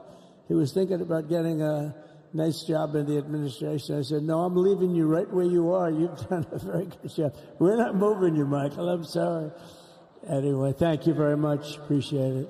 Appreciate it very much. Right here with us also in the arena, I'm about to sign some very important executive orders of our new administration. Hey, Don, will you stand up, please? Don is another one. How about Don? This guy.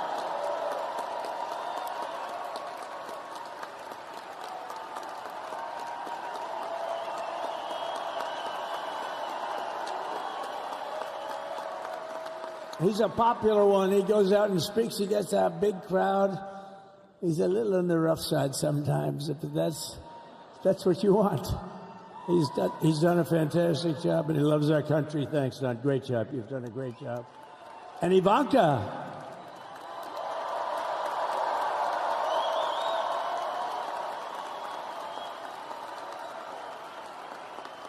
And, you know, Jared negotiated the Abraham Accords, which are the biggest deal made in the Middle East in many, many years, and it's really something. Jared, stand up, Jared. The Abraham Accords.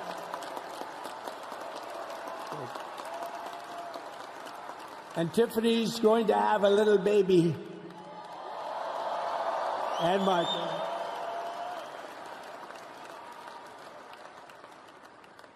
And then I have a very tall son named Barron. Has anyone ever heard of him?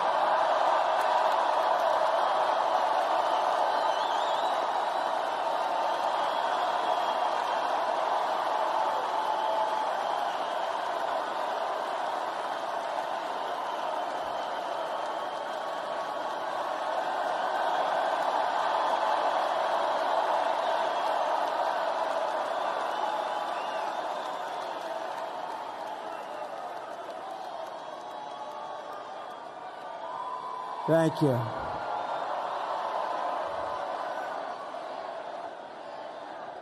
He knew the youth vote. You know, we won the youth vote by 36 points. And he was saying, Dad, you got to go out and do this one and that one. And we did a lot of them. And he respects them all. He understood them very well. And he said, Dad, you got to go out, do Joe Rogan, do all these guys. And we did. We did. And Joe Rogan was great. They were all great, right? Aaron, they were all good. He understood the market. Another famous one. How about Kai? Stand up, Kai.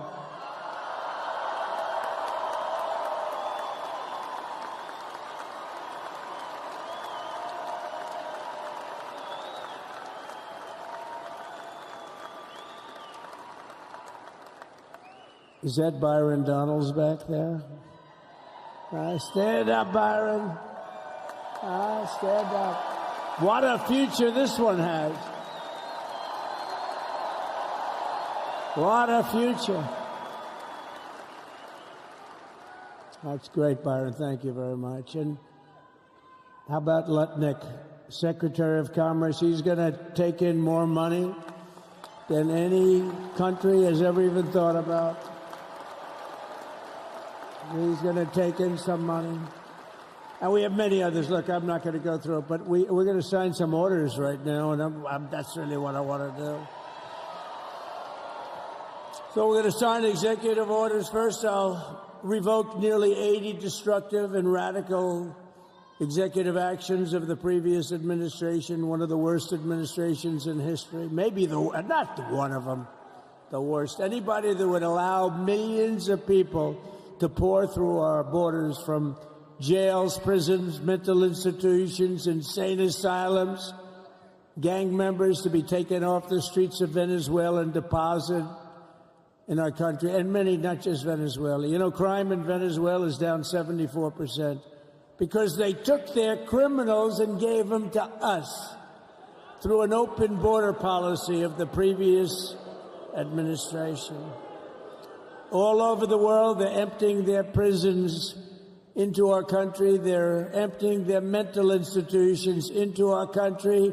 It stops as of 1 o'clock this afternoon. Okay, it stops.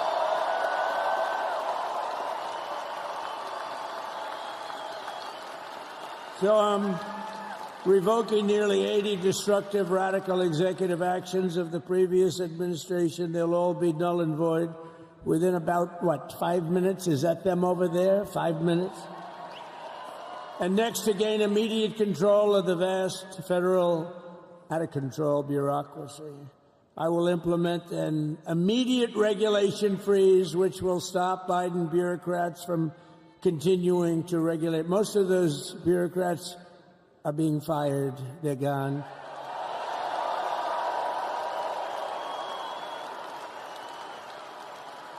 Should be all of them, but some sneak through, but we have to live with a couple, I guess. I'll also issue a temporary hiring freeze to ensure that we're only hiring competent people who are faithful to the American public. And we will pause the hiring of any new IRS agents. We will also require that federal workers must return to the office in person. And we're going to take the 88,000 people that they hired to go after you with guns. By the way, they're allowed to use guns and harass you like they were so many other people. Remember this. Okay, remember? Do you remember a little statement about tips? Does anybody remember that little statement? I think we won Nevada because of that statement. But they went out and harassed you over the tips. In other words, we are restoring control of our government to the people. We're going to take those 88,000. Let's see if they'd like to work on the border, because that's where we want them, really.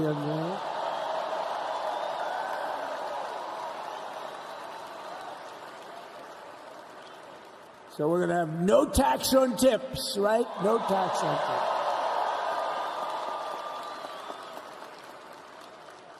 And we may have, like the Speaker of the House, is he here? He's done such a good job.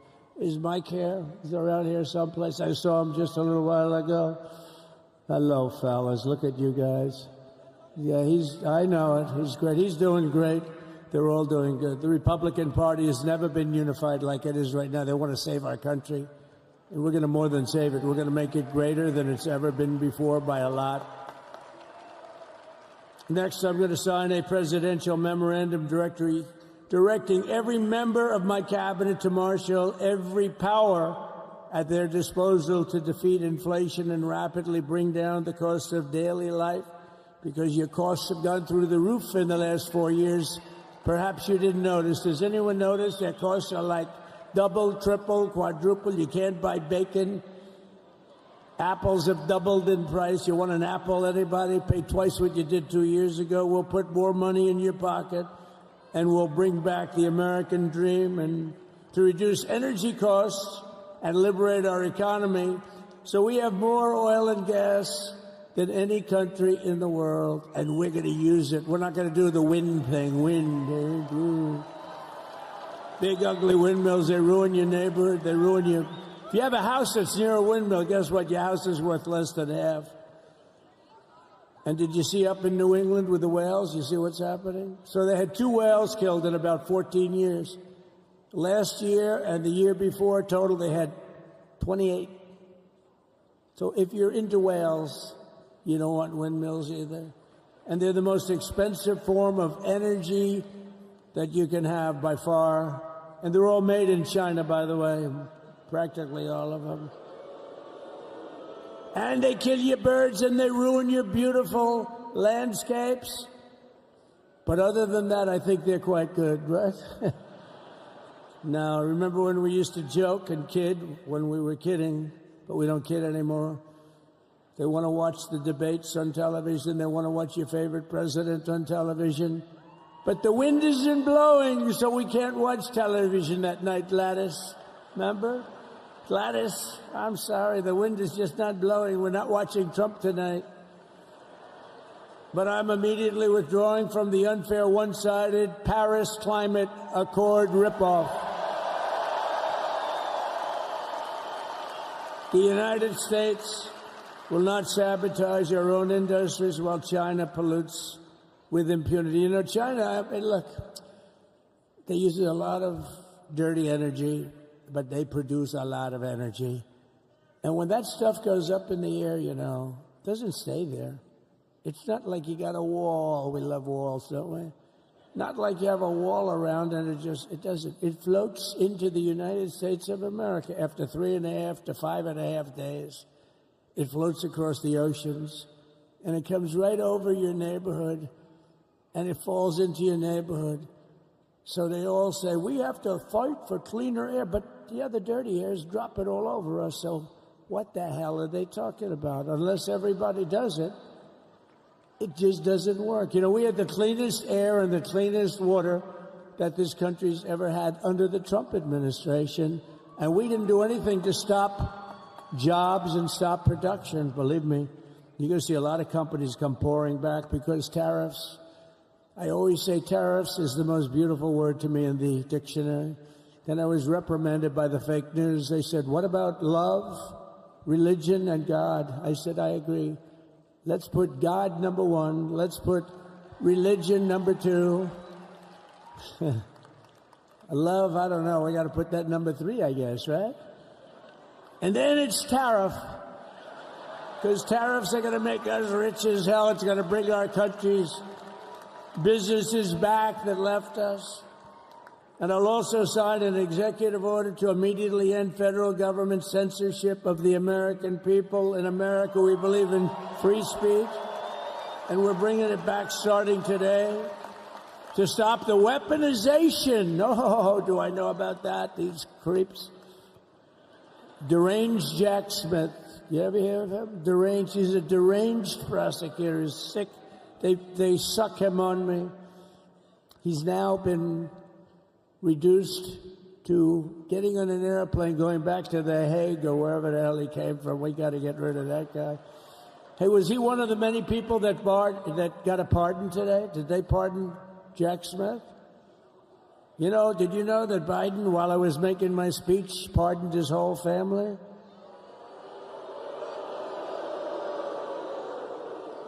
The brother, the whole deal was pardoned. Can you imagine that? While I was making my speech. Did everybody hear my speech? Did you like my speech?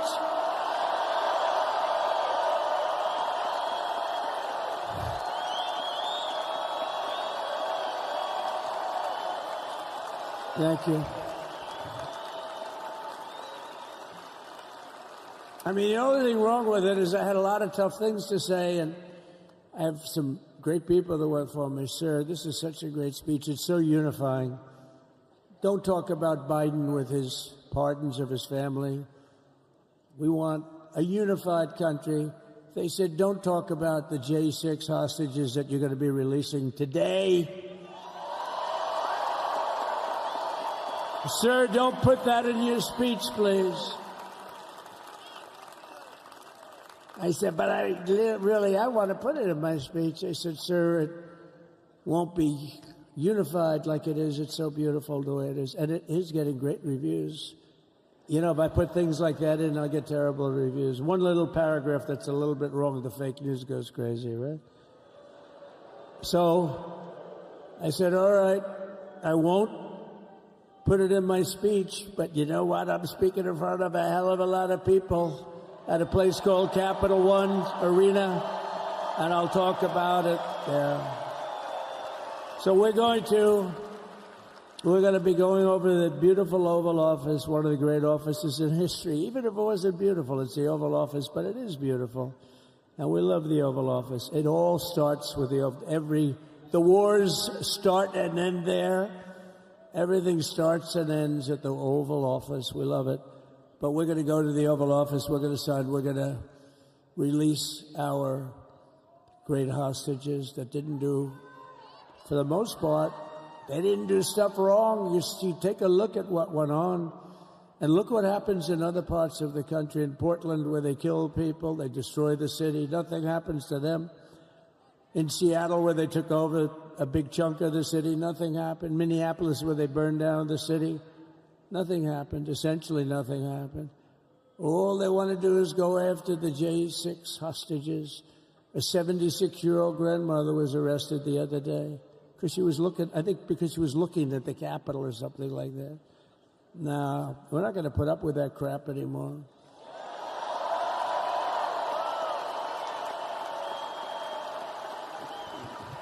And to stop the weaponization of law enforcement, I've been investigated more than any human being in the world. I believe I have the all-time record. Every day a subpoena. Every single day would get subpoenas. I was more than any person. Alphonse Capone, remember I used to talk about it? Alphonse Capone, Scarface, he was a pretty rough guy. He was investigated about 1/100th what Trump was investigated. My father's looking down at me, my mother. How the hell did this happen? You know what it is? They investigated their political opponent, the opponent of Biden, and then ultimately Kamala. Has anyone ever heard of Kamala?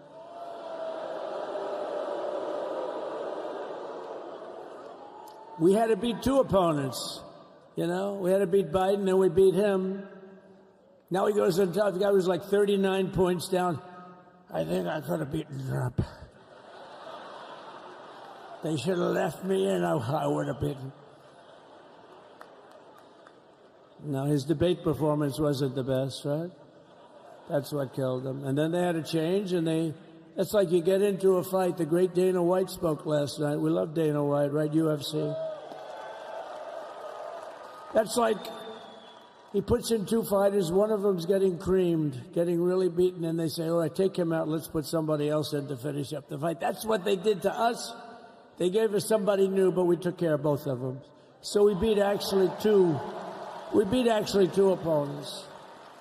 But to stop the weaponization of law enforcement and our government, I will also sign an order directing every federal agency to preserve all records pertaining to political persecutions under the last administration, of which there were many, and beginning the process of exposing any and all abuses of power, even though he's pardoned many of these people.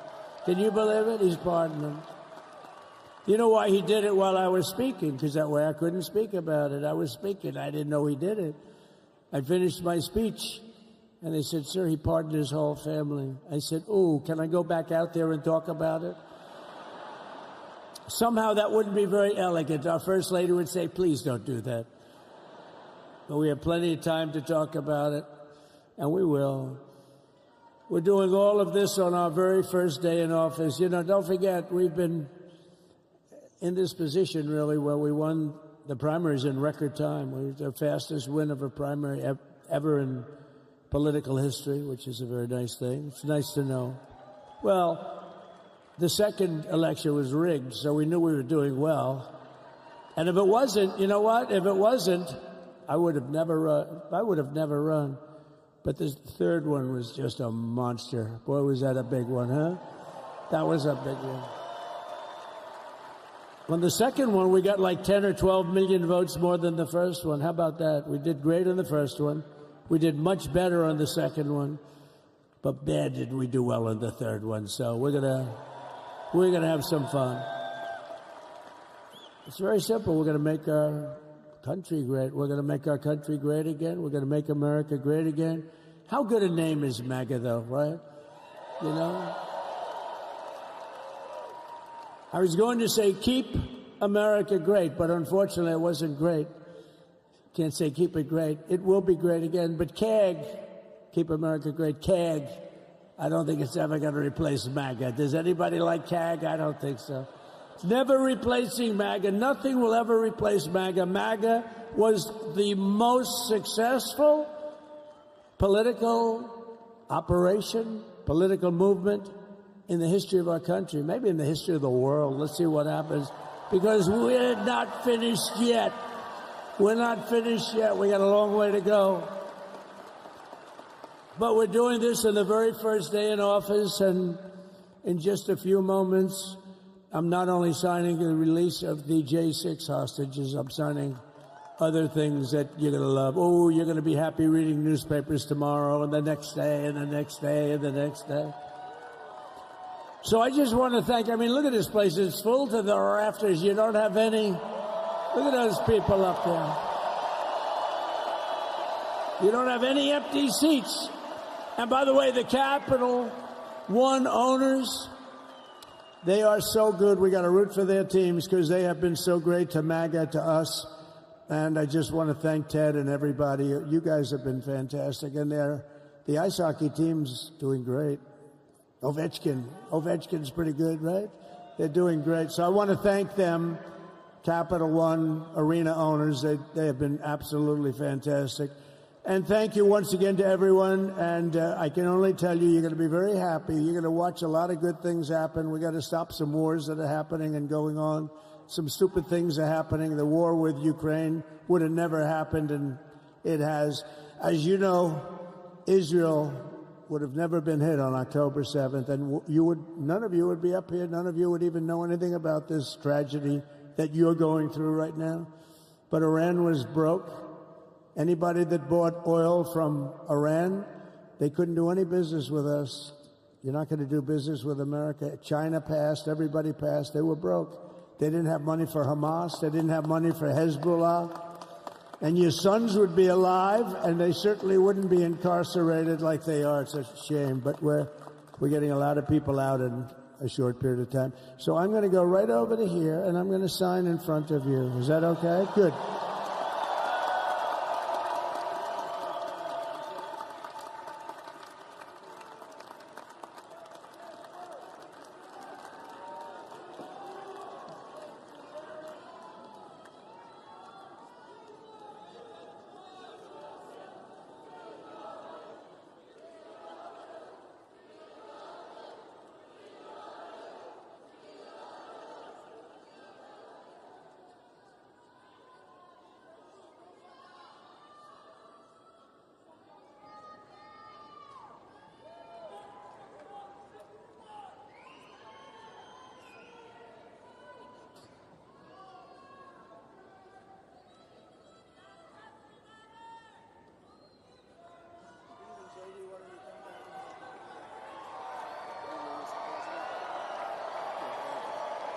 You have that other one to sign? Sorry, what's it? You have the other one to sign? We don't have it over here yet, sir. We'll have it for you back here. The first is the rescissions of 78 Biden-era EOs and presidential memoranda. You want to call it that? You want to say it? You want to say it? Oh, if you want me to, sir. Why don't you say what I'm signing? Sure.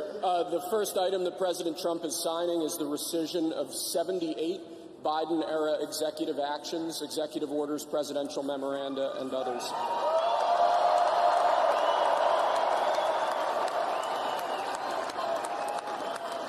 Thank you, sir.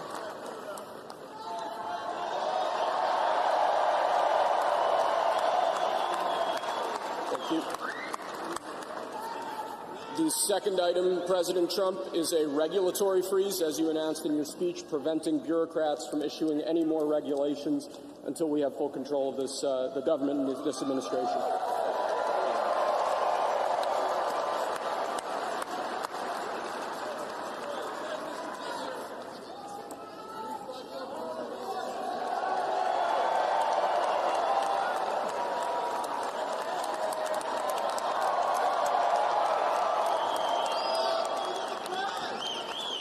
Sir, can I have a pen? The next item, sir, is a freeze on all federal hiring, excepting the military and a number of other excluded categories, again, until full control of the government is achieved and we understand the objectives of government going forward.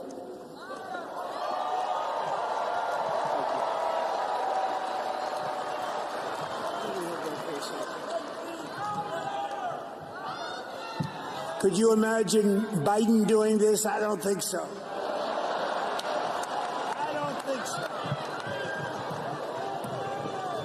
Sir, the next item, as you announced in your speech, is a requirement that federal workers return to full-time in-person work immediately.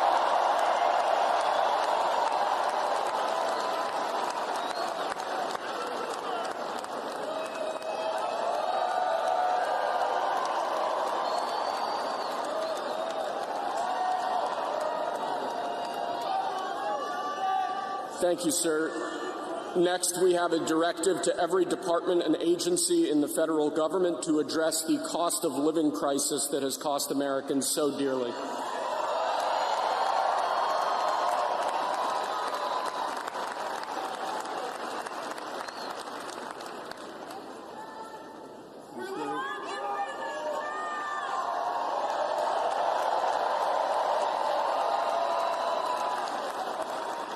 Thank you, sir. The next item here is the withdrawal from the Paris Climate Treaty.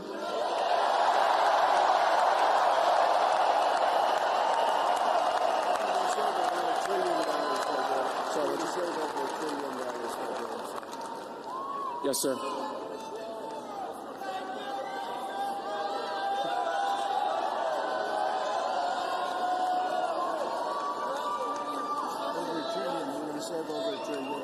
We're going to save over $1 trillion by withdrawing from that treaty.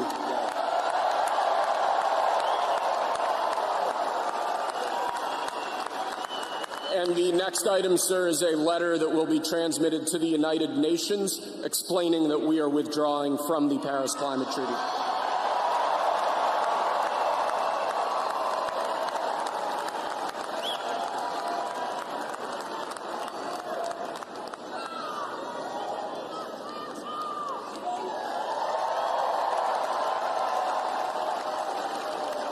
Thank you, sir.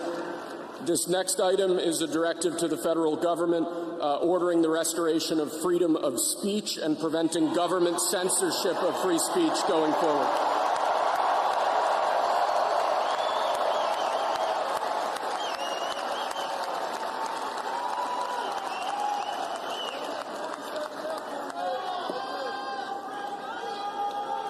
And lastly, sir, before we go back to the Oval Office to sign a large number of other items, is a directive to the federal government ending the weaponization of government against the political adversaries of the previous administration, as we've seen.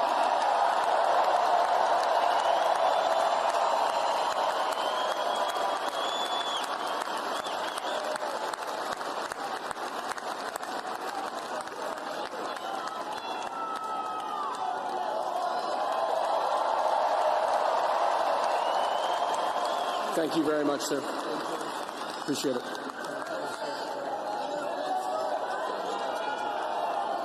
Pretty fun job.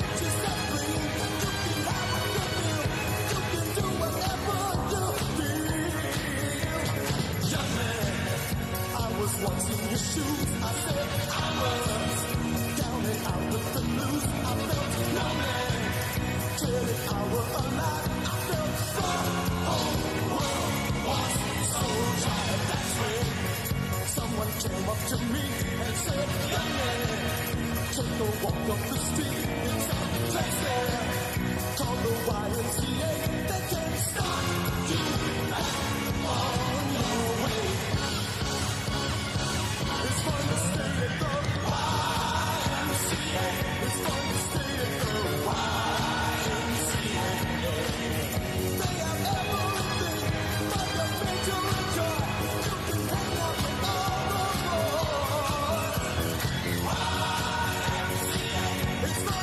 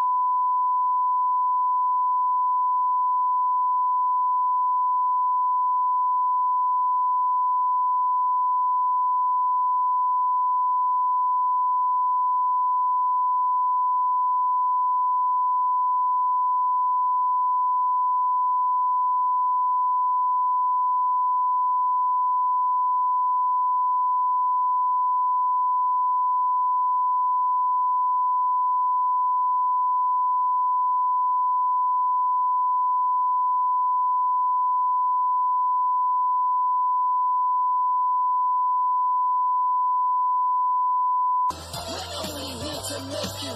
You're only here to make you go.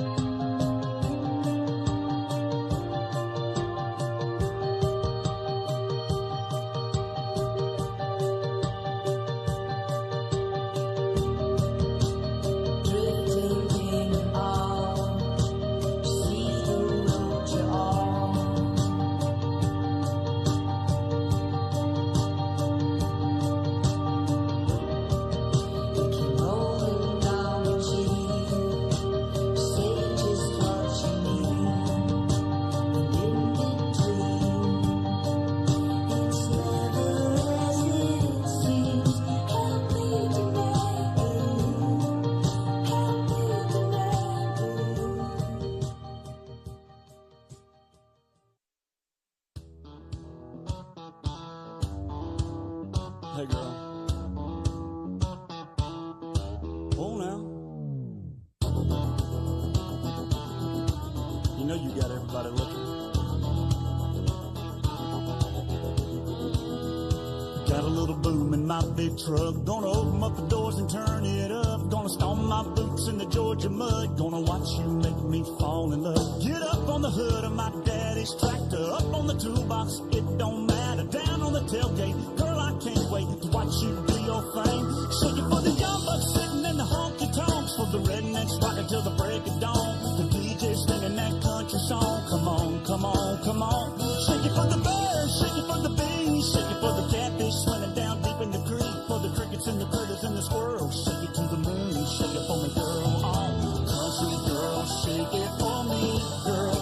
Shake it for me, girl. Shake it for me. Country girl, shake it for me, girl. Shake it for me, girl. Shake it for me. Somebody sweet little farmer's child that got a little blood to get a little wild.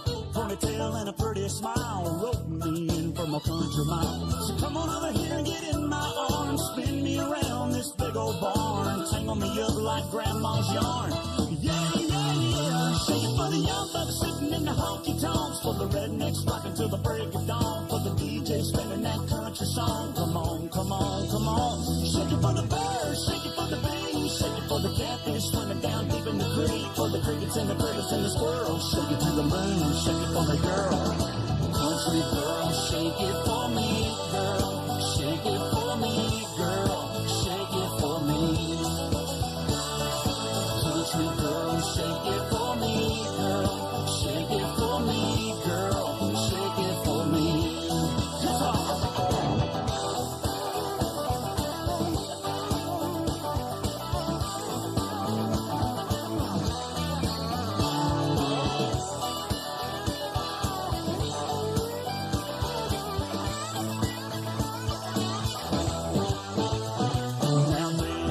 Like a dandelion in the wind on the hill underneath the pines. Yeah, move like the river flows. Feel the kick drum down deep in your toes. All I wanna do is get to holding you and get to knowing you and get to showing you and get to loving you before the night is through. Baby, you know what to do. Shake it for the young bucks sitting in the honky tonks, for the rednecks rocking till the break of dawn, for the DJ spinning that country song. Come on, come on, come on.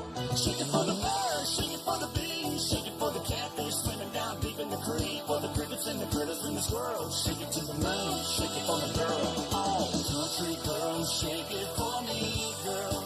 Shake it for me, girl. Shake it for me. Oh, country girl, shake it for me, girl. Shake it for me, girl. Shake it for me.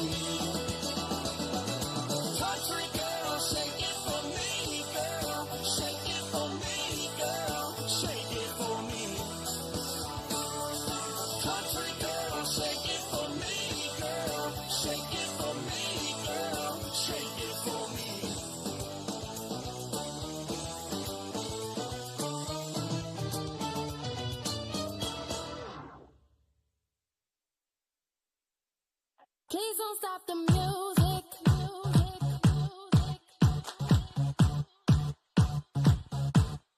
Please don't stop the music.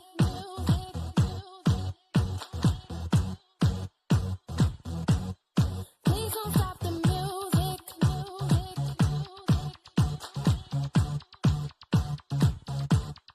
Please don't stop the music.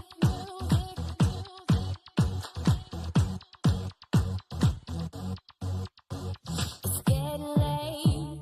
I'm making my way over to my favorite place. I gotta get my body moving, shake the stress away. I wasn't looking for nobody when you look my way. Possible candidate, yeah. Who knew that you'd be up in here